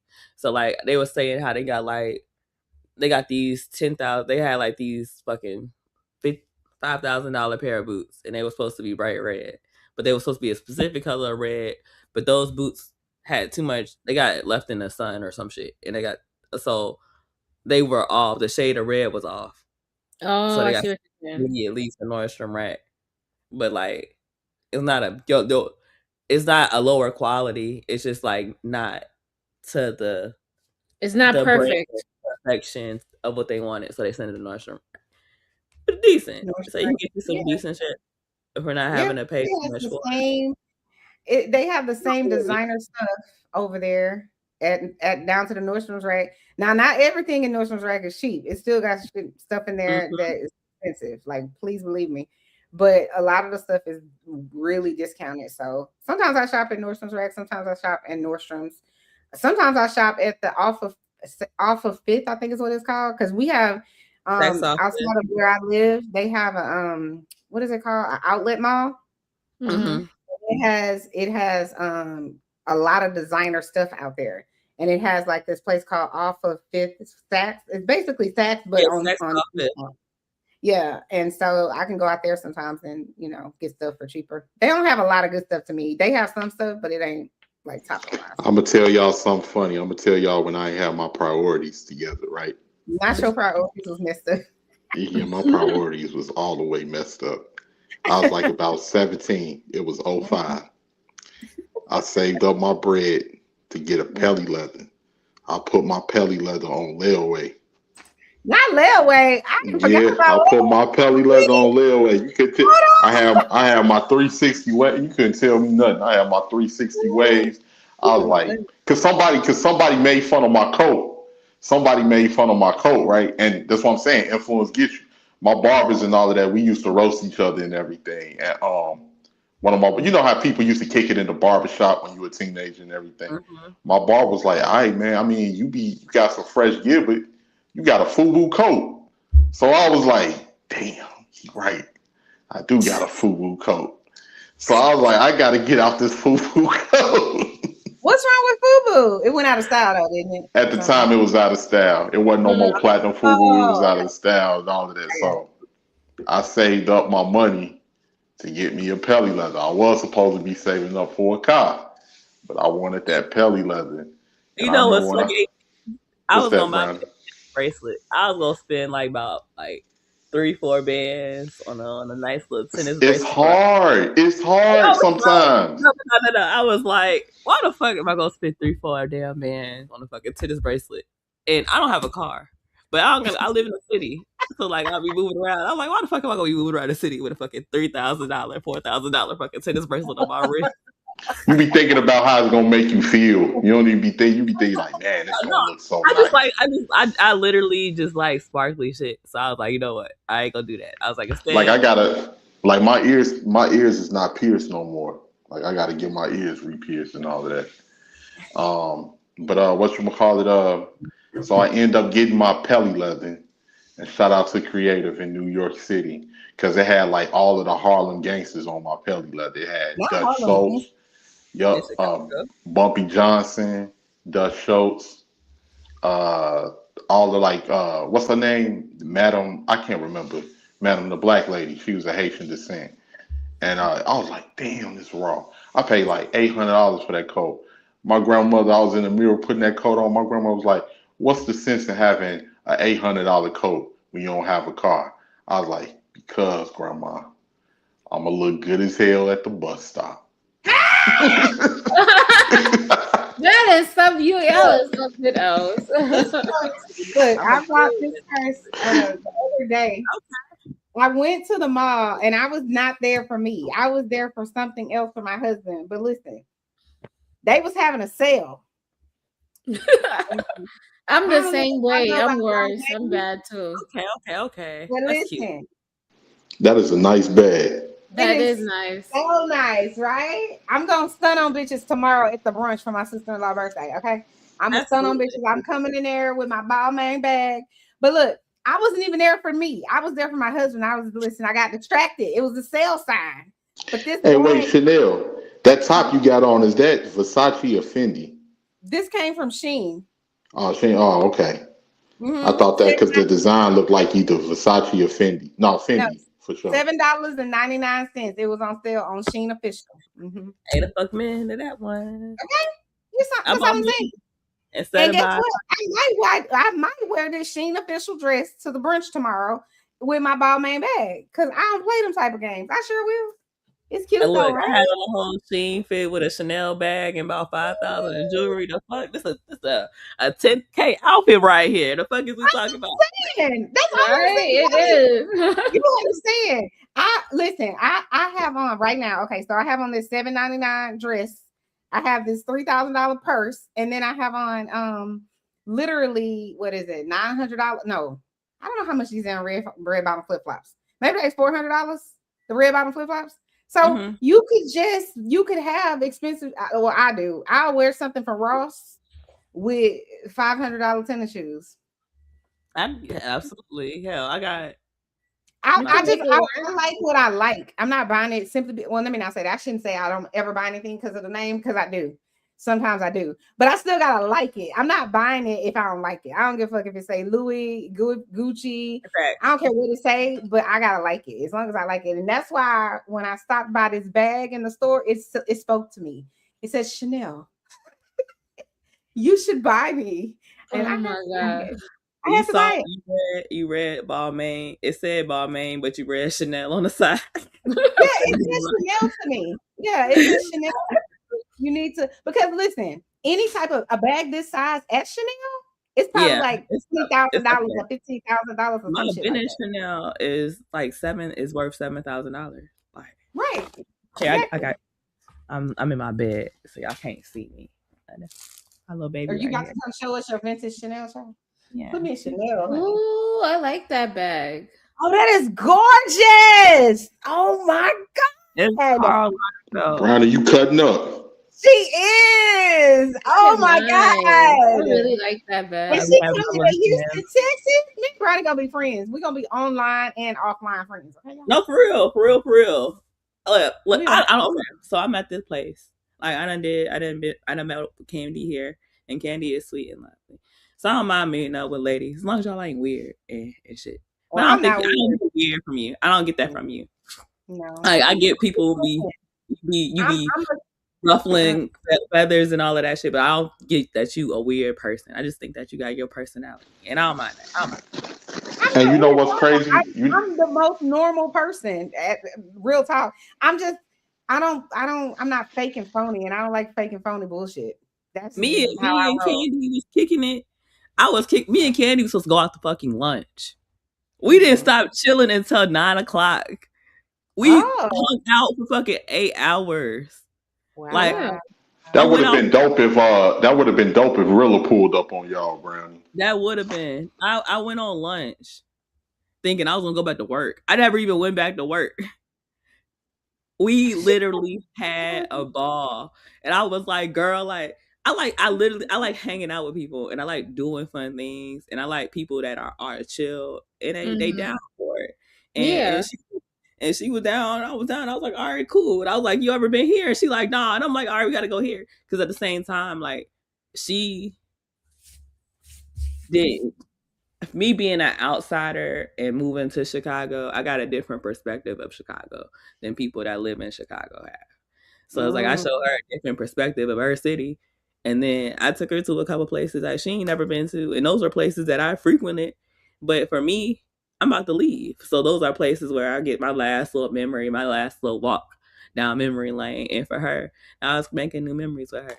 Like, we had dinner. I hate that you had to move like right after that, because I had got a notification that you were live, and so I was like, oh, boop, let me see, what Brownie's up to. And then I saw y'all together. I was like, Yeah, I did see them together. I was like, wow. We had a fucking ball. We did 22,000 steps. oh, y'all was really getting it in. Okay. Yeah, that's what's up. And it wasn't even on no pressure type shit. It was just like we was literally just having fun. We was moving around. We was having fun. We was moving around and we was enjoying it. Candy was like, I never like girl. I was having fun. That's what it looked like. Like everybody was talking about it. Everybody that I contacted that day, they were like, "Did you see?" And I was like, "Yeah." I was in the chat. I was like, I spoke to what's her name? The one that don't like me for some reason. Oh yeah. I was like, I said, "Hey to Beachy," and Beachy was like, "Hey Chanel." I was like, "Oh," So it was all good. Beachy was like, "Yeah, we need to go on a trip or link up or something." She said, We need to do more. I think if people, especially with the space, if people were like authentic and they meet up, you get a new respect for that person. So it's like for me and Candy, we even right now, like I'm not texting her back and forth and on the phone with her all day. And that was never what it was. It was kind of like, hey, I wanna meet and hang out with you. I was like, all right, let's do it. And when we did it, we just had a great time. And we talk about, all I asked her was where she wanted to go eat because we supposed to go to lunch. And I said, I work on Michigan Ave and I'm downtown. So like, where you want to go? And she was like, I want to go here. I was like, we can go here or here. These are two decent options. Which one you want? He was like, Brownie, you worked on Michigan Ave? Uh-huh. Okay, the black version of Sex in the City. All right, girl.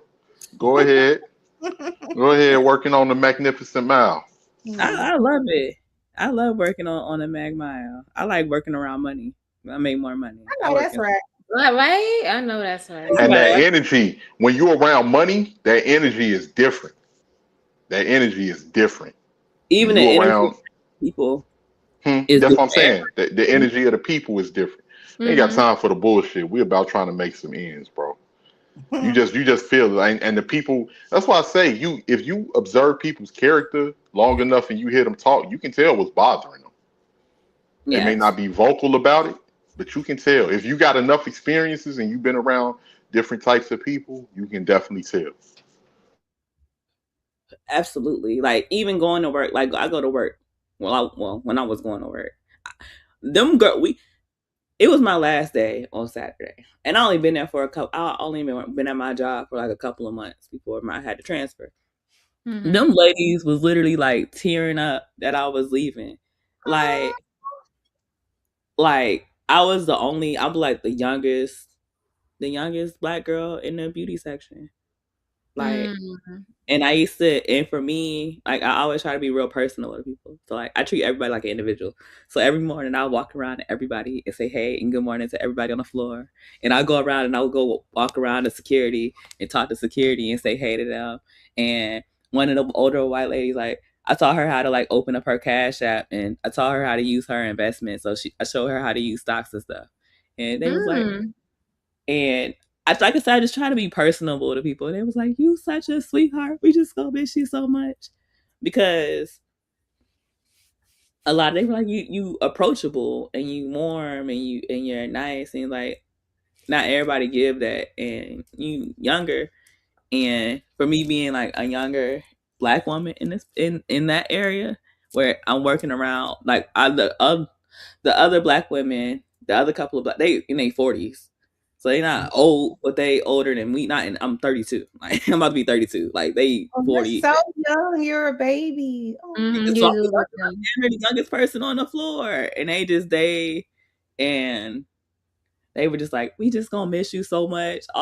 And they all foreign people. They like, we just gonna miss you so much. They was tearing up, and they was like, keep in contact. And I'm like, I like that. Like it made me feel good. I cried. I had to walk out with my shades on. I was crying. I was like, y'all making me sad. It's like I'm realizing I'm really leaving Chicago. And it's just nice to be able to be around people that are nice and open and welcoming. And you don't get that often. And it feel like when you work in better environments where it's a little bit more money, people are more like that. and you would think that they wouldn't be. And I thought it was gonna be like they would be gonna be kind of standoffish with me being younger and black, like. But like, nah, like they really rock with me. They can. I came in there every day, like put on my little clothes and shit. They be like, "You look so cute. You look so cute. I love your outfit. You look so gorgeous." I wore my outfit the other day. They was like, "You look like a princess out of Disney." It's just the sweetest ladies ever, ever. I like being in environments like that. I don't like when I feel like I'm working around a whole bunch of haters and people that's always fucking mad and fucking trying to Yeah, set I you up. don't like that. That's the military, but God, please. That's a different story though. The military. It's like the offline version of this space. It's like offline version of this space. When you dealing with certain people, motherfuckers hating, motherfuckers talking, that really don't like you, that's looking for a reason not to like you. Not to like So you. motherfuckers, looking for some shit to get into. You don't even be asking, but people business be out there, so you can't help but look. So it's like the offline version of here when you in. That's how it was when I worked out there in Sam's Club back in the day. It was But just that's how like I that. be when I work with people. That's how I be like, these people online got like personality issues. Because the shit that be happening on here, I don't be running into these things in real life. Like, and y'all be on here making it seem like I'm tripping. And I don't I don't have these type of interactions with people in real life. And it's not because I don't like women. I like women. I work around women and I work with women. And I work in the beauty industry predominantly to help women. Like, I'm around women all day. But it's like some of y'all is just fucking crazy as hell. And it's a concentration of crazy ass women online. But so I feel like Fact.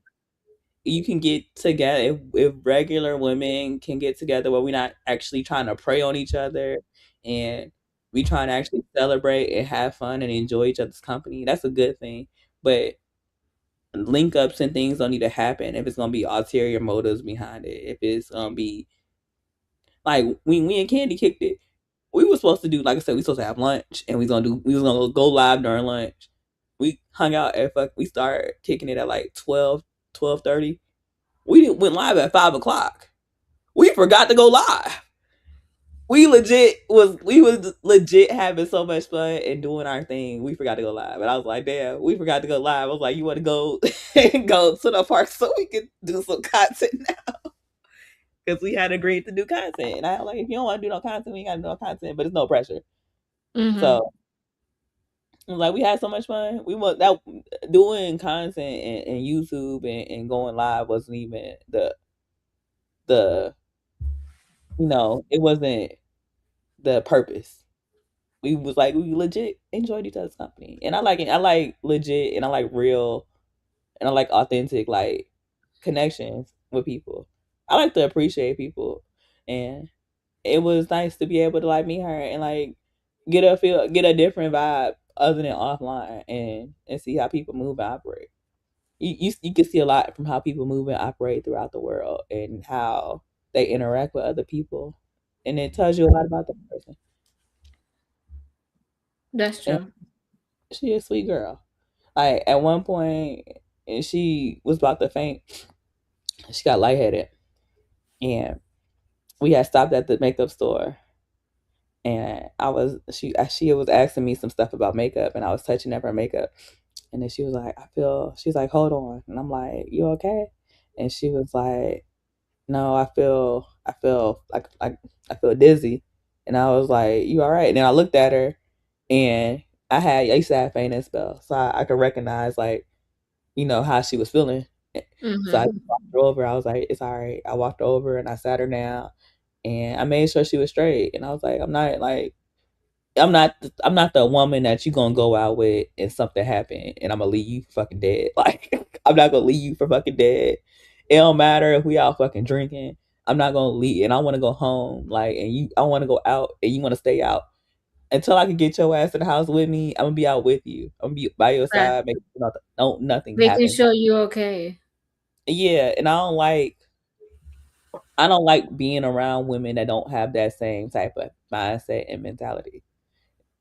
So like I like we supposed to look out for each other, you know. And a lot of women don't have that mind for whatever reason. They don't have that mind to like they like you go out with your friend and your friend drinking and you want to go home and they want to go out. You gonna go home and leave them at the fuck club. Bitch, I'm not leaving you at the fucking club. Yeah. I'm not leaving your drunk ass at the club. But you got some women that'll just leave their drunk friend at the club. And won't care about what happened afterwards. Me. That's I'm because like, they're not their actual friend. exactly. Yeah. So I guess even when it comes out to kids, like for being a protector and being a nurturer, all of that shit come with being a woman. And that come with like actual femininity. All this shit these people be talking about, that actual femininity is nurturing and looking out for people and caring for the ones around you. So when somebody like when you in my company, you're gonna be straight. You're gonna be super straight. Like super, super straight. Like I'm not gonna let nothing happen to you. Like if somebody try to fight you, I might fight them because you with me. Like fuck you talking about. We gonna be super, super straight. If you drinking too much and you get lightheaded and you get dizzy, we gonna be super straight. I'm gonna make sure you all right. If you We go together, we lead together. It's that simple. Exactly. We go exactly, together, we and we leave take together. care of each other. We make sure that we stay cautious of our surroundings. We make sure when people communicate, and I don't even think that's a man or a woman thing, it should be no underlying ulterior motives and jealousy, or you secretly insecure and you hating, or you just a selfish person in general.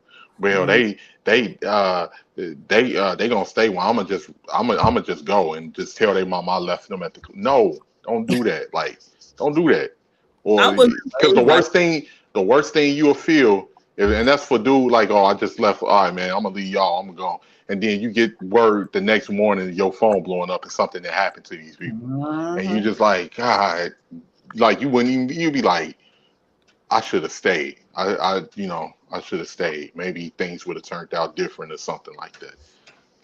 Even if I go out and my friends want to drink, even when I was younger, my friends used to want to drink and all of that stuff. Like I'd be the one. I'd be like, I ain't gonna drink tonight. I'll be the one that's gonna kick back and I'll smoke and I'll monitor and I'll watch everything. Y'all have fun, like, and I'll make sure y'all straight. I'll make sure everybody get in the car. I'll make sure everything is straight at the end of the night. Cause all of us, somebody gotta remember what the fuck is going. Yeah. And if we are fucked up, we can't do that. So I'll be the sober one. I'll volunteer. I ain't even gonna put that. I don't even put that question on nobody else. If I see that's the vibe everybody else on, I'll be that person. I don't gotta drink. I'm cool. I don't like drinking that much anyways. Like pass me a couple blunts and I'll watch everything and make sure. Cause you have to have somebody that knows what the fuck happened. Cause anything can happen. And then everybody drunk and blacked out and confused. Like we gotta know. Yeah, black. Like my friends done been drunk fighting. I ain't hopping in no drunk fights. That's one thing I ain't. If I'm sober, I am not fighting nobody drunk, and I'm not hopping in no fucking drunk ass fight. Y'all too busy. Y'all gonna it out like no. I've never even heard of that, a drunk fight. I'm not playing with you. People be fighting and they be drunk for real. My friend was fighting one time, but she was look. Do not expect me. All her other friends, they was all drunk. Like, look, I'm sober because I'm watching y'all. No, I'm not jumping in this shit. I'm not about to be the only sober person in this shit. Y'all can't even feel the hit. Y'all ain't about to fuck me up. We ain't gonna do that.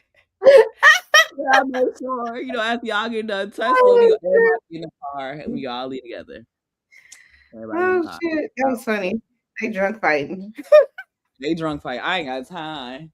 I'm not even an aggressive drinker. Like I laugh and I like to be funny and giggle. See, and that's the thing. Like with me, the first time I had what is this? It's called a fireball. I remember I was at my friend's 30th birthday party and we was out at some place. It was like one of those inside outside bars where it's like you kind of outside, but you have to go into the club first. But it's almost like a courtyard type thing. and they was playing all the good, early 2000s music or whatever. And somebody ordered a round of Fireballs. It's the first time I ever had it, and I don't even drink like that, really. The night But that I was telling you about with the fights and they was drunk, that we had Fireball. We really? pre-game Fireball. Yes, we was 18. Fireballs are good. It goes down smooth too. Yeah, but I didn't know Fireball. that a Fireball was like. Listen, I'm gonna just tell you this. I took the Fireball, and I'm kind of a high strung person, meaning shit can irritate my soul, and I'll be sitting there and I'm irritated. You know what I'm saying? And just like probably judging people in my mind and all that. But I promise y'all, I had this Fireball shot. And I was sitting there, and everything that would normally irritate my whole entire soul, I just didn't even care. I just was watching people doing shit that I would be like, in my normal mind, I'd be like, you dumb as fuck. Like, you know what I'm saying? But with this Fireball in my system, I just didn't care. I just was looking around. I'm like, oh.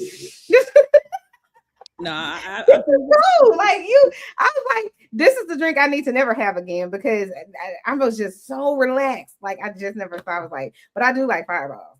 But everybody that I meet that actually are real drinkers, I guess professional drinkers, they be like, no, Fireball is not it. You don't need to be drinking that. That's a college drink. I'm like, shut the hell up. I don't care. I was in my late 30s when I first drank one, so whatever. It's a good mixer drink too. It's a good drink. I don't mind. I ain't had Fireball in so long now. But My yeah, sister, she introduced me to this drink.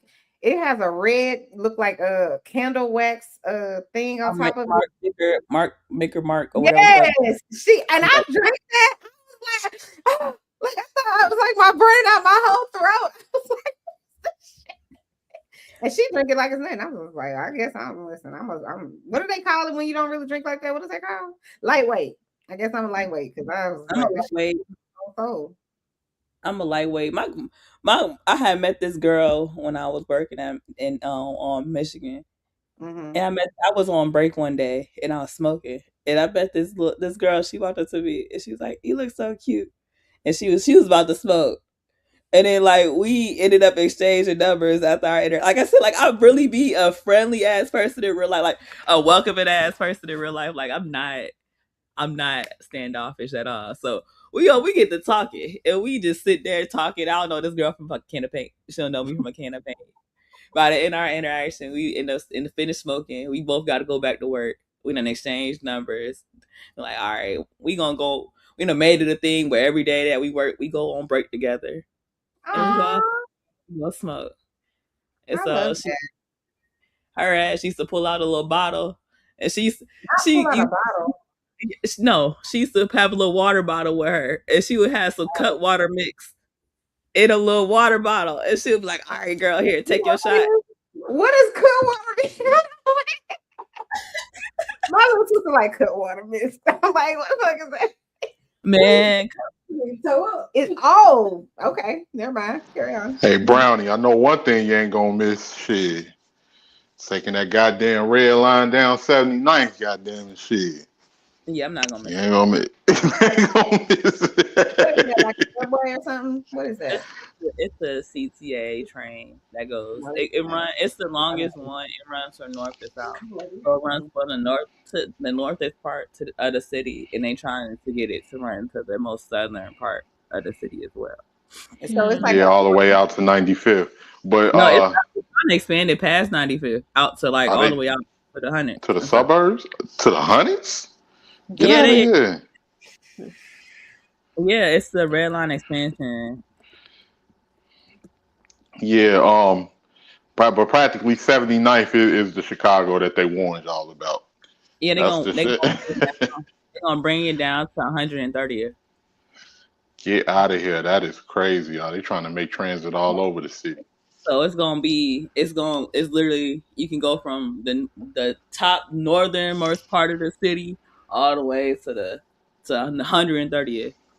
And the red line, though. That's good. Yeah, but the red line be turned. The red line is dangerous. You got to be very careful.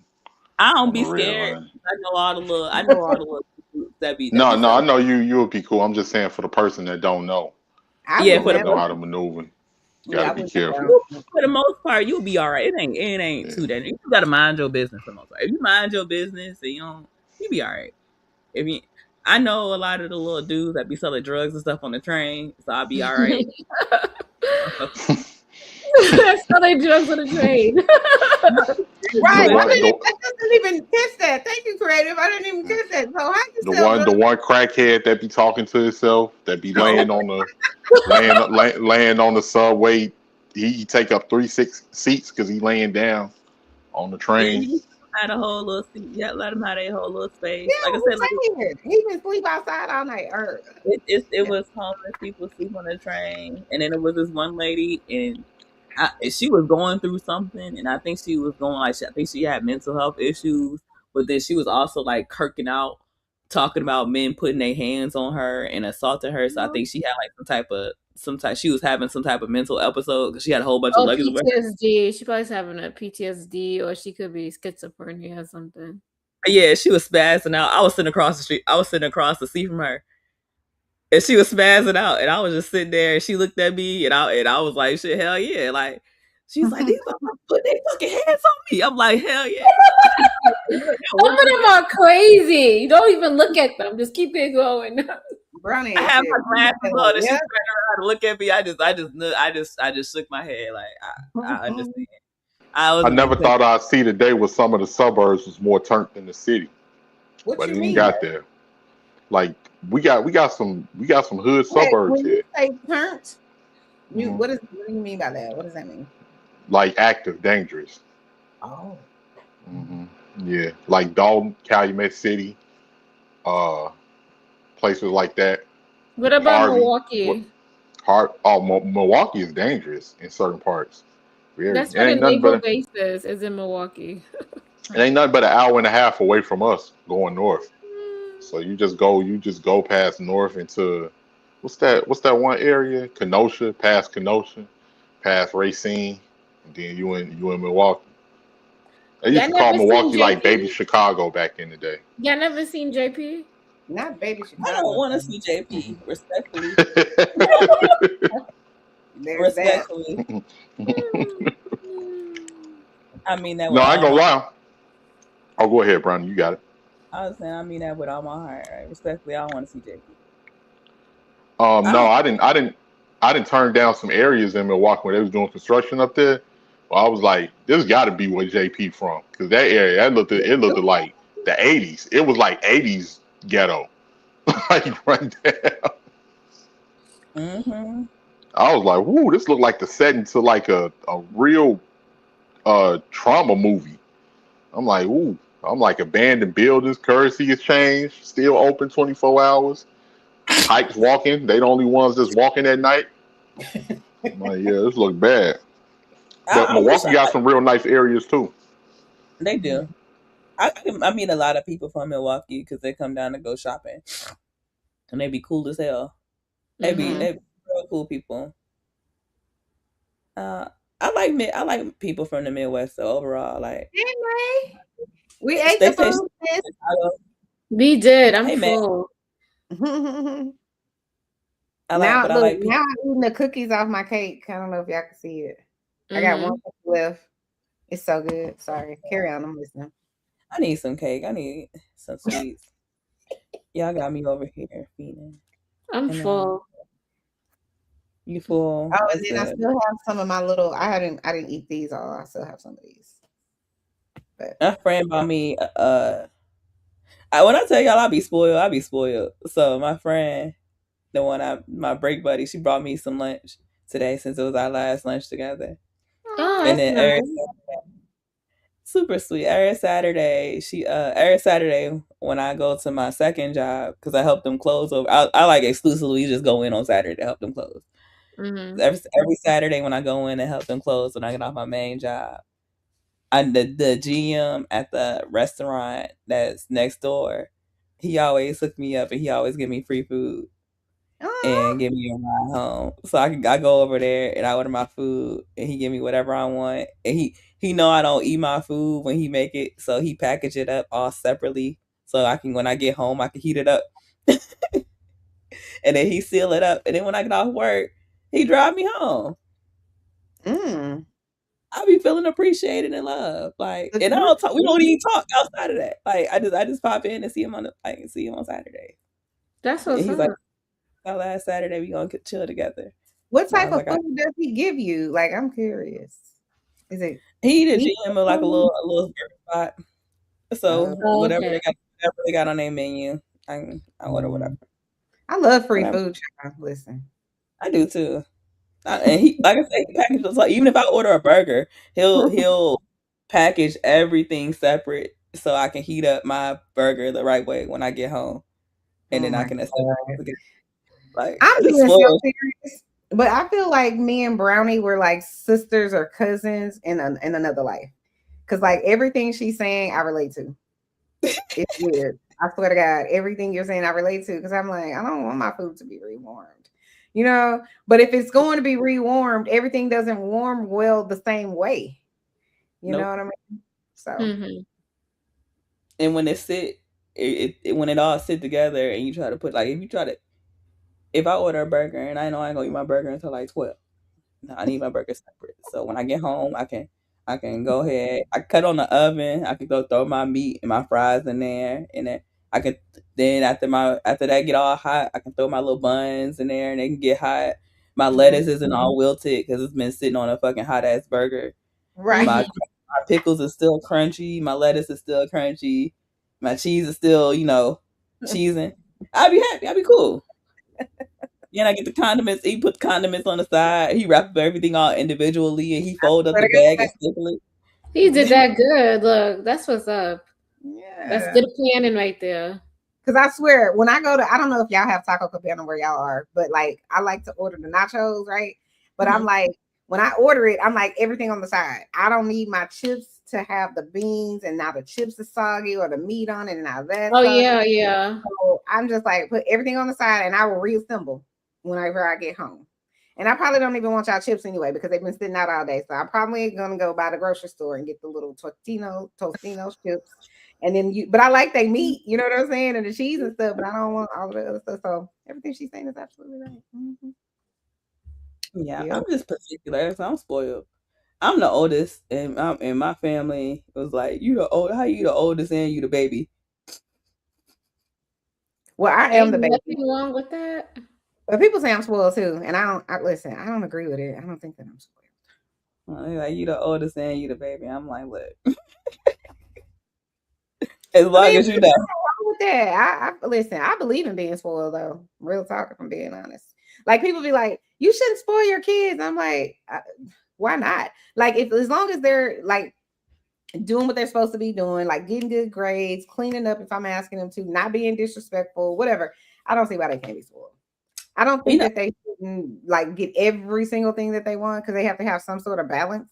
Life is gonna tell you no sometimes, you know what I'm saying? So, but I still feel like why can't they be spoiled? Like whatever. you, Because this is the only time in life, unless you become really well off or whatever, where you could really just not have to pay for nothing and get what you mm. want. You know what I'm saying? So like I'm just like, let them have it. I think I think it's nothing wrong with being spoiled if you're not entitled. And I don't Right. have an entitlement. Like I go and do my own shit, and I'll go get my own shit, and I don't ask. Like even though I know I got people that'll do it for me, like, I don't go out and I don't ask them to do it. Like even when like my parents, like anything I ask them for, like I don't ask them for shit. And if I do come to them and I ask them for something, they know it's because I really need it. Because they know if I really wanted it, I'll go out there and get that shit myself. Like I'll go out there and I'll have it. So if I call them up and I ask them for a favor, they know like it's a legit favor. Like they know I actually need it. And I'll Mhm. like, oh, you got to do like no. I need. Like And I when I agree with that. I agree with that because I feel like I probably would work 3 or 4 jobs before I would ask somebody for anything. I just feel like that's just how I rock. I'd rather not ask anybody for anything. But if I'm asking you, I must really need your help. You know what I mm, mean? Like I'm not probably gonna do that. But I also feel like too, like some people they'll be like, oh Chanel, she's spoiled. Yeah, you probably right. I probably am. But I work hard. You know what I mean? So why the hell would I not?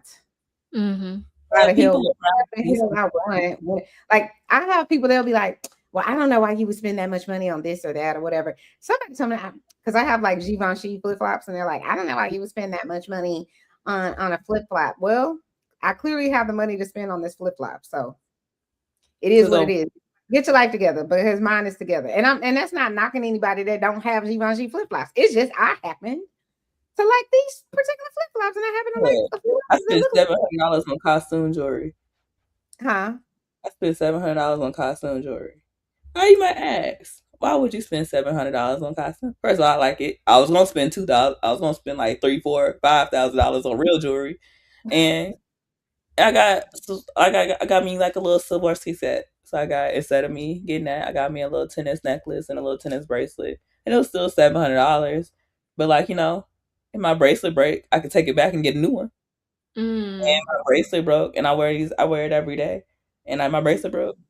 I walked my ass down to the store. They asked me for a copy of my receipt, and it don't matter where you buy it from. So I bought it from Macy's, and it didn't matter. I took it right to this Swarovski store, and they pulled up my receipt, and I showed them my receipt, and they went in the back, and they got me a new bracelet, and they put it on my wrist. So I like being able to, even though it's more, I like being able to go back, and if it do break, get it fixed, get a new one. I don't want to buy a fucking cheap bracelet and then it break, and then I buy another cheap bracelet and then it break, and I buy another cheap bracelet and it break. I'd rather just So buy. quality over quantity. Yes, and like I say, you get the warranty with it, and the warranty is for a couple years, so I can wear it for a couple years, and if it break for whatever reason, then I can get it replaced. And I don't gotta pay nothing. It ain't no hassle. And they was like, we'll make you an account, because it don't matter where you at in the world. If your shit break, you can go and get it fixed.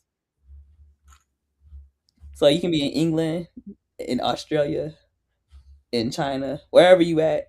If my bracelet gets broken, I can literally take it right back to the store and I'll replace it and give me a new one. And I love that. I love it. So it might not be, it's not the tennis bracelet that I necessarily want, but functionally wise, can't nobody fucking tell. And it look good. And if it break, I can get it fixed. And I like could tell it's your damn bracelet and you spend your money on it and you like it. And who gives a shit what other people think? I can't give two shits about what they think. No, not at all. But I know that people do listen. What I do know about people in this world, they definitely watch you. They watch you, they see what you have, how you dress, looking at your shoes, looking at your purse, and I just be like, I guess. Like this lady at my job right now, she's a marketer, and every time I come in there, because I just recently started working there, and every time I come in there, if I have on a new Louis or a new something, she's like, oh, she's a white lady too. Shout out to her, I like her, but she's like, oh, and she'll like get my Louis bag. She's like, and I do it because she's cute. You know what I'm saying? She's cute, but it's more of like I think that's cute that I also think she probably shocked because I'm a whole black woman, and every time she see me, I have on a different like Louis bag or something like that. So I do think that's a little bit shocking to her, but it's not like she on some hater shit. You know what I'm saying? Where it's just like, oh, she thinks she this.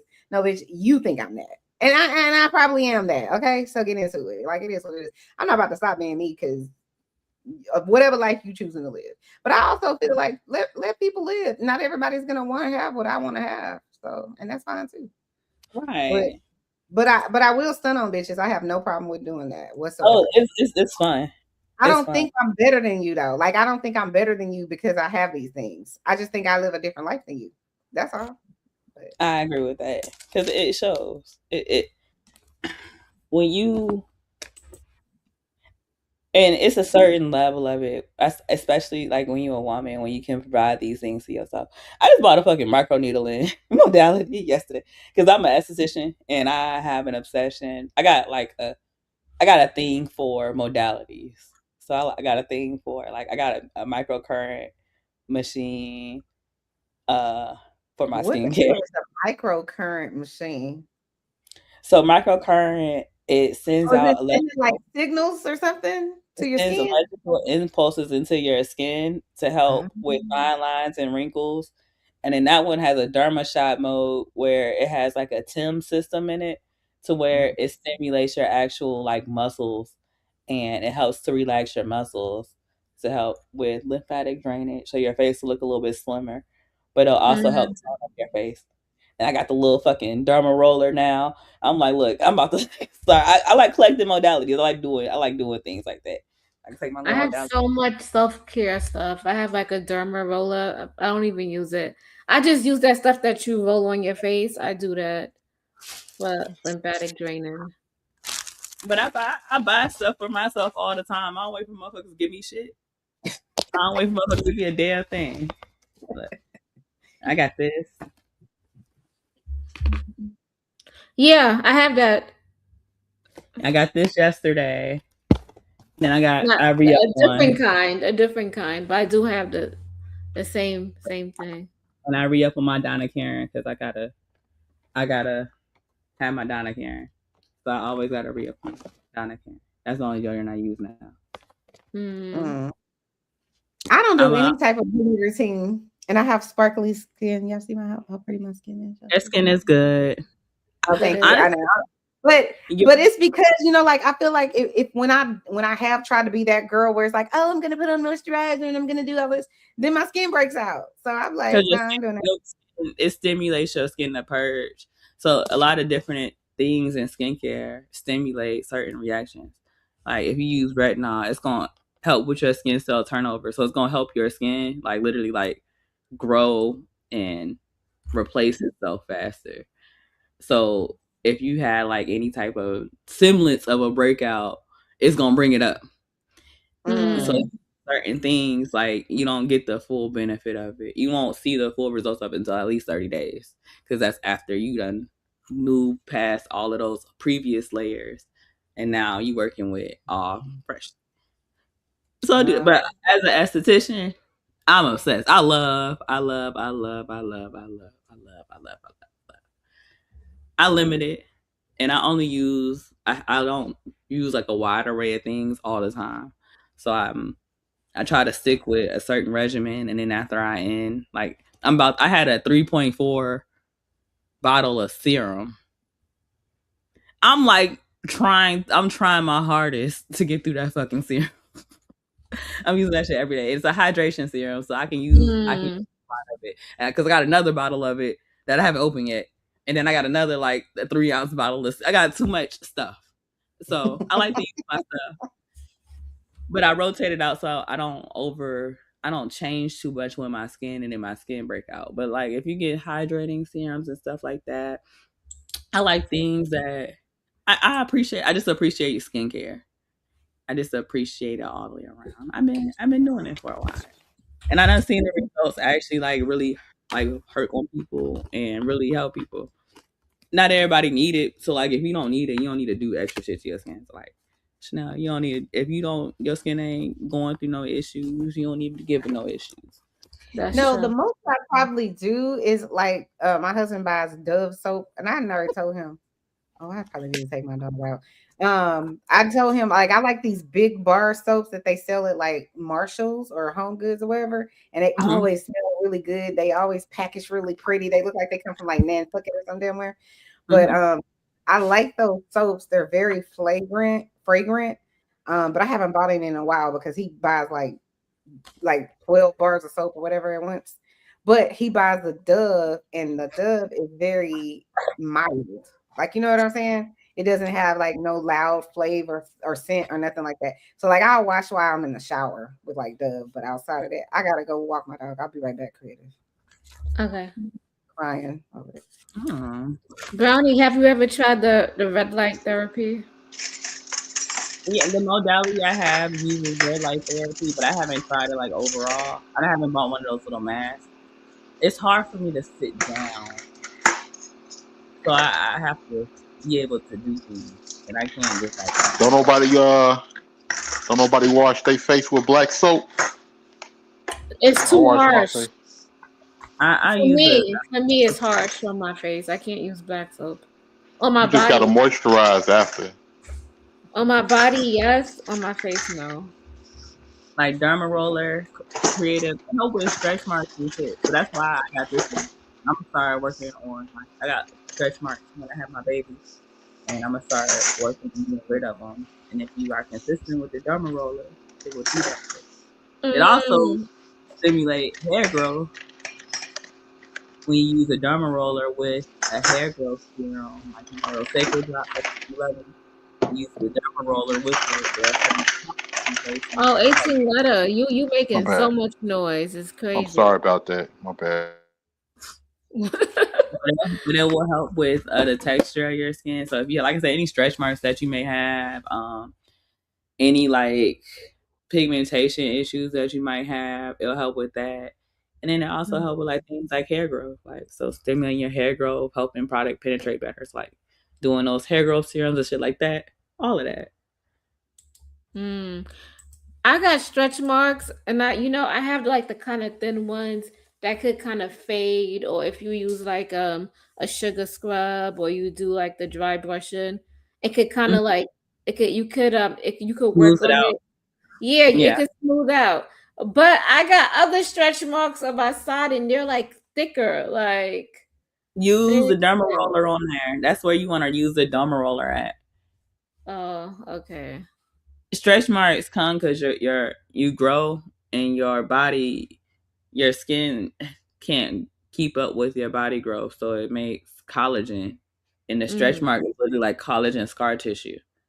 So when you use the microneedling and you microneedle over it and you derma roll over it, it starts to break it down, and then it can heal slowly. So it'll heal smoother and it'll reduce the appearance of it. Yeah, because on my sides, my stretch marks are super thick. But The idea is the idea a lot of times is to do a little bit of damage so it can heal back better. So kind of like pruning a plant. Like if you have a Yeah. plant, you might cut off a couple of leaves and do a little bit of damage immediately, but the plant will grow back stronger. So that's like the idea of like certain things with skincare. So you do small things over time. Like you do small damages to your skin, but it stimulates the overall growth of your skin.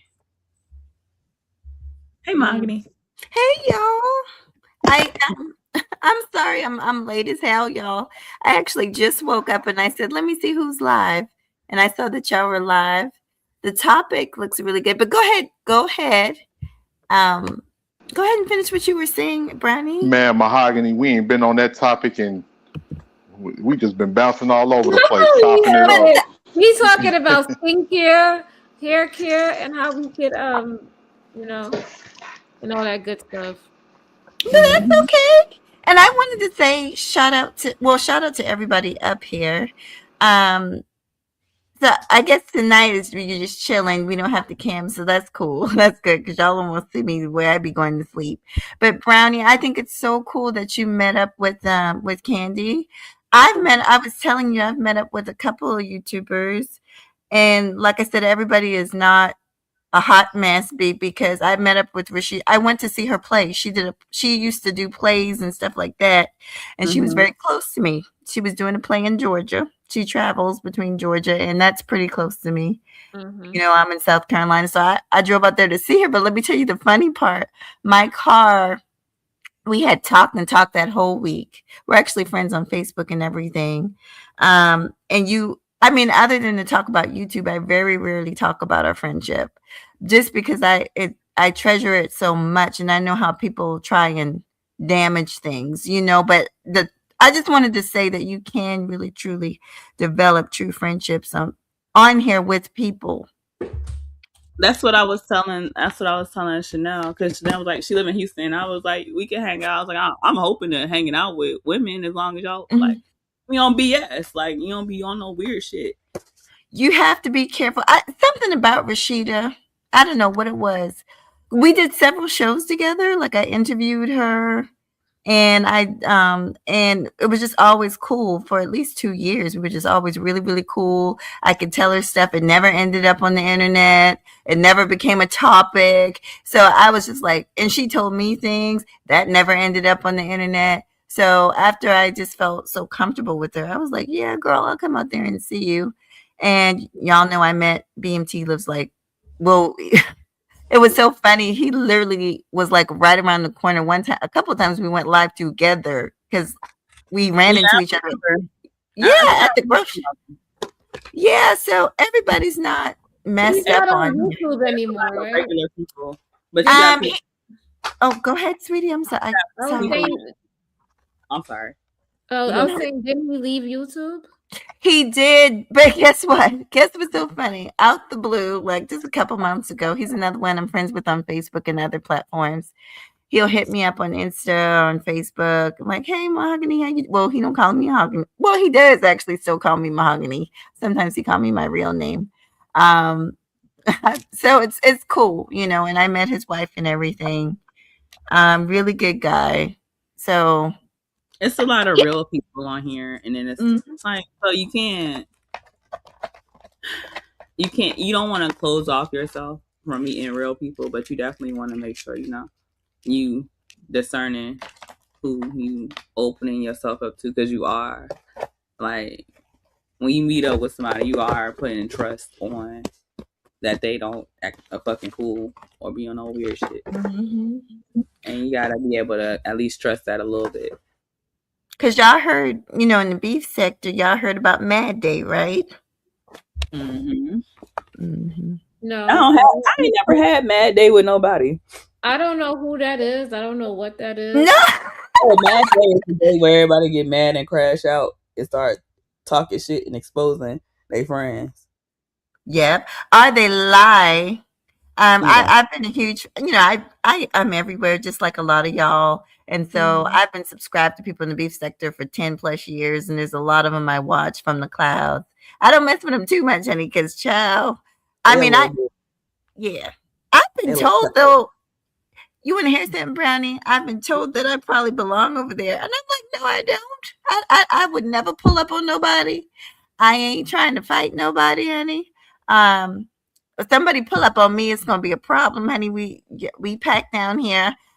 So no, it's not that serious for me. But there are some cool people in the B sector that I do believe. But basically, I'll give you an example, y'all. When Jay Wilson threw his cruise, right? He threw I think he's thrown multiple things. Yes. People, they'll lie. Like they'll take a picture. I remember when he had a party at his house and he invited some YouTubers. I want to say the YouTuber, but she took like a picture and there was supposedly a bug in his house. And then when they got mad at him, they were like, oh, Jay Wilson got roaches. So, you know what I mean? These people just make up stuff. I don't even think it was true, but it was just like, you know, anybody can have a bug that comes from outside, but that's just so petty. But that's the type of stuff that. Remember that one trip that they went on a cruise, and then the two ladies were sharing the room, and one of them, they came there on Mad Day, they hopped out and started talking about how the other girl won't flush the toilet. Yep, don't wash, smell bad. I said, Lord Jesus, these people ain't shit. Oh my.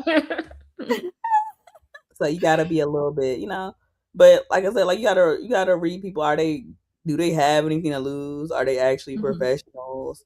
Are they absorbed into YouTube, or do they have like actual, you know, connections and networks and a reputation outside of trying to get internet clout? Think like, That's okay, right. like she a professional. I wouldn't mind meeting her with Chanel. She a professional, and I don't think she would be on no messy shit where she be trying to like weird shit. Like with Candy, I ain't feel like Candy was gonna try to be on no weird shit. And honestly, she won't. We won't eat. Like I said, we kicked it so long before we even remembered to hit the button. And that's how you know. Because you'll walk up, somebody will meet you, and immediately they on live soon as they fucking hop out the car. Ciao. Camera in your face. No life. Camera in your face. Ain't no private moment. You might not even know you being recorded. Oh. Yeah, that's I true. heard Dusty said that the other day. He was like, this person was on live, and I didn't even know it. Dusty, I just want to say real quick, hey, good morning, everybody. Hey, Good Meg. morning. Good morning. Hey, I don't mean to interrupt. I'll wait. No, you good. Good morning. Grand Rising Queen. Miss May, you had something to say, love? No, I was just saying good morning to everybody. Oh, okay. What was y'all talking about when I was gone, while I was walking my dog? Mad Day, and just being careful who you meet with. Some people are cool. Some people are. Hey, sweetie. Some people are very cool on here. I was telling Brownie when her and Candy went live, I've met like 6 people. Some people know. but some people don't know. Oh, I didn't even finish the story. When I went to go see Rashida in her play, my car started overheating and I was very upset. So I called her crying, upset. I was literally pulled over on the side of the road, car smoking and popping and bubbling. I actually did go live from my car, just showing that I was on the side of the road. And she was like, don't worry about it. We've been friends for years. We've been cool for years. I travel back and forth. I'm doing multiple plays. And then we started kind of planning to, because I asked her to put me in one of her, Rashida Strober, she's a quote unquote dark skin activist, and she does things with dark skin. And I love her. I'm a huge supporter of her work. And anyway, so that really was the budding relationship. That's when we really got close. I'm talking about like everyday phone calls close. And that right there, because she was like, oh my God, I never had somebody that wanted to see me so bad, because I was actually crying. And she was like, don't worry about it. Things happen. Yeah. And so anyway, I went on vacation. Long story short, I went on vacation in North Carolina, and she was close. She was in Georgia. So every time I get close to her, I'll call her up and say, hey, me and my family are here. Me and my friends are here for the weekend for a few days. You want to come by? Da, da, da. Here's the address. Here's this and that. And nobody on here knows that. But when Candy and Brownie did that, I was like, okay, yeah, some of these people are very, very nice people. Mm-hmm. Mm-hmm. Yeah, this Yeah, that shocked me. I was like, oh, I didn't even know y'all lived in the same area. Well, She live outside Chicago. I live in the city. I was like, come. She's like, oh, I want to hang. I'm like, all right, you can come hang out. Like, yeah. Like, yeah, we can grab something to eat, and we can do something. I'm always down for a good time. And I was telling my coworker, I was like, we had a good time, and I know we had a good time because we were sober. We weren't out getting drunk.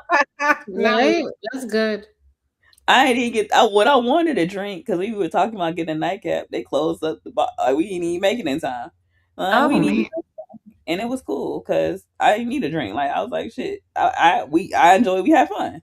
When I came on the live, y'all were like sitting in a booth, and y'all look like either cousins or sisters, like people that like really liked each other.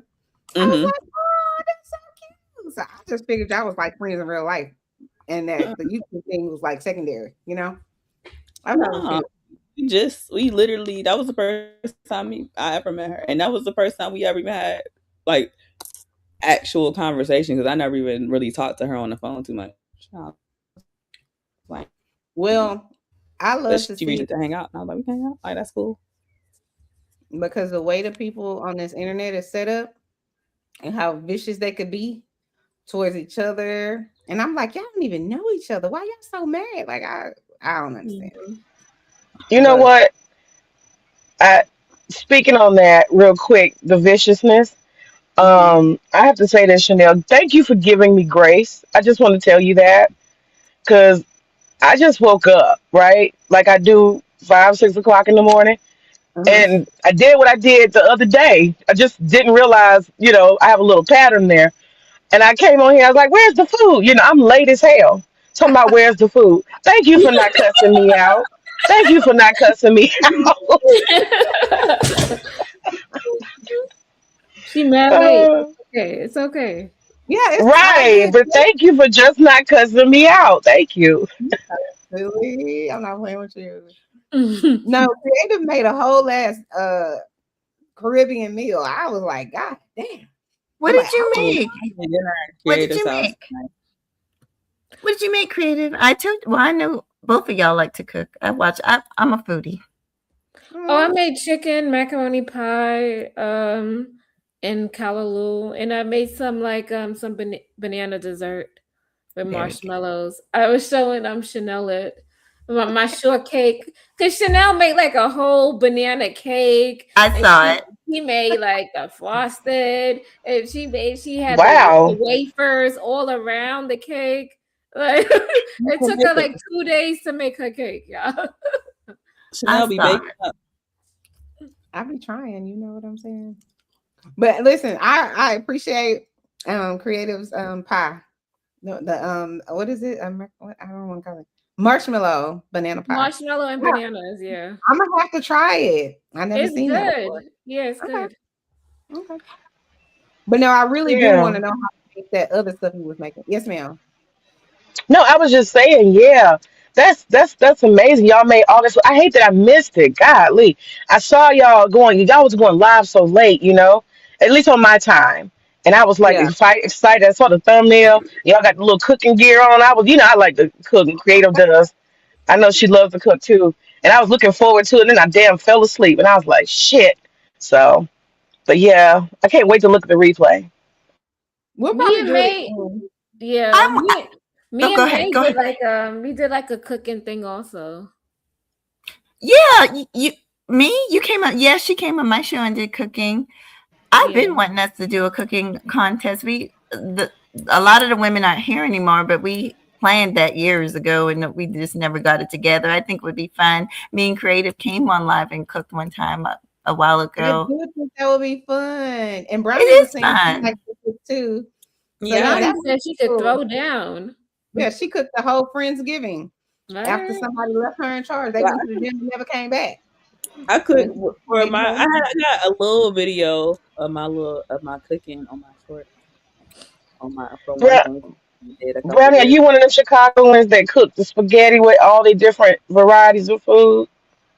You know what, May? I grew up in Virginia, so a part of me is not What does used to that mean? Hold on. Hold on. because okay, so Yeah, I'm the kind confused. of the Midwest in the Midwest we eat catfish with spaghetti.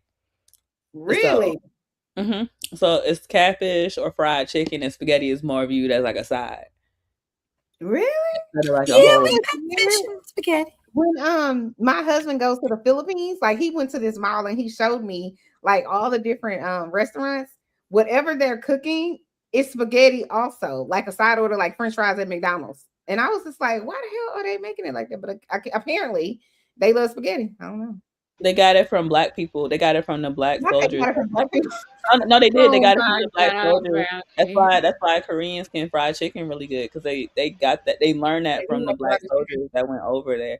So they got that like they got that from the black people and that went over there, and then it eventually warped into their own like Asian rendition of a spaghetti, which they shit don't taste like fucking spaghetti. They should taste Oh, like noodles and ketchup with hot dogs. oh my God. They be doing too much over there. I don't know what it be. I'd be like, what the fuck is this? They be doing a lot. Yeah. I have a lot of friends from Chicago, and like almost every party event I go to, they got some spaghetti. So I'm like, folks from Chicago like that spaghetti. But you know what? We It is do an so funny. infusion over here. So like the first night we do like spaghetti, how I'm used to eating it in Virginia, where we have our bowl of spaghetti, our garlic bread, our salad. Then on night Mm, two, when we still got leftovers, we switch it up. I'll fry some yeah. chicken or something. Now we got spaghetti and fried chicken, make it a little bit But different. spaghetti is a meal on its own. I don't understand how y'all also having fried chicken on It's top of viewed it. as a side out here, and like people that grow up out here, like even my dad make catfish and spaghetti. Like Mhm. he'll fry up some catfish and make some spaghetti. So that's just how it's Maybe it's just me and Creative. Creative, do you eat spaghetti with it's catfish or chicken wings? I could if I don't make like a meat sauce or there's no meat in there. I would make it as a side. Why is she laughing? I see it as a side, but if there's a meat sauce like Wait a minute, chicken you basically Alfredo, saying if it's just a pasta. So for example, if I was making fried chicken in my house, like chicken wings or something like that, then I would make, let's say, macaroni and cheese as a side. So I can see it like that, but I wouldn't yeah. make macaroni and cheese and put ground beef in it and make like fried chicken. No, I I couldn't do feel like it that. would be its No, own no. meal. I don't mix meats though, so I don't. You don't Only mix time meat. I eat ground beef is like the week of my PMS, so I can give myself some more iron because it'd be hard out here for a pimp. That is Brownie, a you hat. are a different individual. This girl said, "I just need the ground beef for the iron. That's it, y'all." But that is real. That is, I'm telling you, every so often because I'm anemic, and every so often when I start feeling really, really weak, I start naturally craving liver, and because I grew up eating it fried liver with gravy and stuff like that. But you know what? It's very good. Like nutritionally, it's It is good so for good you, for for your you. body. Yeah, I And agree. I feel better It is immediately. good for you. So certain things like my body it need more iron. I'm anemic too, so I know I need more iron. And Why do you feel like all black I'm women are anemic anemic? also. That's I fine. But feel I like like all what you black guys. women are iron deficient. Like, are It's y'all iron common. for anemic? me, it's hereditary. So it's like the way we don't have sickle cell that runs in our family, but our blood cells are still shaped a little bit differently to where it's not able to hold the full amount. So even at even at the most, I'll be like at the minimum baseline of low iron. Like I You can think take it doesn't absorb, like your it, body doesn't absorb it? my blood cells just don't hold the amount of iron that a regular shaped blood cell would hold. In my family, I found this out after the fact, after I had to have a myomectomy surgery. But apparently, because no one's coming to a 12-year-old saying, the women in our family suffer from fibroids. But apparently, and I literally talked to a lot of the older women in my family, almost everybody has had to have fibroids removed or a hysterectomy or something. But basically, that's when I first noticed the problem. And if you know anything a little bit about fibroids, they can drain blood, actually, just like blood fuels your muscles and things in your body. Fibroids can basically steal. They can steal a lot of the nutrition and stuff from your body. And so that's when I became anemic, when I found out that I had fibroids. And I'm praying, but I heard I got another one. I just had surgery a couple of years ago, and unfortunately, I think some of them have returned. But I feel like that also runs. I feel like that and endometriosis like runs in like I don't know if it's I feel like it's an epidemic, but that's just me in my mind. I don't have no actual research. But it seems like almost all the black women I know have some form of either they had a fibroid cyst or they have endometriosis, which is like I guess a growth or something of some yeah. sort. Mm-hmm. And then they have to end up having surgery because it's like so painful or whatever. I just think I don't know what's going on. I don't know if it's in our food, but I'm like, well, it can't be in our food if it seemingly is mostly us. You want to know what it is? I don't know. It's in our beauty products. It's in our beauty products. Oh, what is it? From a beauty professional, they don't put this like even down like for black women's hair, for example. Black women's hair products that are made, created, and targeted solely towards black women have higher levels of toxic chemicals, hormone disruptors than shampoos that aren't marketed towards black women. Brazilian hair and shit like that. Even a human hair has lead. It'd be laced with lead and all types of carcinogens. Oh my God. And May shared, and I watched it. That's true. But go ahead. I'm sorry. And braiding hair is extremely toxic, and it also has those chemicals. And because we wear our braids for an extended period of time, it's not like you're just getting that exposure for that moment. You're exposing yourself to chemicals for a prolonged amount of time. So I think a lot of ways on why the way they target black women is by doing things to our beauty products. And we don't necessarily know that, but we drive the market for beauty too. Can I tell you something? Oh, and then I'm gonna let y'all have it, but I just got to add on to that. I'll go live sometime later about it. But me and my son, I actually had a fit. A couple of things I found out that they're doing, not necessarily, they can't just come out and just say that they're doing it to black people, but we know it affects primarily poor inner city black people. And anyway, I used to work. I'll just say it. When I was in college, I had multiple jobs. I worked in the mall. I worked several jobs while I went to college. But I used to work at City Trends out there in Myrtle Beach, honey. And I'll never forget. I started like unpacking the stuff. I was working register, and this one day I started unpacking the stuff. My manager asked me to unpack stuff, so I went in the back, started unpacking stuff. Girl, the purses from China. There is like a package that they take out before they sell it to the customers, and it clearly says warning, may cause birth defects and cancer. What? If I'm lying, as a matter of fact, because I saved one of the damn texts and I kept on saying I was Oh going my to do God. a I believe show, you. and I lied to you not. And when I went ahead because I got angry. I got angry and I started looking through all the purses and I asked my manager, I said, are all these purses like this? And it wasn't all. I noticed but it was basically the non-name brand, kind of the cheap knockoffs, the patent leathers, but they all had the sticker, y'all, and I about got sick. I actually got really upset, and my boss made some slide comment, and she was, she didn't say anything. I was like, well, why are we taking these out of the bag? And I stopped taking it out of the bag. I left it right in that bag so they can see, because it's illegal. I feel like what they were doing was illegal. I feel like it's a warning there so people will fucking know. Excuse me, French, but it's a warning there so people will know. You got pregnant women that shop in this store. They're touching on this material and all this stuff. So I was actually upset. I actually quit the job not too far after that. Maybe a couple of weeks later, it was some other stuff going on too.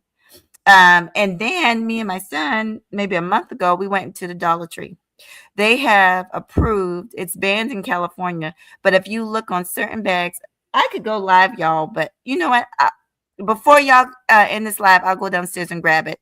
But they got certain foods in small print that said, hey, this product is banned in California and such because it's known to cause cancer, and they sell it in the Dollar Tree. And guess what? The word's so small, you think an elderly person or a child is going to pay attention to that? It's smaller than the ingredient word.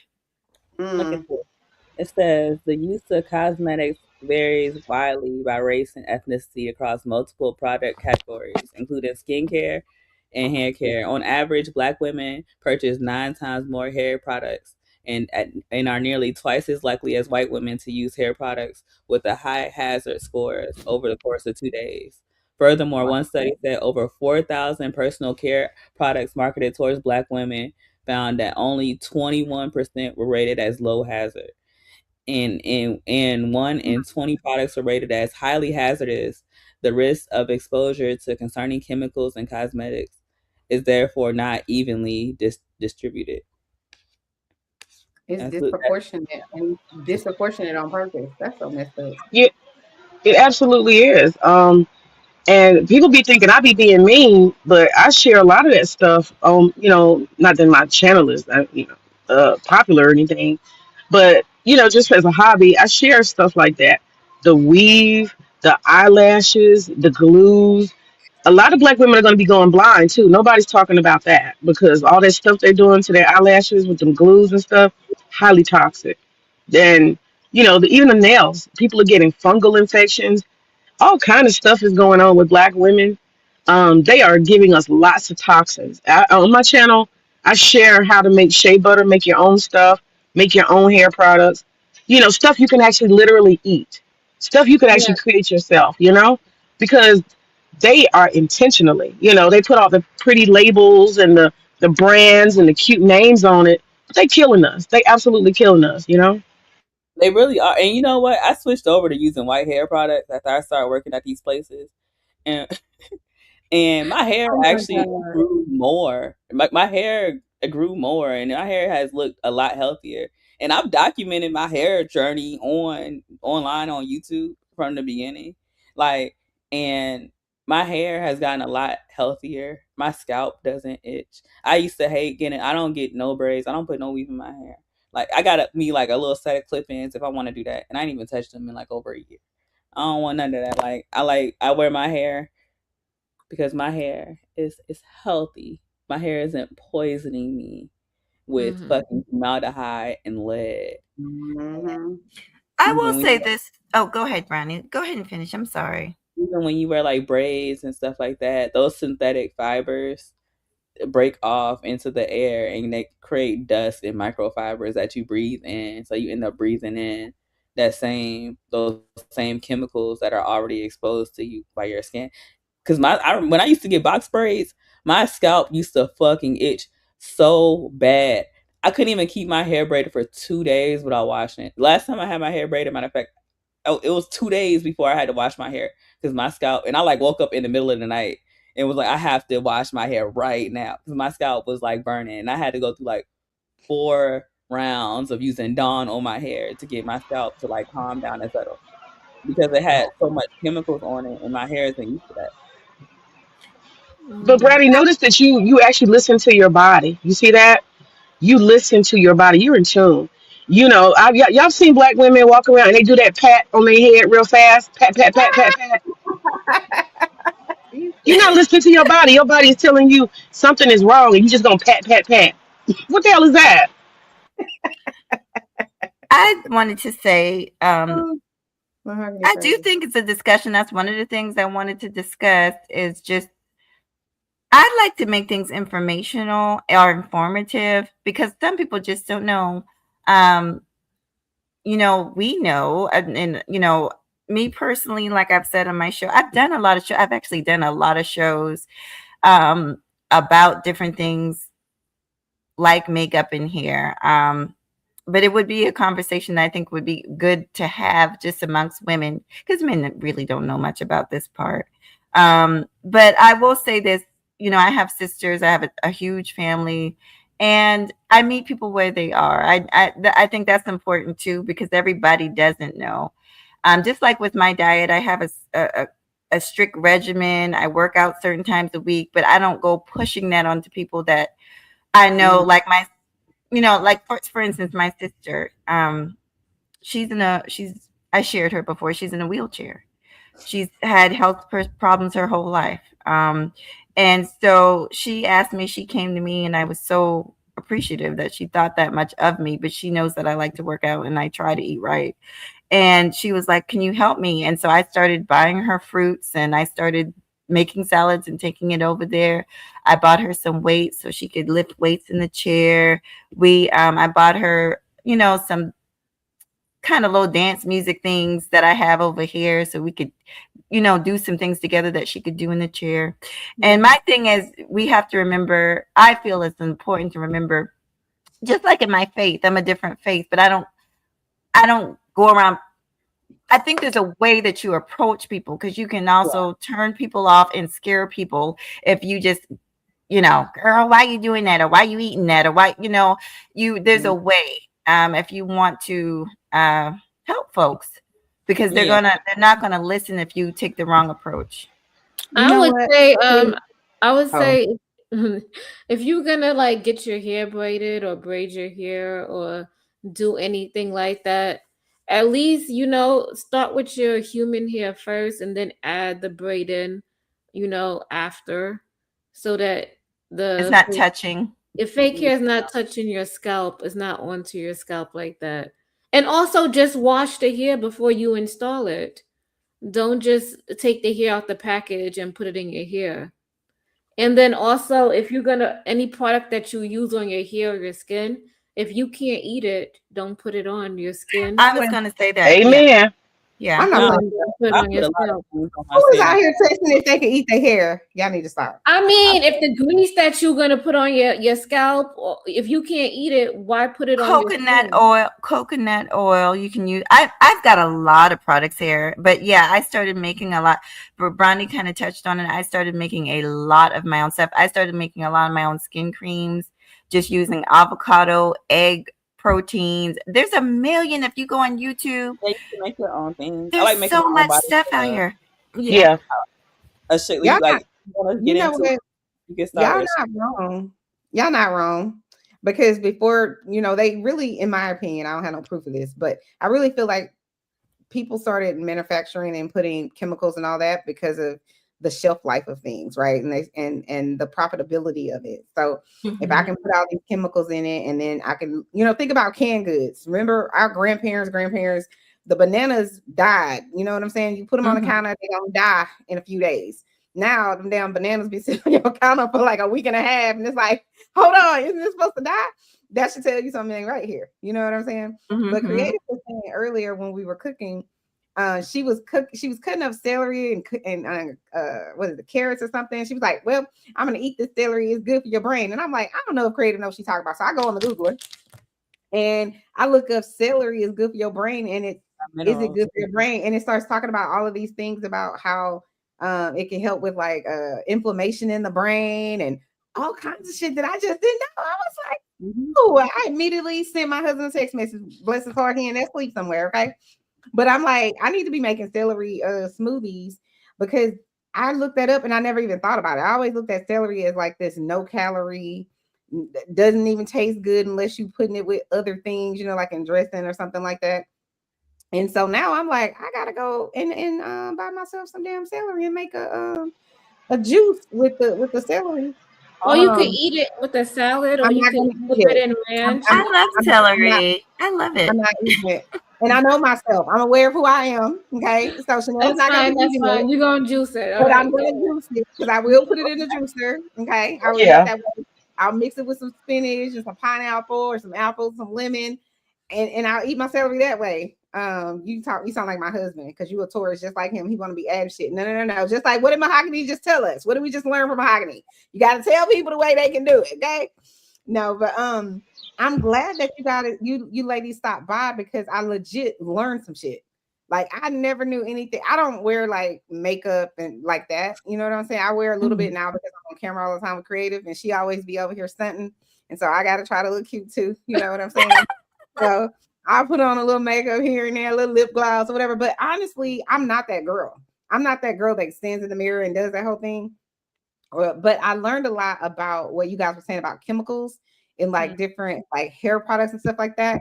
And especially in the weave, that shit is shocking to me what you guys, you know, disclosed here today. Cause I've been going to the weave place since I could work, probably even before then, you know, but probably like in high school when you could afford to go, you know, buy your own weave or whatever.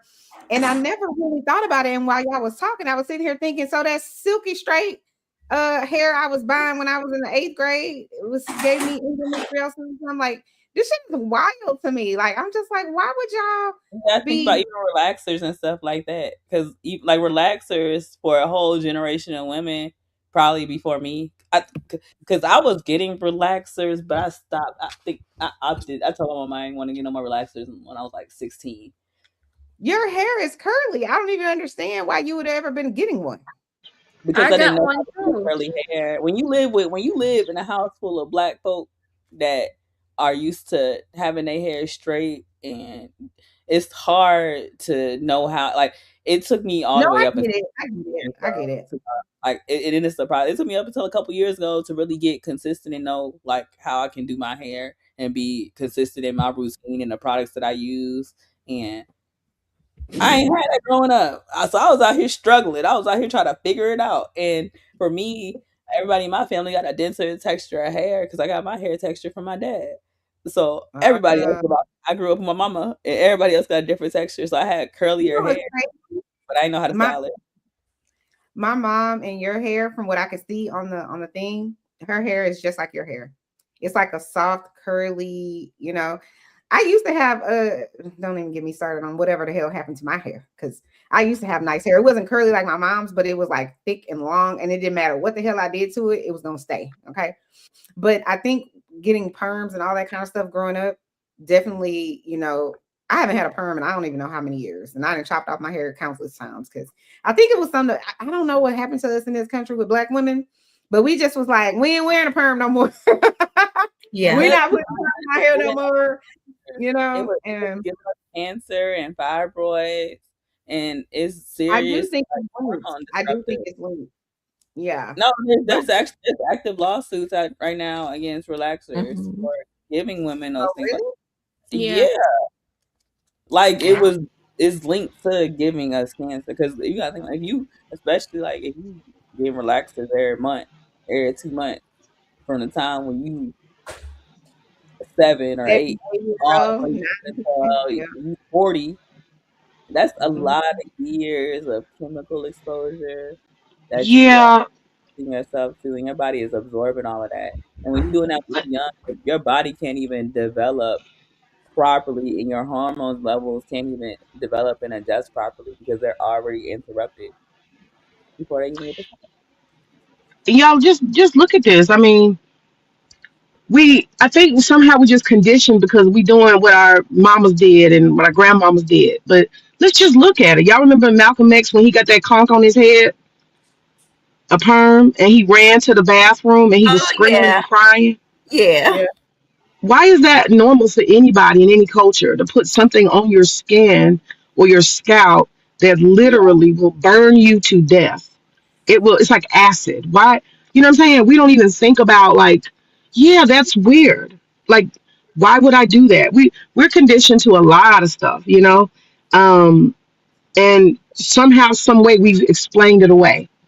We're not using like reason and logic, you know. And one of the things that's really crazy to me is I've been watching some of these videos where black women are neglecting their real hair because of wigs. They're putting wigs on their hair and they're going like 6 months without washing their own hair. Y'all know what I'm talking about?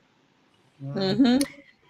They go. They I get There's their. know. whole videos of them like having to pull like trash and debris and dirt and just all kind of stuff. And I have a couple of videos I put up, and they have gone 3 months, 6 months without washing their literal head at all. Well, I want May to finish. Not after May. I'd like to say something about that. No, I'm done. Good point. I will say this one thing about social media. I tell my mom this all the time. It's a blessing and a curse because my mom is not cool with social media. You know, she's 75 years old, but just like all this good information up here, Brownie and May was talking about the chemicals in the products. There are videos. Chanel, all you got to do is put toxic chemicals in Black women's hair care on YouTube, and a ton of videos will pop up.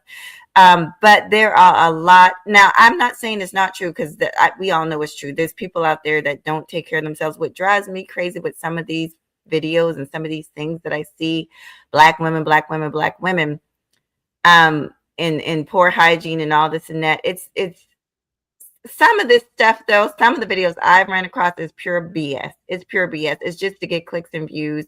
And so we got to be careful because one thing, and that's one reason I'm running out of this space. I am so tired of the negativity when it comes, because you got people on here. We know that most Black women ain't getting down like that. I have a huge family full of Black women and Black men, but none of us are not washing our hair for no 3 months at a time. And just the fact that there's so much negative stuff online.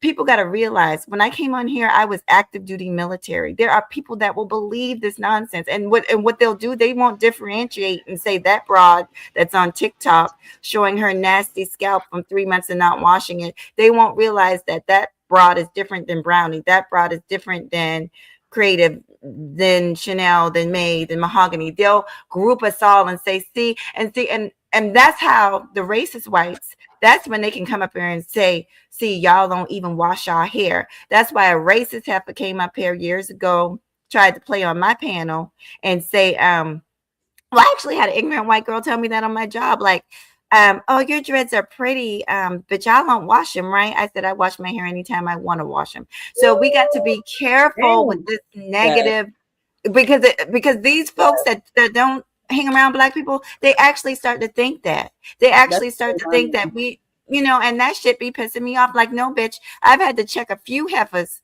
out in my field about my hair and about saying certain type of ignorant shit to me because you don't know me, heifer. Ignorant shit somebody said to me. What? Okay. And it won't even like this Hispanic lady. She walked up to me and I had my hair out curly. And at first she was like, "Oh, your hair is so beautiful and it's so curly and it looks so nice." And then she was like, I bet Black men like it." And I was like, okay, where are we going with this? So I'm looking at her. And I'm like, all right, thank you. And she was like, any Black women that don't compliment you on your hair, they're just jealous. And I'm like, she probably got a Black man. She got a Black man, child. I'm why telling would you. you tell Black women compliment me the fucking most on my hair? They hating on you, Brownie, because let me tell you, when I worked in the mall, I used to see them. Those interracial couples, not all of them, but I used to see them. And they would see me or see it. There was another gorgeous, gorgeous young girl. She was like 21, 22, beautiful, tall, chocolate. I mean, supermodel type girl that I used to work with at the jewelry store in the mall. And I would see how they would give her nasty looks. They would, because they see their man peeping at her or peeping at me. And And that's why that's another topic that these men don't want to have. They don't want to have the conversation that, and I've said it, I don't care what nobody said, there are some white women that are absolutely jealous of black women. I've seen it, I've worked with them, especially when you are higher ranking. If you're higher ranking, or if you're in your job, you're their superior, they can't stand that shit. They're like, who is this nigga heifer over me? They don't like that. Oh yeah, they do not like it. And I've had to check. I came on here, I took the video down, but I came on here ranting about it one day because and I'll be quiet after this story. She had 5, if I'm lying, I'm flying. My best friend knows because we laughed. She got 5 kids by 4 different black baby daddies. And it's so weird that these men get up here and talk about us, but they'll go over there with them, be a stepfather, fine. Listen, I don't have an issue with that, but what you're not going to do, Heifer, is come for me, as raggedy as you are. I got married to my son's father, okay, and I can count the amount of men I've been with. Me and you are not the same. But she would make little comments. She would make little comments every time, especially a pretty black woman would come in. Oh, did you see her hair? Look, Wow. why did they braid the baby's hair so tight? That's none of your concern, Heifer. That is not your culture. It's none of your concern. I mean, her, of course, yeah, we bumped heads because I had to let her know. Listen, just because you sleep with black men, you're still not a black woman, and you don't get a part of this conversation. Okay. All When you right. talk about microaggressions, why this lady? Okay, I was at work. It was my last. It was yesterday. I was my last day, and I'm there, and this African man, he walk up, and like I said, I work in luxury sales. So I was on my phone when he walked up to me, and I was just scrolling through. I was probably looking for something to listen to on YouTube. Just scrolling through my phone, and he walked up to me, and he was like, "I like your approach," and I was like, "Huh?" And he was like, "All these people in here too aggressive and pushy," and I was like, "Oh," I was like, "Well, I can show you around or whatever." And so he's talking to me and he goes through his phone and he shows me like his cologne collection and he shows me like how he got like this extensive ass cologne collection. And I'm like, okay. So then like I asked one of the ladies for like, I was like, yeah. So I was like, I need a question. Can you answer me a question so I can like tell them? So they like took over and it pretty much booted me out my interaction with him. So I was like, all right, cool. And I walk over and go back away because I'm like, he don't need to be surrounded by 3 people. Like that shit crazy. Like I'll just move Right. around. So I move around and go back to my spot. Then you know that lady came to me 5 minutes later and was like, some of these men, they just, do you know he complained about me? He said that I was too aggressive. Some of these men just want to come in here and waste time. They just want to come in here and talk to women. I see him over there talking to you. He just wanted to come in here and talk to you and waste time. And he wasn't actually looking to buy anything. He was looking to buy something. He was looking to buy a couple of things. You turned him off because he didn't want to talk to you. And y'all was doing weird shit and y'all stepped on my toes. And instead of me being aggressive about it, I just fell back. Instead of me pressing the issue, I just fell back and I went about my way. And when he came back up to me, he told me that he didn't like that. But for her, she assumed that he was just in there trying to talk to me because he didn't want to buy nothing. Like, no, he didn't want to buy nothing from you. He didn't want to Right. buy you from you. Brownie, I had a quick question. Mhm, You know, when you go in the nail salons, they have the chemicals, and so they have to wear the face masks and stuff for the mhm. nails. Is there, because I haven't looked into it, so that's why I'm asking you, is there any way for people to get like natural, non-toxic? Is there a system of, for nails, like extended nails? Have you heard of anything? Gel X, but that Gel X is still toxic. It's not as toxic because it doesn't have the fumes and it don't really have too much dust to go along with it. It's a lot cleaner process than acrylic, but it's you still have risk even with gel. Like you can develop an allergy if you get if the gel cures on your skin because it's close to like a resin, so it has that acrylic in it, so it can give you dermatitis, or it can give you an eczema, or you can get allergic, or you can develop an allergy to all gels and resin based materials. So like any type of super glues. But if you don't get it in contact with your nails and it's done properly, like you won't have any reaction. Like my nails stay done. My nails stay done. Like I have to give. I get my, like I said, I'm in sales. Like people looking at my hands, I'm pointing at shit, I'm grabbing shit. I'm like, I gotta have pretty I gotta have pretty hands. Like y'all be looking crazy. My hands don't be done. My nails don't be done. I gotta get my nails done because it just helps.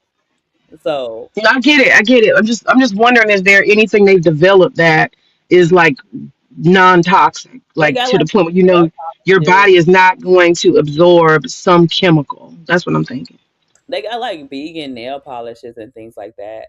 Or you can even do like a press on with like a glue with a glue tab, and your body won't be absorbing chemicals and you'll still have the look of your nails being there. Or they got these cute little things and they use them for the halal girls because you know they can't get any nails done and they can't. It's like you got to decide. Right. You got to first because you have to understand different cultures because then you can use different things. So like for Right. them, since the way they get their eyebrows done is they bleach their eyebrows into that art shape. So they don't wax their eyebrows because waxing is against that religion. They're not supposed to wax. So what they do is they have these rings that you put around your fingertips and you can stick press ons to them.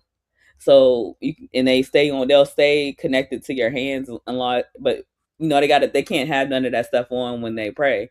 So they can pop them off, and they can pop the rings off their fingertips, and their nails will be off, and then they can pray, and then when they get done, they can put them off. They can put them Oh back wow, on. I never heard of that. Wow. Yeah, let me see if I can find it for you.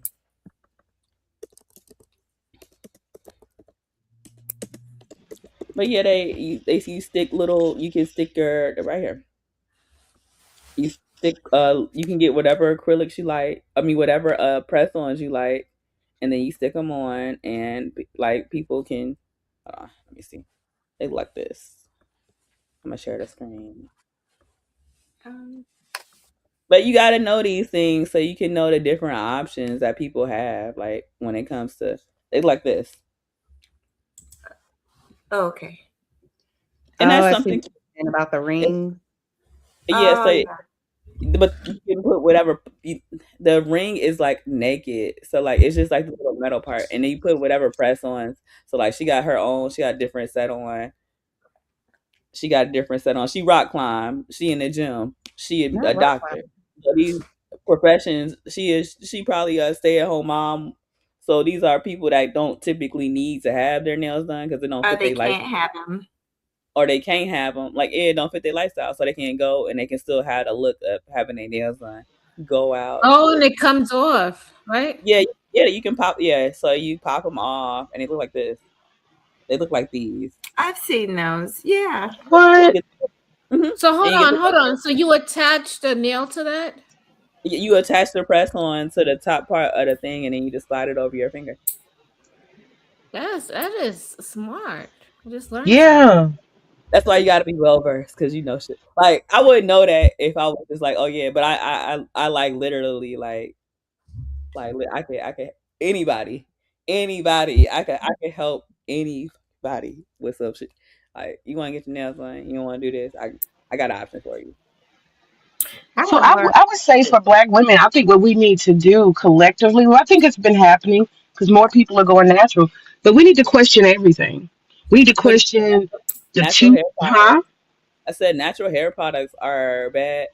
Natural hair products are damn near the worst out of all of Yeah. they're worse than relaxers. For Really? real?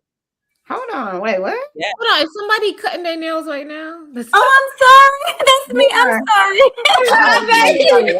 Somebody doing their nails. That's funny.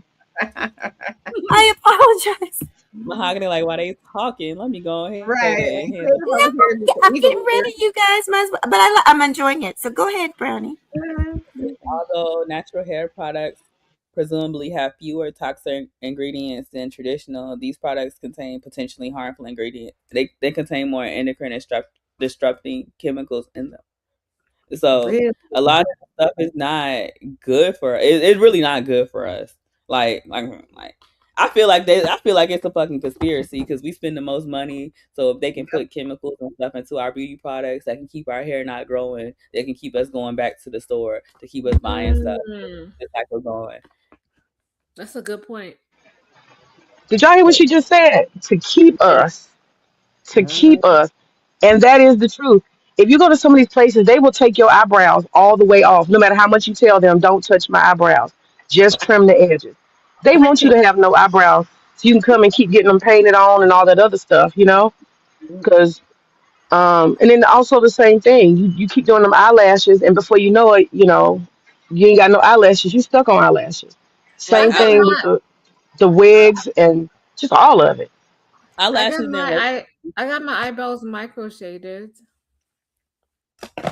I mean, that's not a new technology, but with the micro, that's because that's similar to tattoos. They use the pigment and they use a little thing. Oh, those are And natural eyebrows?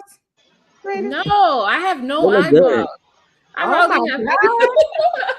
Yeah, they That's what look I'm good. saying. I They do will have take your eyebrows, eyebrows away from you. They will but it's take your not. eyebrows away from you. But Creative always had thin. I think she always said that her eyebrows were thin. But ain't nothing wrong with that. I got thin. I kind of color mine in with a little pencil. I got thick ass But eyebrows. now I got the micro shaded. So. But I'm just saying, do y'all see what I'm saying? How they will keep doing stuff and messing with your natural body to the point where you have no choice but to get other alternatives. I'm not saying that in negative, I'm not saying the judgment, but there's a pattern of that. You see what I'm It's saying? Your edges are gone, now you stuck on a wig. You see what I mean? I Yeah. didn't, when it's stuck on your wig, like even like with the weave I cycle. can't with me. I've done everything. So I used to be quick sorry. I used to be fucking sewing sorry. I used to 2012 before all of these bitches was rocking long hair. I had my fucking wigs going out to my fucking ass in Did fucking you? 2012. Yes, Now absolutely. you In see her 2012. with the video. I look. No, I didn't. I don't want to start any drama, but her last video when she posted, she had a nice her hair done. I was like, okay, Brownie I used didn't to see be it. wearing them, slaying those. No, I don't know if I you had wigs literally. or what. I'll show you on Look, my let me Instagram. go find. Let me find out. Hold on. Look. Let me go look. Yeah, Brownie, I what's saw your Brownie with a channel? wig on, but it was like a long time ago. She was wearing some kind of leopard dress or something. That's Yeah. the video I What's saw. your name? Brownie? I'll show What y'all is it other called? one. Brownie. This What's the name of your channel? Brownie Ellie. Brownie L. This one right here. Let me see. I gotta scroll back. It's the one that they showed on Pop Out TV. I Right. don't remember creative. That's why I'm Chanel, asking you her. know, Chanel is kind of. I'm not gonna say that. Good.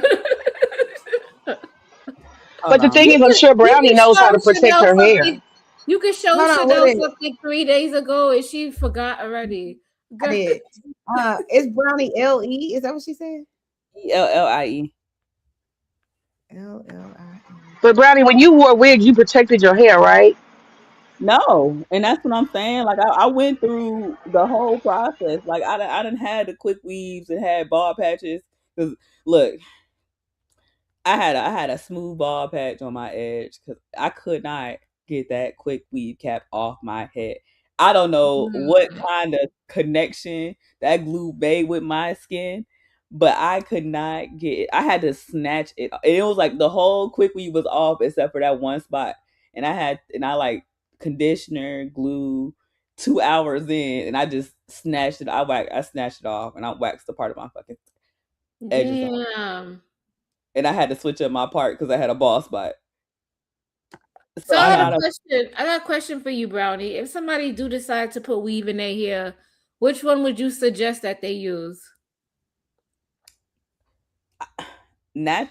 Okay, so human hair would be better Mm-hmm. for health wise, but I don't know. I wouldn't suggest not to because it I all definitely gives can't find Brownie's channel. I don't know where it is. What about it's crochet? How do crochet. you? It's still that same synthetic braiding hair.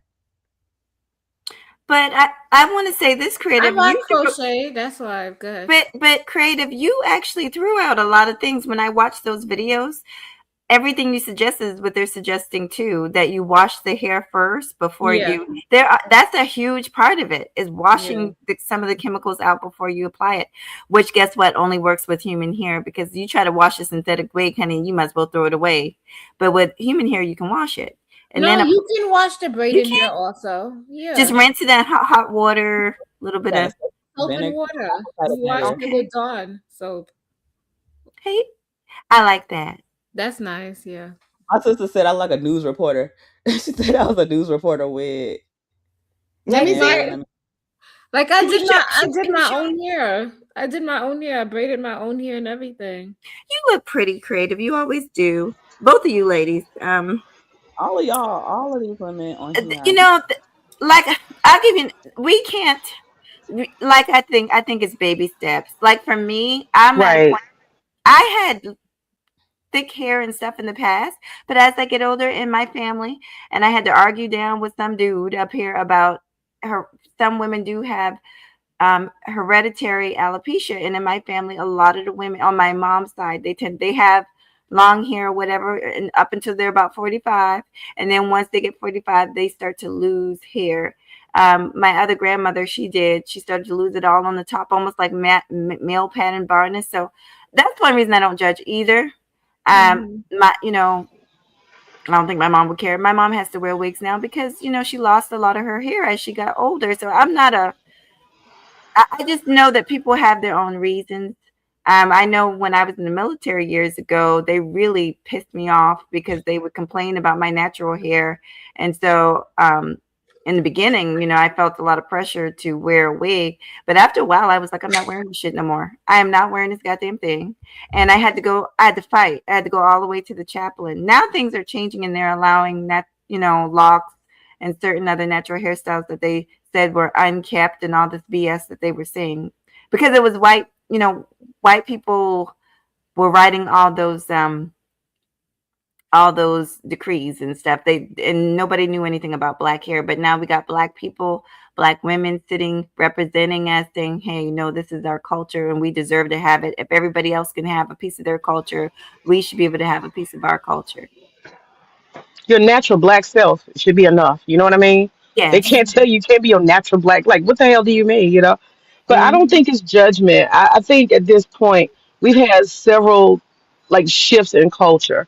We've had changes like people just saying black is beautiful and texture. And I love the fact like Brownie being like kind of in the like mainstream of YouTube, and people always saying how beautiful Brownie is. And the more women we have that do that, and I say that because Brownie is also chocolate. You know what I mean? And it warms my heart to see black people saying, yes, Brownie with her brown chocolate skin is beautiful. We've come a long way, y'all. We have come a long way. And Brownie has natural hair. And people think she's beautiful. I hear all these people saying she's beautiful. She is beautiful. And the fact that we can recognize that, and all of us are beautiful, but Yep. there's this pressure, you know what I mean, to be synthetic and fake looking and plastic as hell. And I just think that we've got to take that extra next step. But I agree with Mahogany. There is no judgment. We just absolutely have to say, how is this healthy for me? You know what I'm saying? It's not about looks. It's about my health.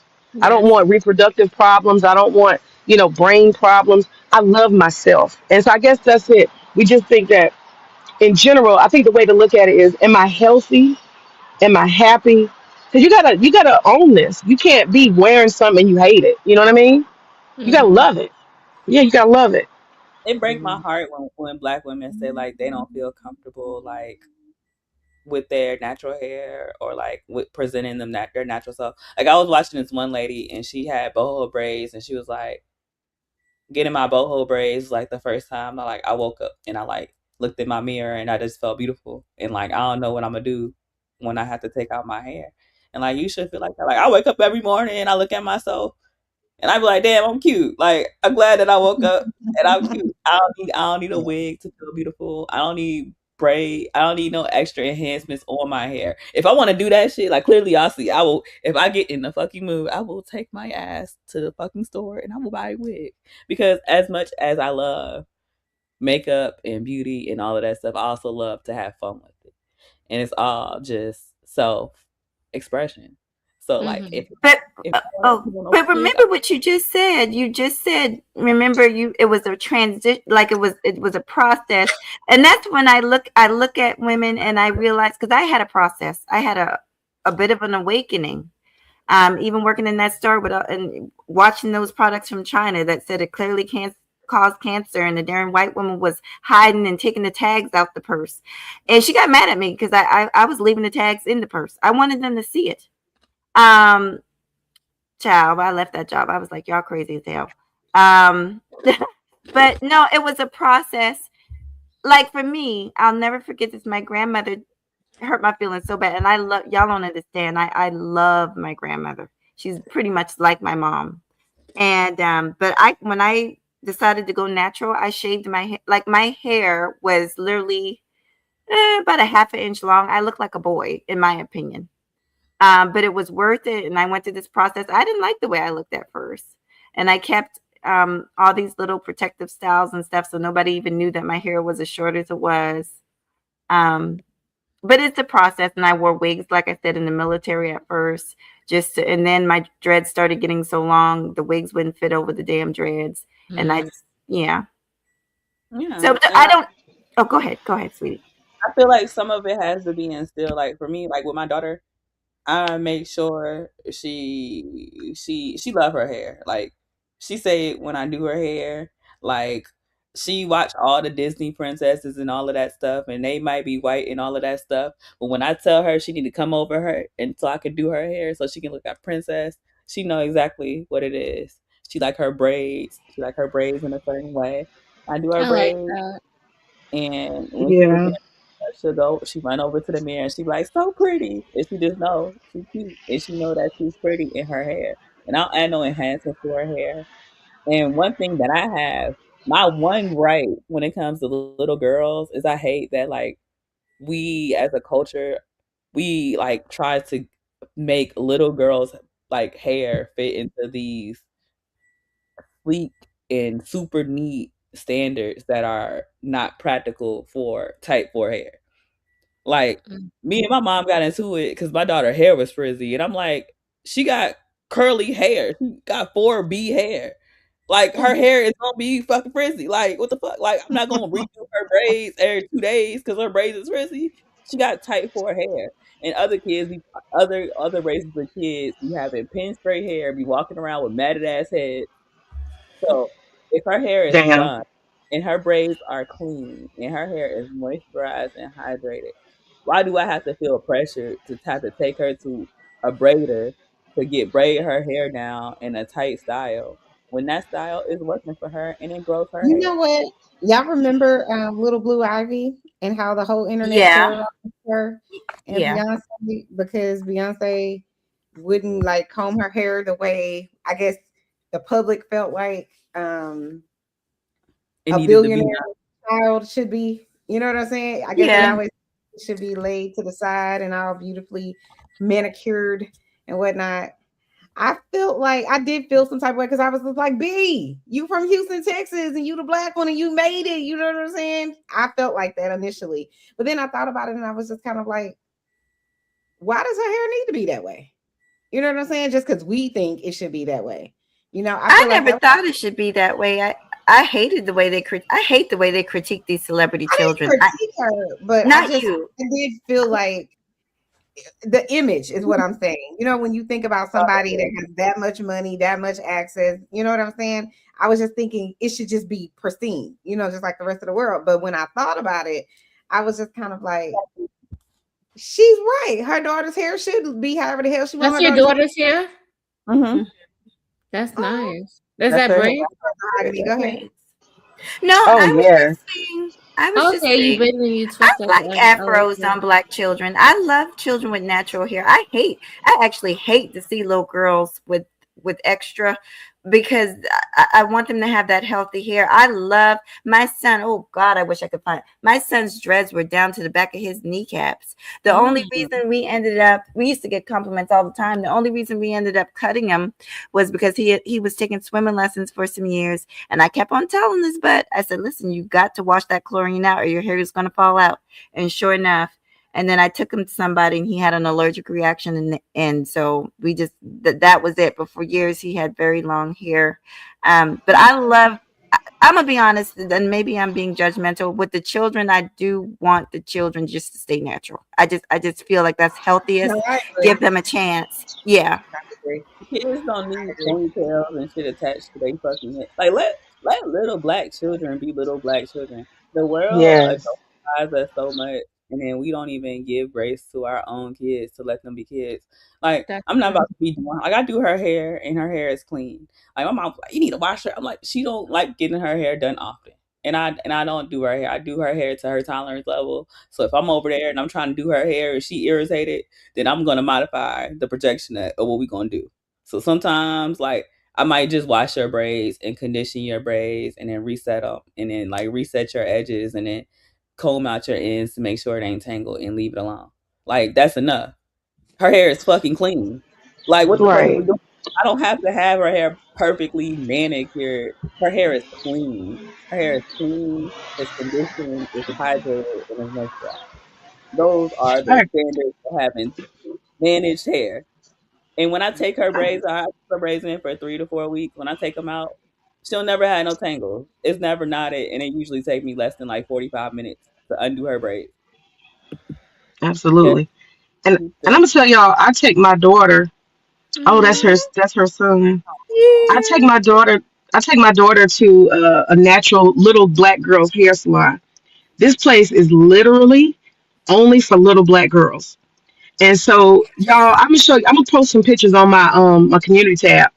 But it is so beautiful. It's like pink, and everything is like, what do you call those chairs? Those throne chairs.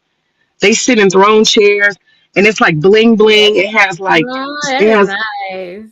I like honey. that. When I tell you, I'm talking about some Beverly Hills level shit. And they have like what do you call it? Chandeliers. They have like crystal chandeliers throughout the place. Ooh, I'm talking princess. about it is gorgeous. It is gorgeous. And so it helps, like what Brownie was saying, like the self-esteem. She's watching like a whole salon of little black girls. And it's so beautiful because it's all natural. They have afro puffs and bantu knots and all kinds of different hairstyles. And just her watching other little black girls enjoy their hair. And we have a culture there where we tell every parent is like, "Oh, baby, you look so beautiful. Ooh, look at you, girl." So they get when they come to the salon some kind of other people who look like them saying, "You look beautiful. You look gorgeous." You know what I mean? So it's very important for that next generation to undo all of that negativity and the whole idea of pain in your hair go hand in hand. No, it doesn't. I tell them all the time, do her hair so that it's comfortable. Do not pull them tight and all that type of stuff Yeah. because I'd rather come often. I don't want my daughter having to prop her head up. Y'all know we used to do that. We used to prop our head up because the braids were so tight and our Mm. scalp couldn't take the pull. I used to have to use an ice pack and lay on the ice pack because my hair Not used to Brian hurt. ice pack. I can't take it. And my hair used to hurt so bad. I used to get sew-ins, and my hair used to hurt so bad. And I used to just like you can't get down into your scalp with a sew-in, so I just lay on top of it. I literally just lay on the ice pack and just lay there and look for any type of relief, anything. Women have tortured ourselves. We have tortured ourselves trying to be cute. It's crazy. And all that pain is a signal that your hair is just getting ripped out your head. It's a Mm. signal of inflammation. That's all it is. So while we painting through it and we getting through it, it's our body signaling that we are having inflammation because it's too much pressure on our follicles. Like, so you Yeah, I gotta. think I think the people that are like right behind me, like maybe 10 or 15 years younger than me, I think you guys have a different outlet or a different outlook rather, because I remember being in college and one of my professors, she was a beautiful black woman and she did what they call the big chop or whatever, but her hair had grown out by the time I, was in her class, and she was just so beautiful. And I remember I was probably like maybe 20 years old, and I went over to her and we were having this kind of very similar discussion about black women hair and stuff like that. And I was like, I really want to, just go natural and do the whole thing. Cause I grew up 100% you getting a perm. You know what I mean? Even though I didn't have no bad grade of hair or nothing like that. It was just like you getting a perm. It's just how it was back in the 80s or whatever. But I remember she was just like, yeah, Chanel, yeah, you could definitely rock it. But I didn't have that level of confidence. Mm. Believe it or not, I'm very confident, but I didn't have the level of confidence to be like walking around. I'm 19, 20 years old on a college campus. You know what I'm saying? With your natural hair like that, because that's not what everybody else was doing. You know what I'm That's how saying? natural So hair is deemed childish, like to black, like in our community, natural hair to a certain point is deemed being child, like is deemed childish. Like you expected to have your hair in a certain way, in a certain manner, in a certain I just level. don't. I don't know. That's why I say I feel like now the generation like right behind me, like maybe 15 years behind me, is it's like more normalized. I would say where it's Yeah. like, what the hell is this damn chicken standing on the other chicken? Sorry, sidebar. What is happening? But no, and I think it's a good thing, because now. But the only thing is, even though we're more comfortable, I know so many women where it's like we natural, but and their hair is like down their back, but they still got on a wig. You know what I'm saying? So My it's like to the world, like when they go to work, you want to look a certain way, have a certain aesthetic. But when you come home, you take your wig off, and then you got this curly hair under there that you could be wearing, but you're still not confident enough to really do it. You get what I'm saying? But I Yeah. feel like the younger generation is more confident now, where they like, oh yeah, I got my real hair, and it is on hair. But I also don't knock the people that wear the wigs and all of the things, because not everybody is comfortable like that. And also too, if you feel like you look good in the hair that's down your ass, then I salute you. Do your thing, girl. Like I don't have a problem with it. I feel like if you want to be natural and you have really coarse hair and that's what you want to do that. If you want to be bald head completely, do that. If you want to, you know what I'm saying? If you have looser curls and you could, I feel like let people be. You know what I mean? But I wish that more of us did just go natural. I'm natural underneath this braided wig. I sure am. May, because I'll go after May. Because May, go ahead, sweetie. Oh, I didn't say anything. Oh, I saw you were. I thought you were gonna. I just was gonna add to what Chanel said. Um, and I want to say this to women too, because it can be when you do the big chop or when you're going natural. Because I cut all my perm off, and my grandmother was like, basically everybody was telling me I looked like a little boy because I was flat chested and the whole nine at the time. But I was small framed forever. But anyway, it was a very, they call it the uncomfortable stage. It really was. But don't you know, I got hit on so much. I actually, uh, you know, while my hair was short, I met the man that, I was with. So men do not care. We just have to get over that. And it's a stage. They really don't, girl. My hair was a half an inch long, maybe an inch. And I did not stop nobody. As long as that, I kept it nice. I had a little afro for a little while. Sometimes I would Don't braid it. forget you gorgeous. Don't forget you gorgeous now. Don't forget that. I felt like a little boy. That's what I felt like. Mahogany, you probably look like a model for real. No, but Okay. they did not care. And men don't really care. I'm telling y'all, they don't care about all that hair and stuff. They don't. And Actually, some men do. My husband is only like he doesn't like anything other than natural women. So there's some men who Oh, have preference for natural too. but I meant Yeah. the short and long hair. I bet you he Oh no, didn't my care. Oh, God, short and long. Gotcha. my Gotcha. dude told me I can't cut my hair, or he said he gonna leave me. No, Um, he ain't going nowhere, You know girl. what, Mahogany, I you're can't keep absolutely all right. I remember whenever I cut my hair off, all my hair off one day, my husband came home and I had cut all my hair off and I shaved it. And he was like, oh, damn. You know what I'm saying? Like he was into it. Like he was definitely into it. He And liked it. this was the other thing too that was trippy to me. It's Nice. like how you know you look good with the really short hair or whatever is if you go around people that you know and they don't even notice that you can cut your hair off. Like I went around so many people and then they would be like 5 minutes into the conversation, they'd be like, you know what I'm saying? Like they didn't even really realize it. It's because I have a cute shaped head. I'm just saying, I do have a big forehead. Like shout out to the big forehead people. I do want to But give me a little pixie wig though. I want to give me a little 613 You pixie. did not. a I pexy do. wig. I do. I asked AI, and AI. I'm not I was playing with like, you asking I'm AI about to about a show y'all. wig. I'm about to show How y'all. would I look with a pexy? That's what you did. I was yes. Pixies are I was like, cute. pixies are cute. It's like But yeah, they okay. have the AI where you can see all the different styles that will look good on you. Really? Yeah. That You is got me crazy. thinking. You could ask AI that, right? I just want to throw this out there to y'all two ladies. Y'all could definitely cut this up and turn this into a beauty title and make a separate video. I'm just throwing that out there. Upload. Yeah, that's, You're I was right. thinking that Yeah. too. I was thinking that you got, because that's what the other channels do. Clip it, and then just be like ladies or whatever you want to name it, and get lots more views off of it. I think other I And also think shorts. I And think shorts. we could also do just like a beauty Yeah, I night. like this You one. know what I'm saying? And we could all just Oh, talk that's about pretty. that would be really cool. Y'all see that? Yeah, Yeah. you would look nice with a pexi cut. Oh, Oh that's yeah, a you I thought pixie. it was the one Okay. that was flipped up. There's You this know how girl. they do it? Yeah, But that's my that one thought was too. cute. I no, was I thinking can't. Rihanna's clip. Yeah. That's that Tony Braxton, right? Mm-hmm. Yeah. Unbreak You my thinking about doing it, Brownie? I'm No, she about said her wig. boyfriend gonna leave her. I'm He gonna about leave her. wig. I spend time growing my hair and growing it to be healthy. This is like the healthiest my hair has ever been in my 31 and a half years of life. So Not 31 and a no, half. but I will pop that wig on and I will act like a bald headed hoe. Yeah. Absolutely, I will act. Not a bald headed hoe. Wow. I'm gonna Wow. act just like one.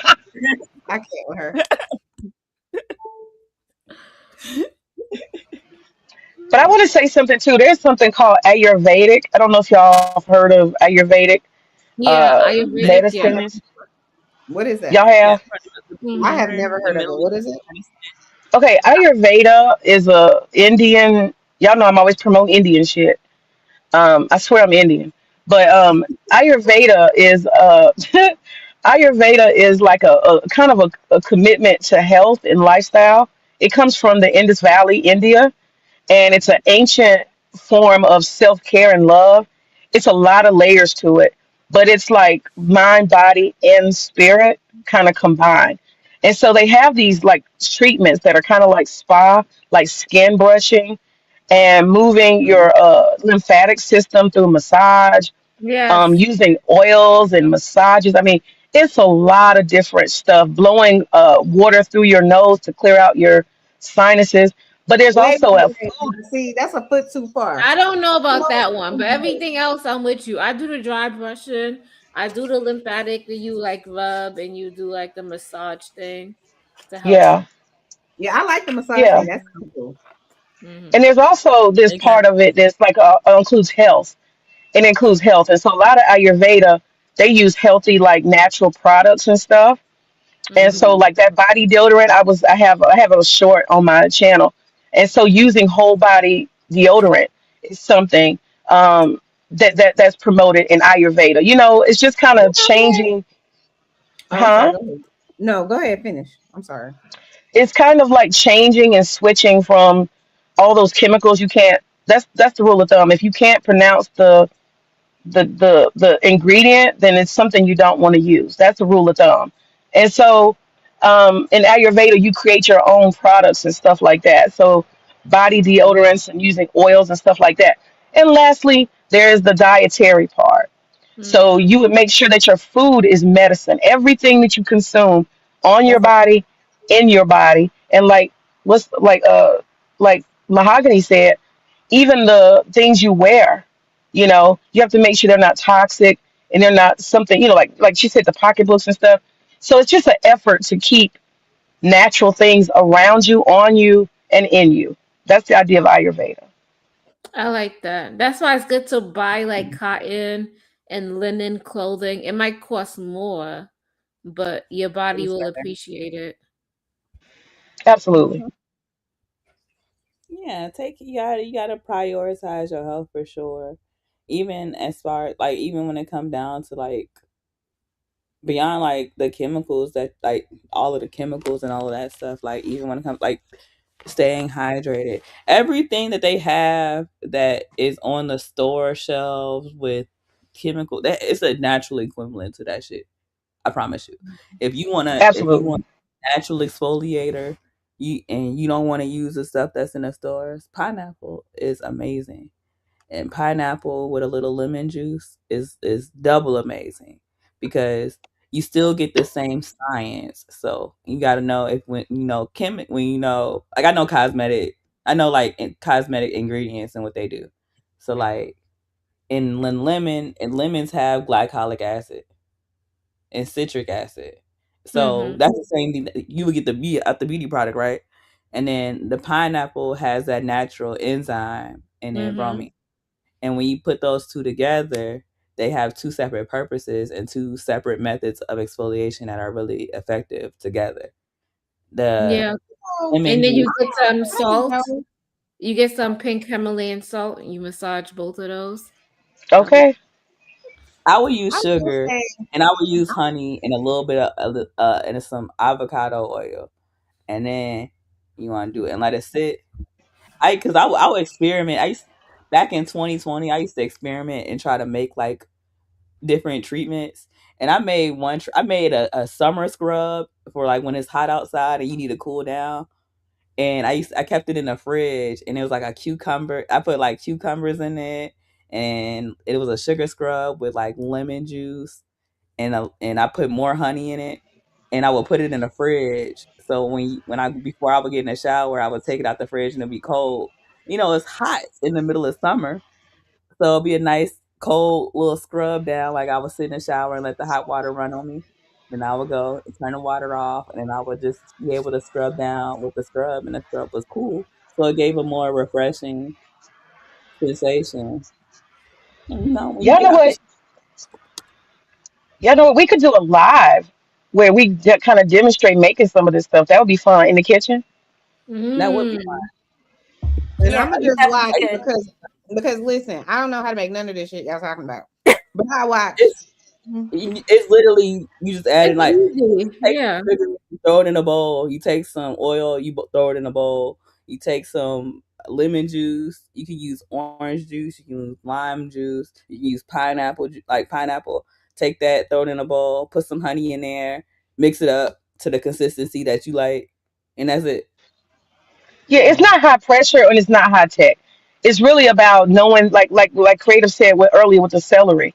It's about knowing the essence of different fruits, vegetables, oils, nuts, and stuff like that.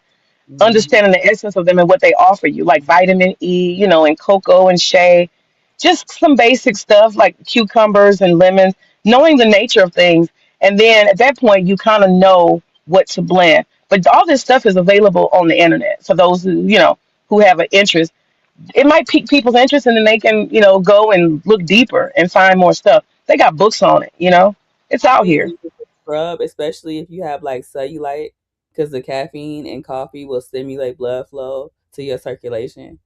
Tea, if you got under eye bags, like caffeinated tea bags work really nice because they will also do the same thing, and they'll add antioxidants as well, but it'll stimulate that blood circulation under your eyes, which will help to get rid of your dark circles. Honey is a humectant, so honey will help to keep your skin moisturized and maintain moisture. Avocado is a penetrative oil, so you use avocado. It's actually going to penetrate into your skin because it's structured molecularly smaller. Coconut oil, a lot of people like it. I don't. I was on a coconut oil train when it first like started popping, but my body don't like coconut oil, and I found my hair don't really like coconut oil. It kind of just sit on top of my skin, and then coconut oil can kind of clog pores. So I like a good olive oil or a good avocado oil instead. Olive oil is gonna help to seal into your skin to I make like sure. So olive like oil. I used to do olive oil head to toe in the winter times because it gets so cold and dry out in Chicago. So like before I would condition my hair, but after I washed it, I would saturate my hair in coconut oil, and then I mean no, in olive oil, and then I would add olive oil to my body wash as well when I'm scrubbing up. And I never needed to use lotion. I promise, I never needed to use lotion. I would get out this after I rinsed off, my hair would be very very soft because the olive oil would lock in that moisture from the shower, and my Hmm. skin will be. I ain't need no fucking lotion. Like I can get out the shower, skin soft and skin smooth, and throw on some clothes and go if I wanted to. Have y'all ever noticed that white folks lotion don't work? Like Jergens, you know what I mean? A lot I of always Linden and all that stuff. That white folks lotion do not work. It is not moisturizing. You I still be don't ashy even after you use use it. it. I Some use of like cocoa yeah, butter, the cheap shea ones. butter. Mm-mm. Well, I'm I always use ashy. oil. Okay, I look like I've been picking flour. Girl, Chanel. So I need whatever oil that. What's the oil, Ronnie? Shea butter. Shea butter. Shea Oil. butter, cocoa Yeah, butter.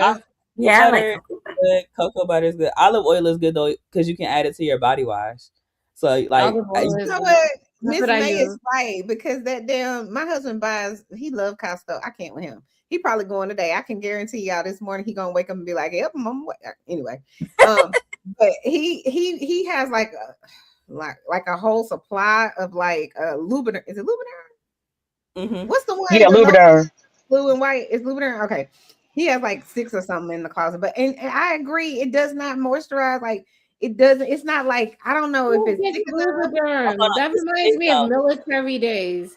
And Let they me let gave me me 100% My that husband, Lubriderm in the military because that's all that we could have get because we couldn't pick anything else out. really? let me teach you something. So lotion is a hydration thing. It's not going to moisturize. It's the difference between hydration and moisturizing. So Mm. lotion is it's gonna add hydration. That's why it's wet. That's why it has water in it. It usually got ceramides in it, and that'll help to lock in moisture. So if you put lotion with the oil helps seal it in, and that will help to that will help to add to the Mm. moisturization of your skin. So every time I use a lotion, I use an oil with it, and I don't use Lubriderm. I use like actual skin. I use like skincare based body products as well, and I still add oil to it when I You put see it the on. shade creative? I heard the shade, but it's all good. You know Who what I'm saying? uses Um, Lubriderm? No offense, but he told me he needs a new lotion. But he's Give a him but man. Man, but you listen, can add he's a little bit thinking of oil about Good to it. morning. It's good. Oh, sorry. Good he's morning. good morning. He's thinking about of course we're at Costco. Like I wouldn't be at the Costco buying lotion. You know what I'm saying? But this man, listen, some battles you just let the person buy. You know what I'm saying? I'll We should go be down. having lotion. give Just, him the lotion for squirt his some just birthday. spray some oil in his Louboutin. Spray oil in his Louboutin. Or What is put there a little oil? Vaseline, A right? little Get oil him the to it. Vaseline or something. I don't know. Yes, Who Somebody, uses that's Lubriderm? I'm funny. let me sorry. stop looking. Somebody said we are not baddies. I'm sorry. I'm looking. I don't be looking, but now I'm looking to see what Somebody everybody's said we not saying. what? We're J&J not Beauty. baddies. Coffee is a good scrub. Oh, he probably just over here to troll. Like Yeah. I don't listen. Let him do whatever. I don't even care. But Lotion. yeah, Jason my Derulo, husband, he's more of like I promise you, I feel like when he goes to Costco, it's like going to Saks Fifth Avenue for him. Like he's just like buying oh extra my shit we don't God. need. I love Costco. Costco is a I'm good learning to love shop. it, but it's like everything we don't need 22,000 of. And at Costco, that's what it comes in a pack of 29. You know what I'm saying? It's When I Yeah. used to go to Costco, we used to go down. I used to make motherfuckers go every single aisle. We gotta go out. I want to see everything. I want to touch all the Mm-mm. things. I want to make sure I don't miss nothing because you know Costco be switching up on you and moving They shit around. do. You cannot be I like, love I'm gonna get this Costco. next time because Costco ain't gonna have it next time. So you better get it while you're there. They ain't gonna Have have it. y'all I like tried that pizza? They have the best pizza to me. Costco pizza. Do y'all have a Really? it. pizza? Yes. Yeah, I've No, had Oh, they it. girl. don't. Oh my God. It's so good. You don't like The Costco pizza, spice Chris? takes up the whole. Let me tell you. It's not the best pizza. I'm sorry. No, it's not. But Well, not the best, but it's so good. I was shocked. I was like, because I don't It eat reminds me of out school that pizza. much. It What'd you reminds say, me Brownie? it reminds me of like a good school pizza. Like Not the school pizza. Oh, you shady. Oh my I'm God. not School being pizza. shady. I ain't say the pizza mahogany made. I said Costco pizza. it's the Costco best pizza. pizza. I would say it's the best pizza that you could get for your money. I was You know shocked. what? I was like, wow, for You're $3. shady. It was the But, size of the plate. It was but huge. listen, I like Costco. Let me tell you, like when we go today, because I know we going. I already know he didn't put it in his schedule somewhere. I like to go on Sundays because they're gonna have all of those little carts with all of the different stuff you could try. You know what I'm saying? You Mm-hmm. go up and around, and then I be even Like the trying the little vitamins. hamburger. I be like, this vitamin gummy is so good. But no, I like it because I get to try little stuff. I literally like these little mini shredded mini wheats. You know the things that we didn't like as kids because it's like, why are you eating that, mom? Like I like them. Chanel, you said that was a snack. And I'm like, Chanel, that's not too dry for you. No, it's not. That's a good source of iron, by the way. Girl, you gotta soak that stuff in milk. You gotta put some milk on that thing. No, but look, see, Oh. if I did not go to Costco that Sunday and they wasn't giving it away, I would have never tried those mini wheat thingies. But they taste actually really good for a little snack. I eat them the same way. I eat them Huh? dry. I used to eat them dry, but they're a good source of iron if you anemic. They are high in iron, so they're really. I used to eat those. So mom used to buy boxes of them for me, and I used to eat them dry because they have a good source of iron. Mm-hmm. But yeah, it's certain things that I would never try in life, but because they give me a sample of it, I might sample it, and then I'm like, oh, this is good. You know what I'm saying? But I would have never tried that. I would have never. Chanel was eating something. I'm like, Chanel, what are you eating? She was like, the mini wheats. And I'm like, who eats that by itself?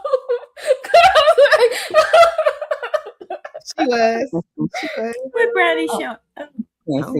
It says mini wheat are packed between 11.1 milligrams and 18 milligrams of iron. So that's 60%. Really? 100% of the daily. Oh, that's good. Yeah, Okay. I at one point I didn't get into like a grown woman weight until I was a grown woman. So when I was high school, I was like literally like 110. I was skinny as fuck. And me too. I was like 100 pounds. I remember my mom had took me to the doctor once, and they told her I was malnutrition, and she was pissed off at me because she was like, I was very, very picky, and I wouldn't. Sometimes I just didn't want to eat. So the doctor. She's like, these the kids in Africa is malnutrition, and she went to the store and she used to give me mini wheats and things like that, and that was something that helped build up my nutrition levels back then as a kid. So we used to just keep boxes of them. And when I wanted a snack and I didn't want to eat nothing too heavy or too much, I could just, get some mini wheats and graze on those all day and get my vitamin levels up and get healthier. So yeah. I eat mini wheats, and I also because I'm low in something else. I can't remember what it is. Because I have lupus, and my doctor told me I have to eat avocados. Avocado is rich in something. Oh, potassium. That's what it is. And omega-3 fats also. And the potassium, if your potassium is too low, it can mess with your heart and all kinds of stuff. And I've had that problem before. I've been hospitalized for that. So I know it's important. Like if your potassium is one way or the other, too high, too low, it could kill you. Period, point blank, end of story.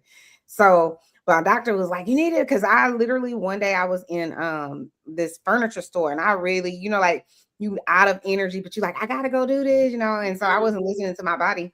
And I actually fainted in the restroom. And the part of the store that I was in, it had like a dead zone. It was like I couldn't even get a signal. Nobody was coming in or in there. I was just stuck in there.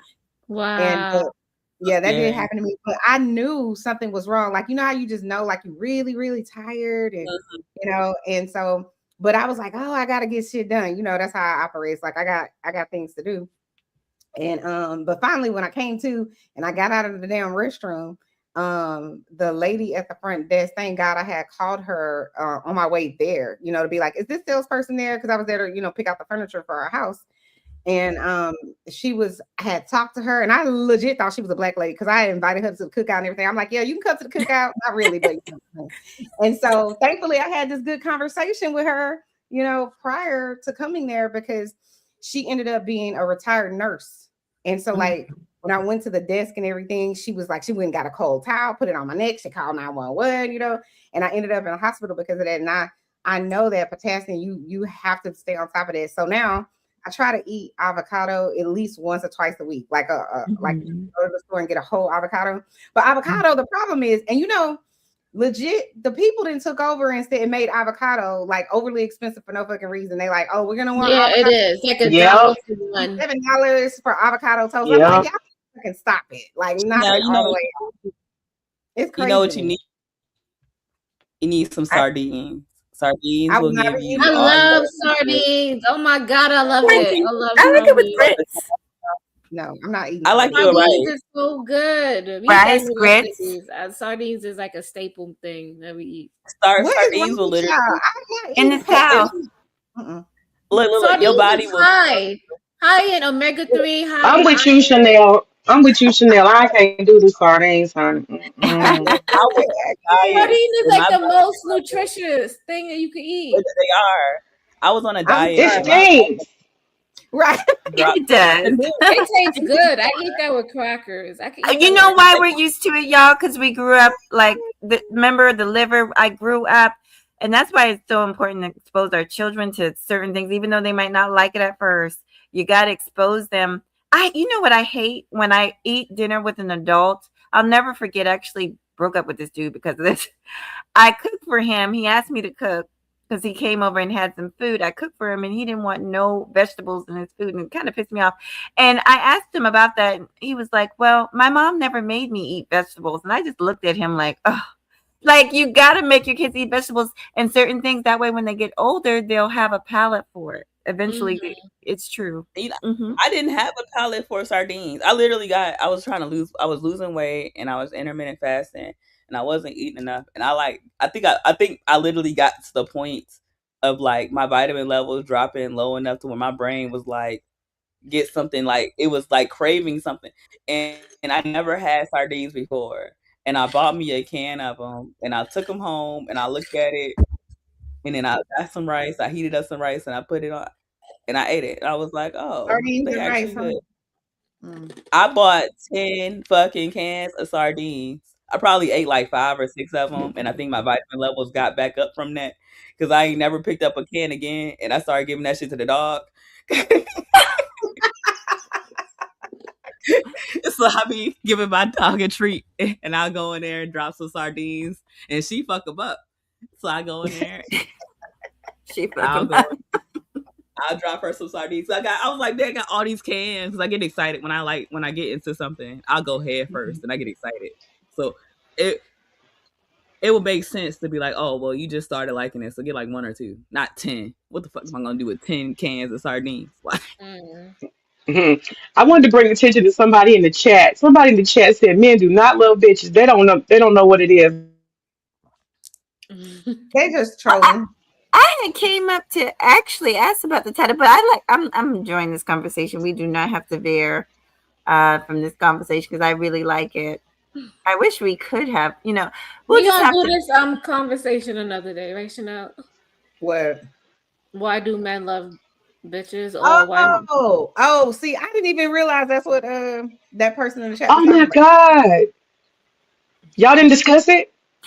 I Mm-mm. came up late, May, so I missed it. I kind of discussed it with Drip a little bit, but Drip got mad at me because he didn't want to agree with me, so he left the panel. Right? Well, let me say this. Creative has been covering this book for a while, and so I've Oh, been present for a couple of her streams about why men love bitches. And I'm oh, telling y'all, it is so worth discussing. Why do Believe they me. love business? Tell me. they need the validation and the approval, and as long as you don't give them that, they are biologically like there to try to get that, and they're competitive, and then Yes. it plays onto Oh. the psychology of a man. We could read that book, Chanel. All of us, we could read that book and come and discuss it like a y'all chapter. got y'all got a stubby. Thank you for stepping to the channel. Yeah, Contract thank you. outcome. Yeah. Well, I'm Very glad I didn't miss it. I thought you guys had discussed it, and again, here my ass is waking up in the morning just jumping on something. I didn't know. I didn't see the They show, so I love didn't know that y'all didn't book. discuss it. Oh, no, Yo, man. they I love didn't Wake that it book. up. know it Wake was it up, great. man. They say, why do men love bitches? Wake it up. It's okay. Yeah, because we certainly veered completely off and was talking about a lot of stuff. But honestly, I learned a lot. You know what I'm saying? It was an intriguing conversation about hair, about makeup, about skincare, about vitamins, Yeah. about and About and girl stuff. no, About what girl. did May say? She was making liver and onions, and then Creative up there eating sour sop or whatever, and then Brownie We making something to go with ground coffee on my skin. I don't know what this conversation has been, Brownie but was it wrong. has definitely been But funny and fun and interesting. And and I'm not closing out or anything like that, but I so appreciate you guys coming up and talking about all these different stuff because like Miss May brought to our attention, we had a whole nother track that Creative was on about why men love bitches. And I'm like, oh, I Well, y'all can always change and switch the titles up or have multiple titles anyway. So But Yeah. I didn't even realize that that was like a thing. I thought Creative just came up with that. It was just like, oh, this will be an interesting topic. I didn't know. It's a book title too. Chanel's a book. child, that's a whole culture. Didn't No, I? that is a whole culture. Y'all let Like, me know. So when y'all say men love bitches, what are y'all talking about? Like the word bitch being like she's a bitch, like she's being an asshole? Like, is that what y'all mean? no, men, they don't want the woman that's going to be okay. Remember I was telling y'all about the dude that give me every time I see him, he give me food and he makes sure he drop me off at home. Mm-hmm. That man don't text me because I told him he could either text me or he could see me in real life, but he can't get both. So if he want to be able to drop me off and chill with me on that 1 day a week, he can do that, but he can't text me, or he can text me and he won't catch me. And he decided to pick option number 2. So every once a week, I go see him. He gave me my free food. He makes sure I can smoke. He has something rolled up for me, and then he get me home. But I can't. But you can't give him all of that, because if you give him all that, then he wouldn't be doing all the other things. Like, so you So gotta, Brownie, hold on, wait. Are you I saying like that it. you're a bitch? I'm confused. Yes, she's a bitch. That's a bit. That's on that. I wouldn't do that to my man. Well, I thought that you were doing that because you already have a man, and so it was just kind of like, I do. But that's what I'm saying. Well, But the fact that he's even okay with that being a thing, where I'm like, I'm not going to talk to you, and I'm going to see you this day, and this is what we're going to do, and this is what I'm. And he's then when you drop me waiting. off at home, I'm gonna go about my way. Isn't that what they so do? if we define let's define bitch. A bitch is a woman who sets boundaries and expectations. That's what a bitch is. Oh. Yeah, I told him I wasn't gonna play with his I was feelings, and that's all. explaining that to Drip, and Drip was like, Drip got mad at me though. I did a video What was segment he that mad about? What is he mad about? What part? Because he was gonna agree with me, but he didn't want to. He's like, you're not gonna make me agree with you. You're trying to get me to agree with you, Creative. Hi, my time lady first. Nice to meet Hey, you. ladies. Good morning. Hi, it's my Good time. Hello. morning.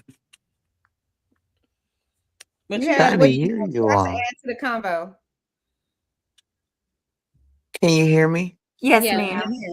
Okay. But what Drake say, you got to be nice for what to Is these the person niggas? speaking and I can't hear it? I can't hear anything. Nobody. I have an iPhone, so I have to ask. Sometimes people come in, I can't hear them. And sometimes when people come in, like if you're on a panel that you stop being able to hear the whole conversation, it's weird. It's really weird. I don't know. Yeah, it does that Right, for me. exactly. Maybe she'll have to come down and then come back. Maybe her audio doesn't work. No, I heard her. She's I heard her, but I don't think she can hear. I don't think we can hear her anymore because she's not saying anything. She not. I Mike's can hear not. you. Can I you can hear hear her? you all. Okay. Okay. Oh, Cool. okay, okay.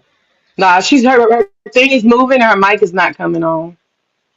It might be you then, May, because we heard Sweetie, her. you may want to drop down and come back because we're not able to hear your audio. Okay, I hear you guys just fine.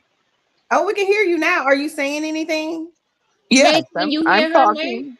Oh I'm yeah. Well, then, talking. No, I oh, can't. Maybe I should come back. Yeah, you Maybe gotta Maybe drop drop and I'll down and come come drop. back back. there. I'll drop and Okay. come back.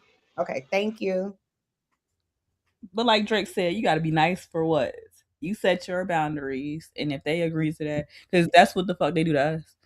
If they want to sit there and be like, "Oh, I want to come over and I want to smash, and you gonna feed me, and you gonna cook for me, and you gonna wash my clothes," a nice girl is gonna be like, "All right, cool, right?" So you got to be Mm-hmm. the same way. You Oh gotta have that no. boundaries. I mean, some of these That's women be like, "All that's right, doing a whole lot of stuff for nothing. I'm just some of these saying. women, a piece of a man is enough. A quarter, a fraction of No. a man is enough. So that's enough for them to do all of that. That ain't You enough for know what? me. You know what I say, Brownie? What is it? What is? Why should I be your girlfriend? What does being your girlfriend look like? That's what I do to them. I do. Hey, I feel you. Just be You got careful, y'all. Go ahead, Brownie. you can't be super nice, and you can be nice to the men that deserve to be nice and that earn that and that respect those boundaries and that treat you in a certain manner and that treat you respectable and all of those things. But don't be nice to these niggas that's trying to play in your face. Facts. Right. And be careful. Just be careful. Because some people can pretend really well. They're nice at first and then give them time, then that devil starts to show. And what I've learned is not to ignore it. And That's true. just be very careful because they could flip on you on a dime.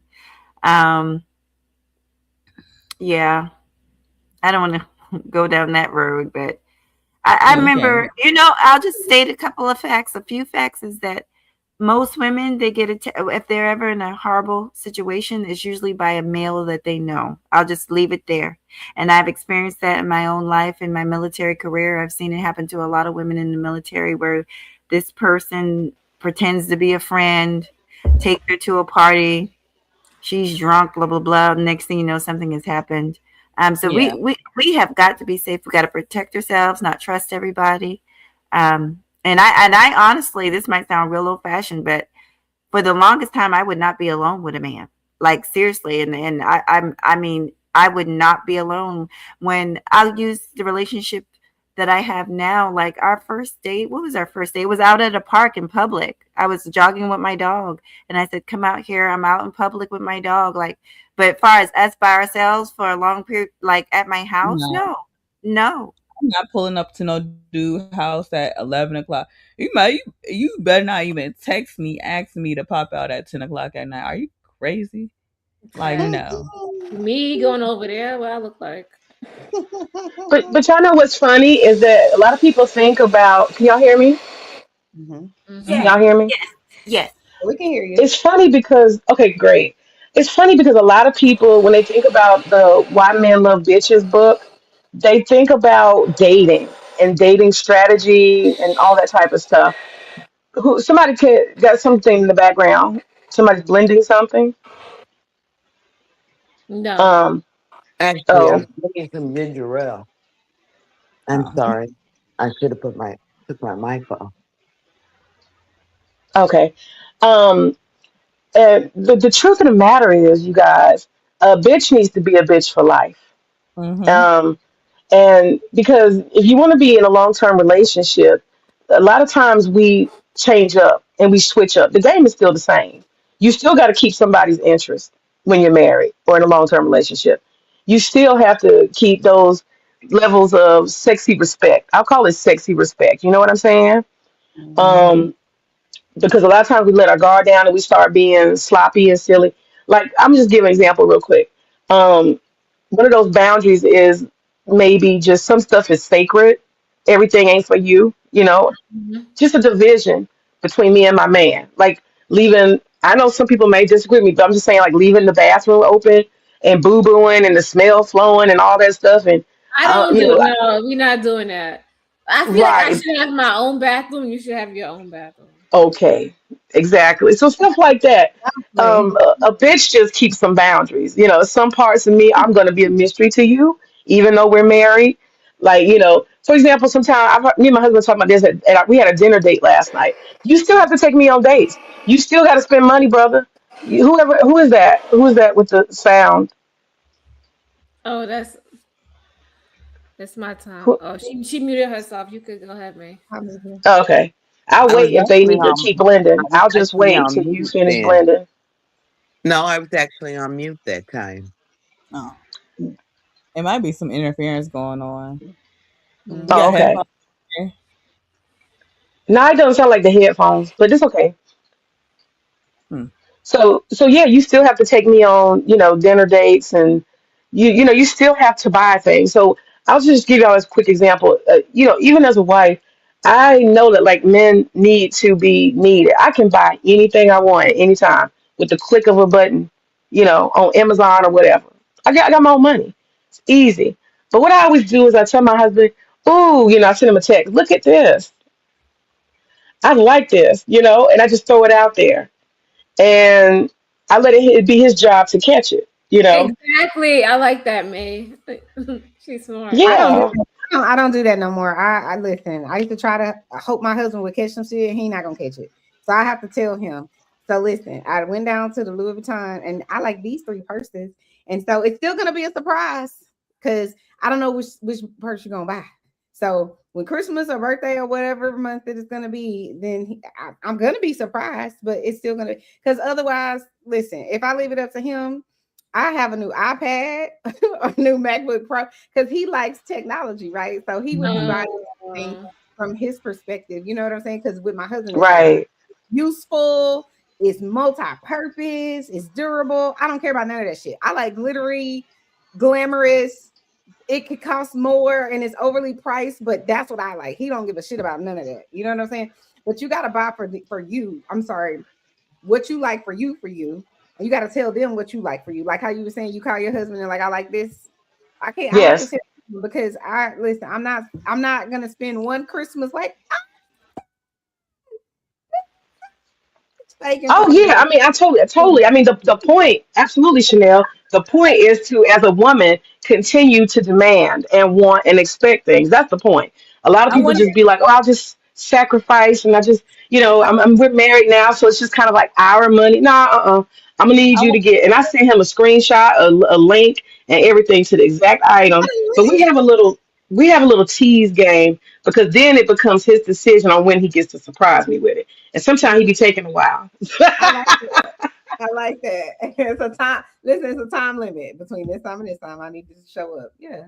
Man, I man, just look. want Are Oh, you well, gonna I say just mine? want to say, I'm just going to say good morning to y'all. Have a good day. I'm going to finish listening. My son goes to work this morning and I got to get ready, but I'm going to be listening. This is a great conversation and I knew we could do it as women. And I hope Yeah. that we continue this. But go ahead, Brownie. I'll see you guys soon. Thank you so much for stopping by, Mahogany. We appreciate You, it. I Yeah, Bye, appreciate me you. ladies. too. Bye, sweetie. All right. Bye-bye. I did I want to was saying, greet you all. Good oh, morning.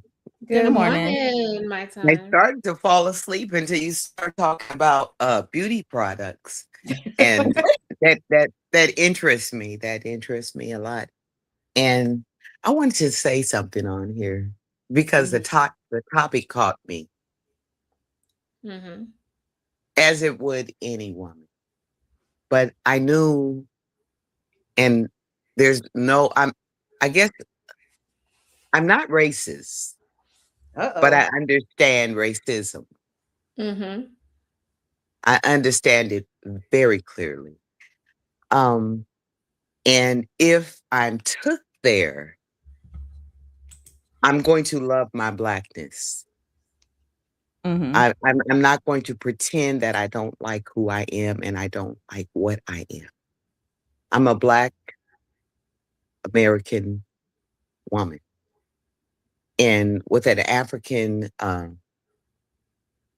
guess we all, you know, do have that background. But my father's mother, biological, with hair she could set on. And we never knew her people because my grandfather met her when he was in the service. So her last name is Chin. Mm. So I really that we don't know anything about her. We've tried to look and do our family tree on her, but you really don't know a Black person with the name Chin. So Mm-hmm. we don't know what's in our family. But my mother is high, nidus color. But my father is dark, my color. And I just put up I just put up a short saying filters are okay, but do I really need one? With my natural skin, my natural face, Mm-hmm. right in the camera. And at 63, I am not afraid to show my face because the average 63-year-old woman could not be mad at looking the way I look. And, being called grandmammy and all these old names on the internet, I'm like, at 63, I got about 30 more good years, if that. Some Mm. people don't even make it to be Growing 63. older is a blessing. And some people, yeah, like some people don't even make it to 30 years that you got left. Shit. That is fact. Yeah, and I tried to explain to these women, and I think it was about 2 white women that strongly uh, came against me, which I could have did way worse, but I had to step back, and before I left the panel, I told them, you know what? One thing I do understand is bad company corrupt good character. And what was Fact. done was they thought, or they're thinking they know something that they really don't know. It was about me getting some money on a channel. Had I got the money, or if I have the money, that's my business. I told Exactly. them, I said, you know what? This ain't nothing new. This is They clocking this is us. I know I said, Is this new to you all? This is nothing new to me. If I'm gonna get a bag, I'm gonna get it. You know, it's nothing new to me. I said, if I just did it openly, forgive me, I'm sorry. And you know, I it happened. And this one lady said, well, she openly slandered white people before she did it. She slandered white men before she did it. And so what? That I said I would take a white man's bag and did and will. I And we'll said, you do know it. what? And we'll do it again and again. I said, you know what? I forgot his name when I left the panel. I said, I actually forgot his name when I left the panel. I said, so if you guys didn't really listen, you hear, but you don't listen. I'm sitting up here playing around and being flirtatious with a man I've never seen his face, told the man, I like your voice. They said I begged for a cash app. They never heard the word please. They never heard anything else, but I'm on here with you going back and forth with this flirting. Send me some money for my time. Did you see my name? It's my time. If everybody don't I told understand him, the white yeah, man, and I told him, I said, I'm not going to sit on nobody's panel and go back and forth with a man that I think has a bag, and I'm not going to ask him. You're not going to talk to me this long on a regular date with nobody for nothing. So when I left, I told them 5 bands. I think they got so mad they didn't know what to do. But what they don't know is I ain't never got to go back to that channel again. And I probably Mm. got more money than that person's made since he's been on YouTube. So I guess that's the if I got 5,000. I said, "Would you do you want 250?" He said, "Well, I think I should get it since you're on my channel." I said, "Since you choose to want to be my pimp tonight, I'm sorry." I said, "Goodbye, y'all." You know? So think what you want to think and believe what you want to believe. I said what I said and goodbye. I know that's right. I was saying that on another channel. I was like, Yeah, shit, because I'm I'm out looking the here. next day, and if you look at my shorts, I just had finished, I think about $125 steak. I know And I that's right. told Well, them, that's "What's someone's husband?" Okay, Mhm. now, when you're hearing that, when I said someone's husband, could I have been talking about my brother-in-law? Could I have been talking about my neighbor or a best friend that was someone's husband? People hear, but they don't listen. This is a man that I've been knowing for some years. That's my friend. And at one time, I thought I couldn't be friends with a man. Honey, you can be friends with a man and not have nothing to do with him. Mhm. And now this is when sex gets involved. Now here's where is she a woman or is she a bitch? No, I am a woman. And if I've said I'm 63 10 times, I've said it 100 times. I was married twice. And with my children's father for half of my life when I had children. That's 3 men. if you add up the years. 24, married before, 15, and a boyfriend in high school. Mm-hmm. I ain't never had to be no bitch. I was spoiled through my whole marriage. Do you think a woman would get on here after she put something out so devastating and disgraceful about her husband and get on here and tell people how much she was loved by her husband who she talked about after ministry? These are alleged things that I said and I won't take back. I said them, I meant them, and I don't have to say anything else. All of that, the rest of that stuff is up to me if I want to tell my story. Mm-hmm. But one thing I will say about my ex-husband, 8 years ago, is the same man that he is today. That man, I've never seen a man besides my father love a woman so much. I'm literally just a spoiled woman. Not a bitch, not a whore, just a kept spoiled woman. And then when you get on after everything that's been said and tell them that you're celibate, that sounds nothing like a bitch. It probably sounds more like you're completely what is it when you know that you don't have anything to worry about? You don't have any concerns? Are Mm-hmm. you mad about your look? What is it called? I can't. It's too early in the morning. In other words, I'm not concerned. Confident is the word that I'm looking for. I'm just completely confident. And I'm completely spoiled rotten because I had a good daddy in the very beginning.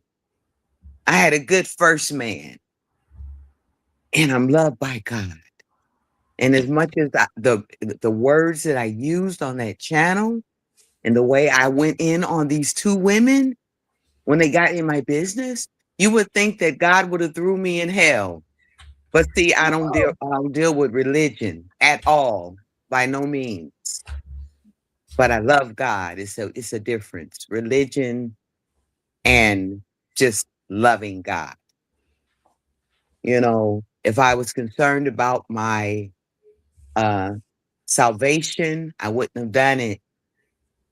I think, and if we really know the higher power or God or whoever we're believing in, we already know if we're so biblically knowledgeable, he knew the words before they hit our tongue.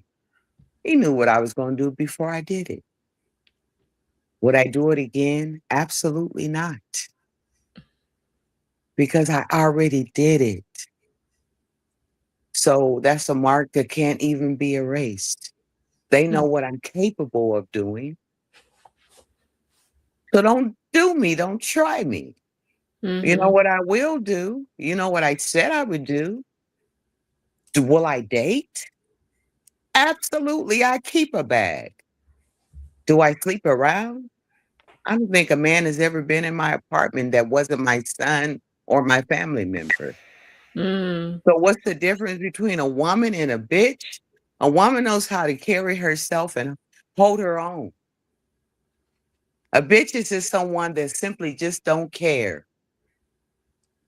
That will use what she has to get what she wants. That's not at all what I'm doing. I just know what I have and I get what I want because I already have what I need. Understand what I'm saying? At Yeah. 53 years old, I'm not going around flaunting nobody's body, nothing that I paid for on my body. When I take off my bra, they hang like they're going to do when you get old. The cellulite is there. Oh my But you God. know what? Who gives a damn? Ain't nobody got to look at it but me. And the older I get, the more it's going to deteriorate. This body is not going to stay young. And neither is none of our bodies. So am I shook up about my age? I want to ask some of these younger women, is your mammy, is your mama shook up about her age? Do you compliment your mother? Did you women ever look at your mother and say, my mother is so beautiful, and the more she ages, the more beautiful she gets? I have children that compliment me every single chance they can get. I don't need another compliment. When I came home from dinner that day, after I announced someone's husband, I've been a minister for over 30 years. I've been an ordained pastor since 2016. I've been a licensed minister since 2009. I've been in ministry with my ex-husband as a gospel team and pastor, co-pastor since 1993, 1996, married and went on to still be friends. Ain't nothing unloving about me or him. And if I'm saying this, I'm sure you can come on the internet and say this woman's lying. Anyone that knows us, I'm sure if everyone's did all the other checking, I'm sure you've seen a church. I'm sure you've seen our videos. I'm sure they've seen what he looks like. And if I didn't date a bum or marry a bum, then I'm sure not going to be with one now. If you looked at my ex-husband and seen him, if he don't look as good as him, I'm not dating him. I ain't So never dated. you got a standard, huh? You like you got to look this good. I date. My kid's father is fine. My Okay. ex-husband, I don't know what he looks like anymore, but my husband is and was fine. So today, I think I'm convinced and I'm completely encouraged. You know, I'm taking a break now because I'm happy financially. I don't need no one to give me anything. I got everything I need. So far from a bitch, I know what a bitch is because have I attempted to be one in my life? I'm sure we all have. I've been bitchy and have been a bitch. But far from that, at 63, you just when you grow up, you put those old things away and all things become new. And if I come off away toward women, I think it's more them than it is me. Mm. I literally think it's more them than it is me. But I think a woman not of color might have a better chance to just walk away and leave me the hell alone than a black woman. A black Mm. woman, I think we more understand one another. I think white women have something against us. Totally always have and always probably will. Mm-hmm. And that's my God's honest truth. Nothing uh my grandchildren, a few of them are biracial. So I don't have a drop of hatred toward white people. I have to love my grandchildren. But being called the names, being called the drunks, and I meant to tell them that day, I don't even drink on the job. And this is a job to me. If I'm hustling, I don't drink on the job. I seen what y'all didn't see and I got it back. So why are you mad? But the thing is, at first they didn't know anything. And I can tell you this is the true truth. They still don't know. And guess what? Do you think Chanel or Creative that I'm going to go back on that channel and explain to them anything? Or do you think I'm going to unsubscribe and walk my black ass away and keep doing my own thing? I think you should go with option number 2. Yeah. Do your own thing and leave those people alone. That's what I'm doing. Because you know what? If they was goofy when I went on there in the beginning, they're gonna be goofy when I leave there. And if they goofy enough to just, you know, not let people be themselves, they set me up and first they want to hear the drama. And then when they got the drama, they didn't know what to do.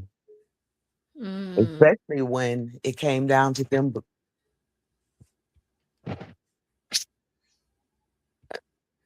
believing I walked away with $5,000. Can you imagine? I want to know what channel that is. I could go there next.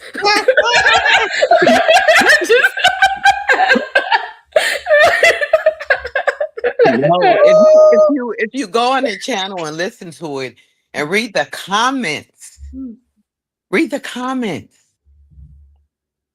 I'm going on there. I went on there last night. I said, you know what? I'm going to go on there and apologize. I said I can listen for that time. I apologize because Okay. it kind of was. I Like, mean, if they're giving out bands like that, like I just apologize because of my language.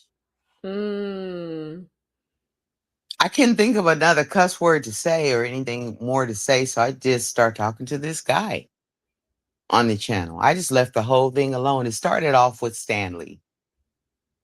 Oh, hold on. Stanley was on there too? No, please tell Stanley. all. Tell all. I told somebody, please interview me. Please interview me so I can Wait, hold put on. holding this Stanley shit was in. there. Is this the same Stanley that be on our channel? That's why I told him don't come on with no shenanigans. Oh my gosh. You had I need all the tea now. What channel is this? Yeah, that's why I never said anything. And that's how I've been. If he comes on, you'll hear me never say anything. What channel is This was okay. He had been like following me and then just bringing my name up. I was on his Oh, channel. maybe he likes you, because y'all are around the same age or A something. stalkish type of. Maybe he think he got a chance, When it comes down to that, I feel like it's a joke because you guys, honestly, that's just like saying Nidus has a chance with you, Creative. Good. I like she called it out. It's my time. It's my time. She called it out. Because he stay on her neck, okay? I love Everything she does. And Nidus, where's the $100 cash app? Nidus, I need you. Cash app When you sell your house, I need to be spoiled. So go ahead, it's my time. You know what? Between the two, it would definitely be Nidus. It wouldn't be Stanley's ass. So I gave him chance after chance after chance, but he will not leave a woman alone. And now when I gave him the chance of the chance to walk away peacefully, I'm saying, okay, Stanley, I've seen what you look like, okay? Hold on, but was Stanley the person who sent you He's those? been doing this for months. But was he the one who sent you those bands? Oh, hell no. Oh, I wouldn't even flirted with. No. Okay. No. I have you ever had someone you really couldn't stand? Yeah. That you simply just say, you know what? I almost wanted to delete my YouTube after him. I was so embarrassed. Damn. Stanley, you gotta do better. And but then I said, you know what? I'm not gonna do it. I'm gonna get my nieces and every female, black female I know, to come on the channel and let this man understand he's a real piece of shit. But then I Oh, didn't even go that way. I just damn. start ignoring him. And when you interrupt him, it pisses him off. Don't Yeah. ever ignore him. Oh my God. It's like a spoiled kid. So I ignored him. This man had the nerve to call me old granny while he's making himself look utterly ridiculous. Then he just kept doing stuff. Then he was calling my son punks. And then he got to going through my family. And I said, okay, now you're doing enough. So then I sat and listened to him. One night, yeah, tell my time to come. Tell her to come up. Tell her to do this. Tell her. I'm like, keep my name out your mouth and quit associating me with yourself because I don't even want people to know I know you. Mm. You know, I was literally afraid that my son was going to see me go back and forth with him. Mm. And that was going to be too embarrassing. I said, well, I guess my sons know the other side of their mama, or they call me mommy. They know the other side of me. So now let me make you stop. So I went in on him and I said, now if this don't make you stop, then you're just a stupid ass person. You're not going to stop. So now I just ignore him. After I did what I did that night, after I let him know I totally hate you, and I hate to use that word hate because I really don't want to hate no one, Hey, Mahogany. but I Mhm. totally hate him. I can't stand that man. Mm. I hate his damn guts for even associating himself with me, for even saying my name, with his name. I hate when people say our name together. I'm like, oh my God, if you guys even knew. I'm like, please look at my ex-husband or do something because he won't dare show his ex-wife. See the type of men that I date. If I'm with somebody like this for 24 years, do you think I'm going to go backwards with somebody like Stanley? I don't know what you guys think of him or if you guys find him handsome or attractive. I No, no, no, find him no, no, no. I We find don't. him dusty and I find him rude and I find him obnoxious and disgusting. Damn. I do all of that to the I point think he's an acquired taste. I would say that he's not. You could only take. He's an He's not acquired for taste. everybody. Yeah, he's not for everybody. He's who's he not, but for? I do understand what you mean. Like Stanley is I've met him I think 3 times now. And he the first time I met him, he seemed just pleasant and fine. And then the second time I met him, he came up here and he was extremely rude and all kinds of things. And then when made a video about me, and then the last time he came by, I was just like, we're not doing that. So if you're not gonna be like a normal person and have a conversation without trying to attack people, then we don't want you to come here. You don't have to come here. And he still tried a little bit, but he calmed down, and we were able to have a good time the last time he came by. So I do think Oh, it's that going to change now. Since I'm on your channel and I told him don't come on with his shenanigans. And did you see what he said after I said that? And he said, or what? Like, oh, or was that what? Yeah, that's what that was for. He said, or what? And I didn't say anything else. I just said, don't do it because you know what? I know you're not going to allow it. I said, some people will allow it. CM, and that's it. And CM last night told me, you're not going to go on nobody else's channel. I said, let me see a bag and let that person flirt with me and see if I won't get it.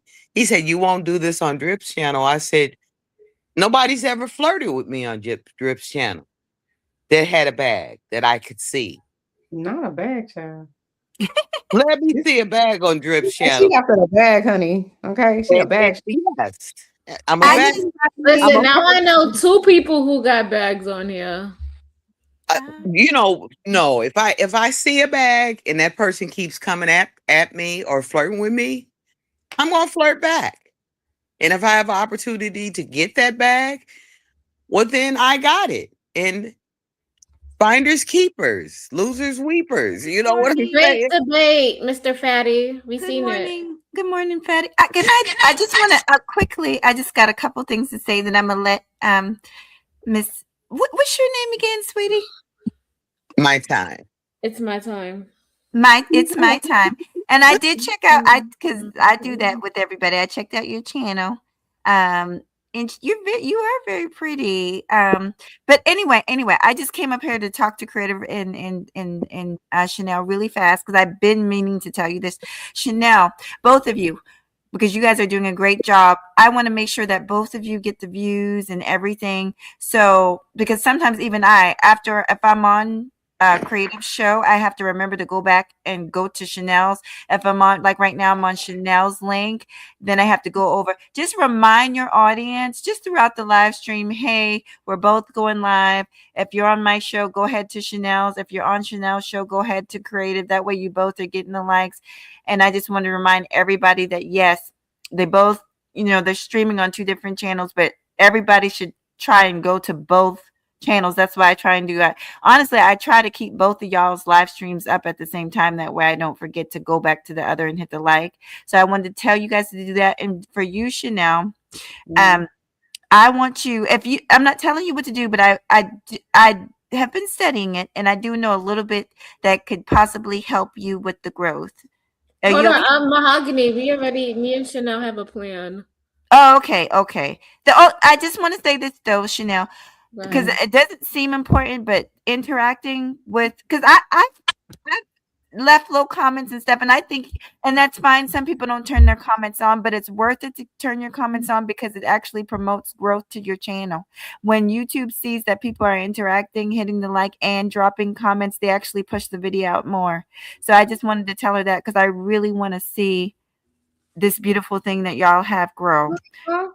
Okay, so I'm gonna shut up and I'm gonna get back. You're welcome, baby. You're welcome. But you know what? I will say this before you leave. Sometimes people will come, I guess, on the replay and they'll comment, but I don't get a notification about it whatsoever. So, like, sometimes I'll go into my YouTube studio and then I'll be like, oh my God, and I'll have all these comments that you know why?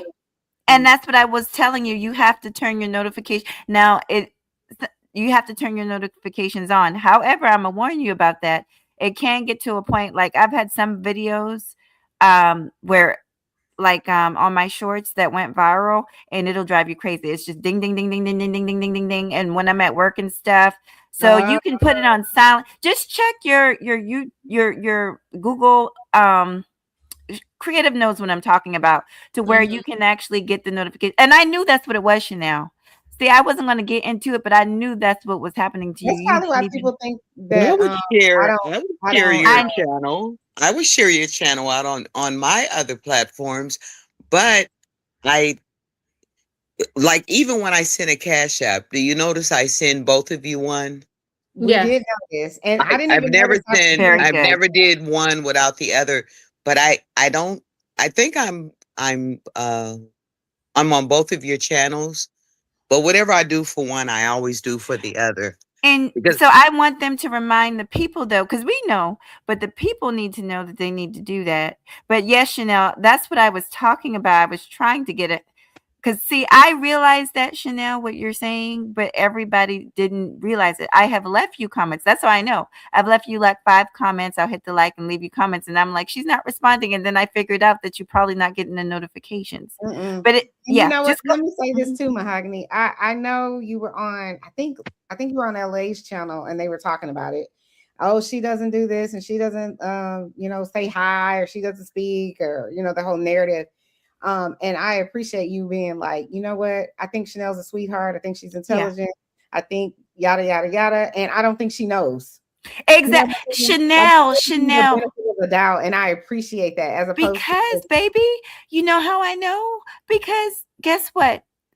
People forget what it's like to be doing something for the first time, and they forget what it's like to be new.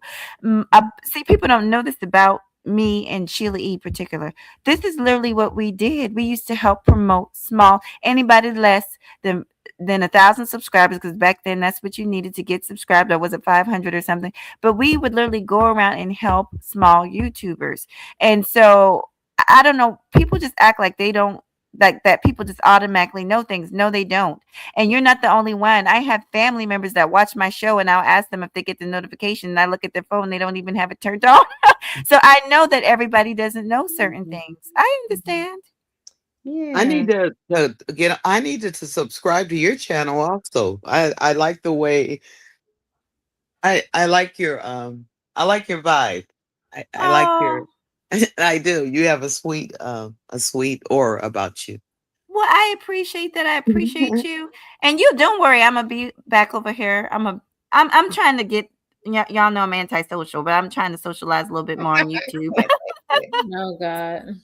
I love it Well, guys, we want to when thank you women guys. get Hold on one along. I second, love it Mrs. when women get Mrs. along, and especially women that are of color. I can't stand it when we come against each other. I don't like it. Well, I wanted to just close us out because we have been up here. Thank God we made it to the 7 hour mark. We're supposed to shut it down at 6 hours. But Creative and I have not had any sleep. And we are very tired at this point. And I got to get up and go to a brunch in probably 4.5 hours. So I got to definitely get some sleep. But we wanted to go ahead and close out and ask you ladies if you have any final thoughts. And if not, we're going to go ahead and close out so we can go and get in the bed and relax and do the whole thing. But we really appreciate the conversation. I feel like we had, and Creative, you can, tell me if I'm right or wrong. I feel like we had a very great derailed conversation about a whole bunch of other things that I certainly wasn't anticipating having, but it filled my heart, you know what I mean? Because I'm like, oh, I didn't know this. Oh, I didn't know that, and especially I didn't know it about specific people, knowing specific things about, our makeup, even though I don't really wear makeup like that, but I could share that with my niece who loves makeup, you know what I mean? About the chemicals and all that type of stuff, and about the hair weave and the chemicals in that, all kinds of different things. So I really appreciated the conversation. And I love that, I'll say this one last thing. I think it's so interesting. It's like on this panel, especially the one we had tonight, and I would say in general, when it's just women, we have a good time. Yeah, we We do. Oh, yeah, we That's do. agree. nobody cussing each other out. You know what I'm saying? People being respectful. So there's something to be said for that, because sometimes you go to other panels where there's a minority women, you might have one or two that are on the panel, and it's like they trying to kill each other, the men, and then if you get in, it's you bitch, da, da, da, da, da, and it's just like, what is that about? So I love the fact that we're trying to grow our channel, like Mahogany was saying, and we want it to be something different. You know what I mean? We want it to be something intelligent, where people who are intelligent obviously can come and have a conversation and get their thoughts out without people trying to tear them down, or try to mislead their argument, or try to make it seem Love like it. they're talking about, or trying to degrade them in some capacity, or trying to all of the things, fill in the blank with the things that people do. So like I said, I appreciate it all. Creative, you have anything, love, before we No, I just want to thank everybody for coming through and holding down Chanel when I was busy cooking, and looking vice for the gods, honey. Like, versa. yes, get on Creative. Yeah. So anything you guys want to say before we close out, for sure? Nope. I hope that y'all have a wonderful day. I'm gonna hop down myself, and thank you for listening. I've been meaning to tell you that. I Yeah, appreciate it. appreciate you. Bye bye. I just Bye. want to say I enjoy you, all of you. I've enjoyed listening. I did fall asleep a little bit, but I enjoyed the food. I enjoyed the great conversation. I enjoy being in this space. Thank you both for welcoming me in. And I have a lot more to tell you about myself. This is 63 years. It can't get done in one day, but it's some interesting parts of my life that I'd like to share. And I literally had a beautiful time. Shout out to Drip because I wouldn't know you if I didn't know him. And I think I'm down to 2 channels now that I'm going to really Not pay down. attention to. And that's two people that I'm going to Oh my God. honestly support, and that's Drip in your channel. And Thank you. I gotta do a I lot. will be back. I got to make sure that you guys have your backup team. And I'm praying for you. And you pray for me because I'm going to need Thank it. Thank you. We all need it. Love Well, you thank you both. so much. Same. You have a good rest of your day. You too. All right, Creative. Well, thanks, Creative. We did a good live. I definitely want to do one on the beauty products or with Black women and our hair and our makeup and our health and all that. I think that would be an excellent show. And then I also want to do another cooking show. Maybe we can make it a theme. Maybe once every 2 weeks we'll do a cooking show. Thing. Oh, once Yeah. a month. Once a month. Creative than already. You see how I be trying to put. She's like, no. People think it's me. They're like, Chanel's in charge. And Chanel, no.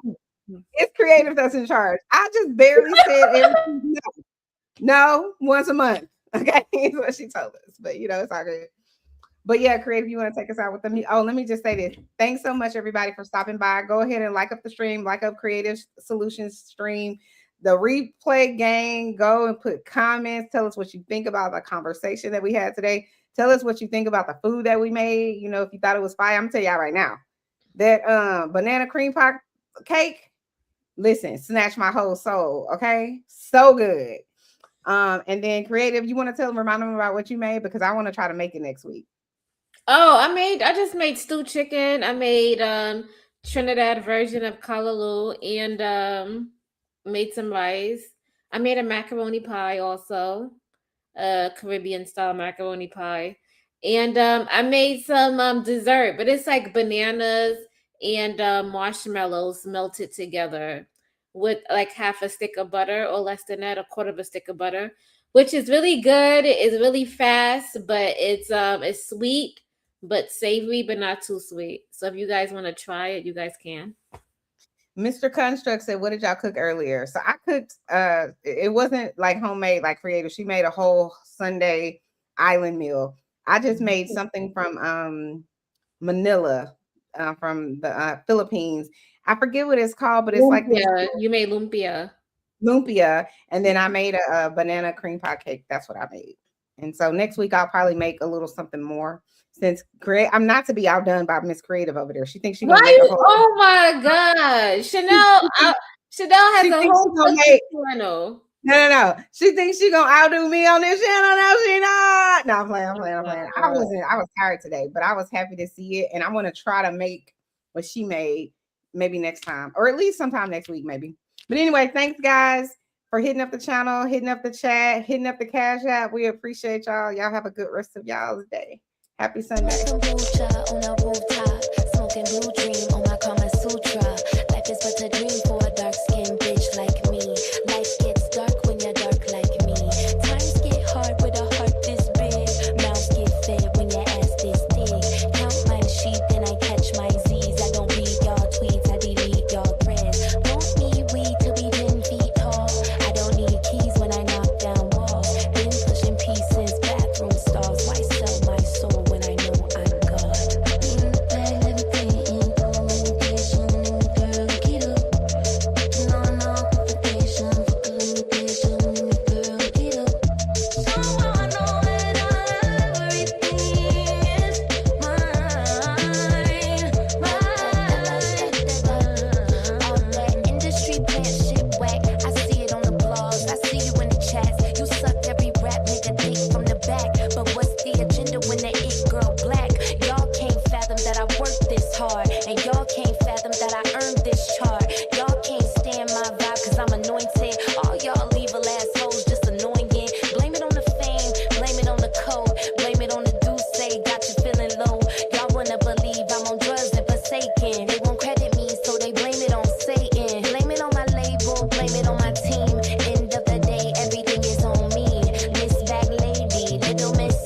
Little miss higher them hoes, then fire them.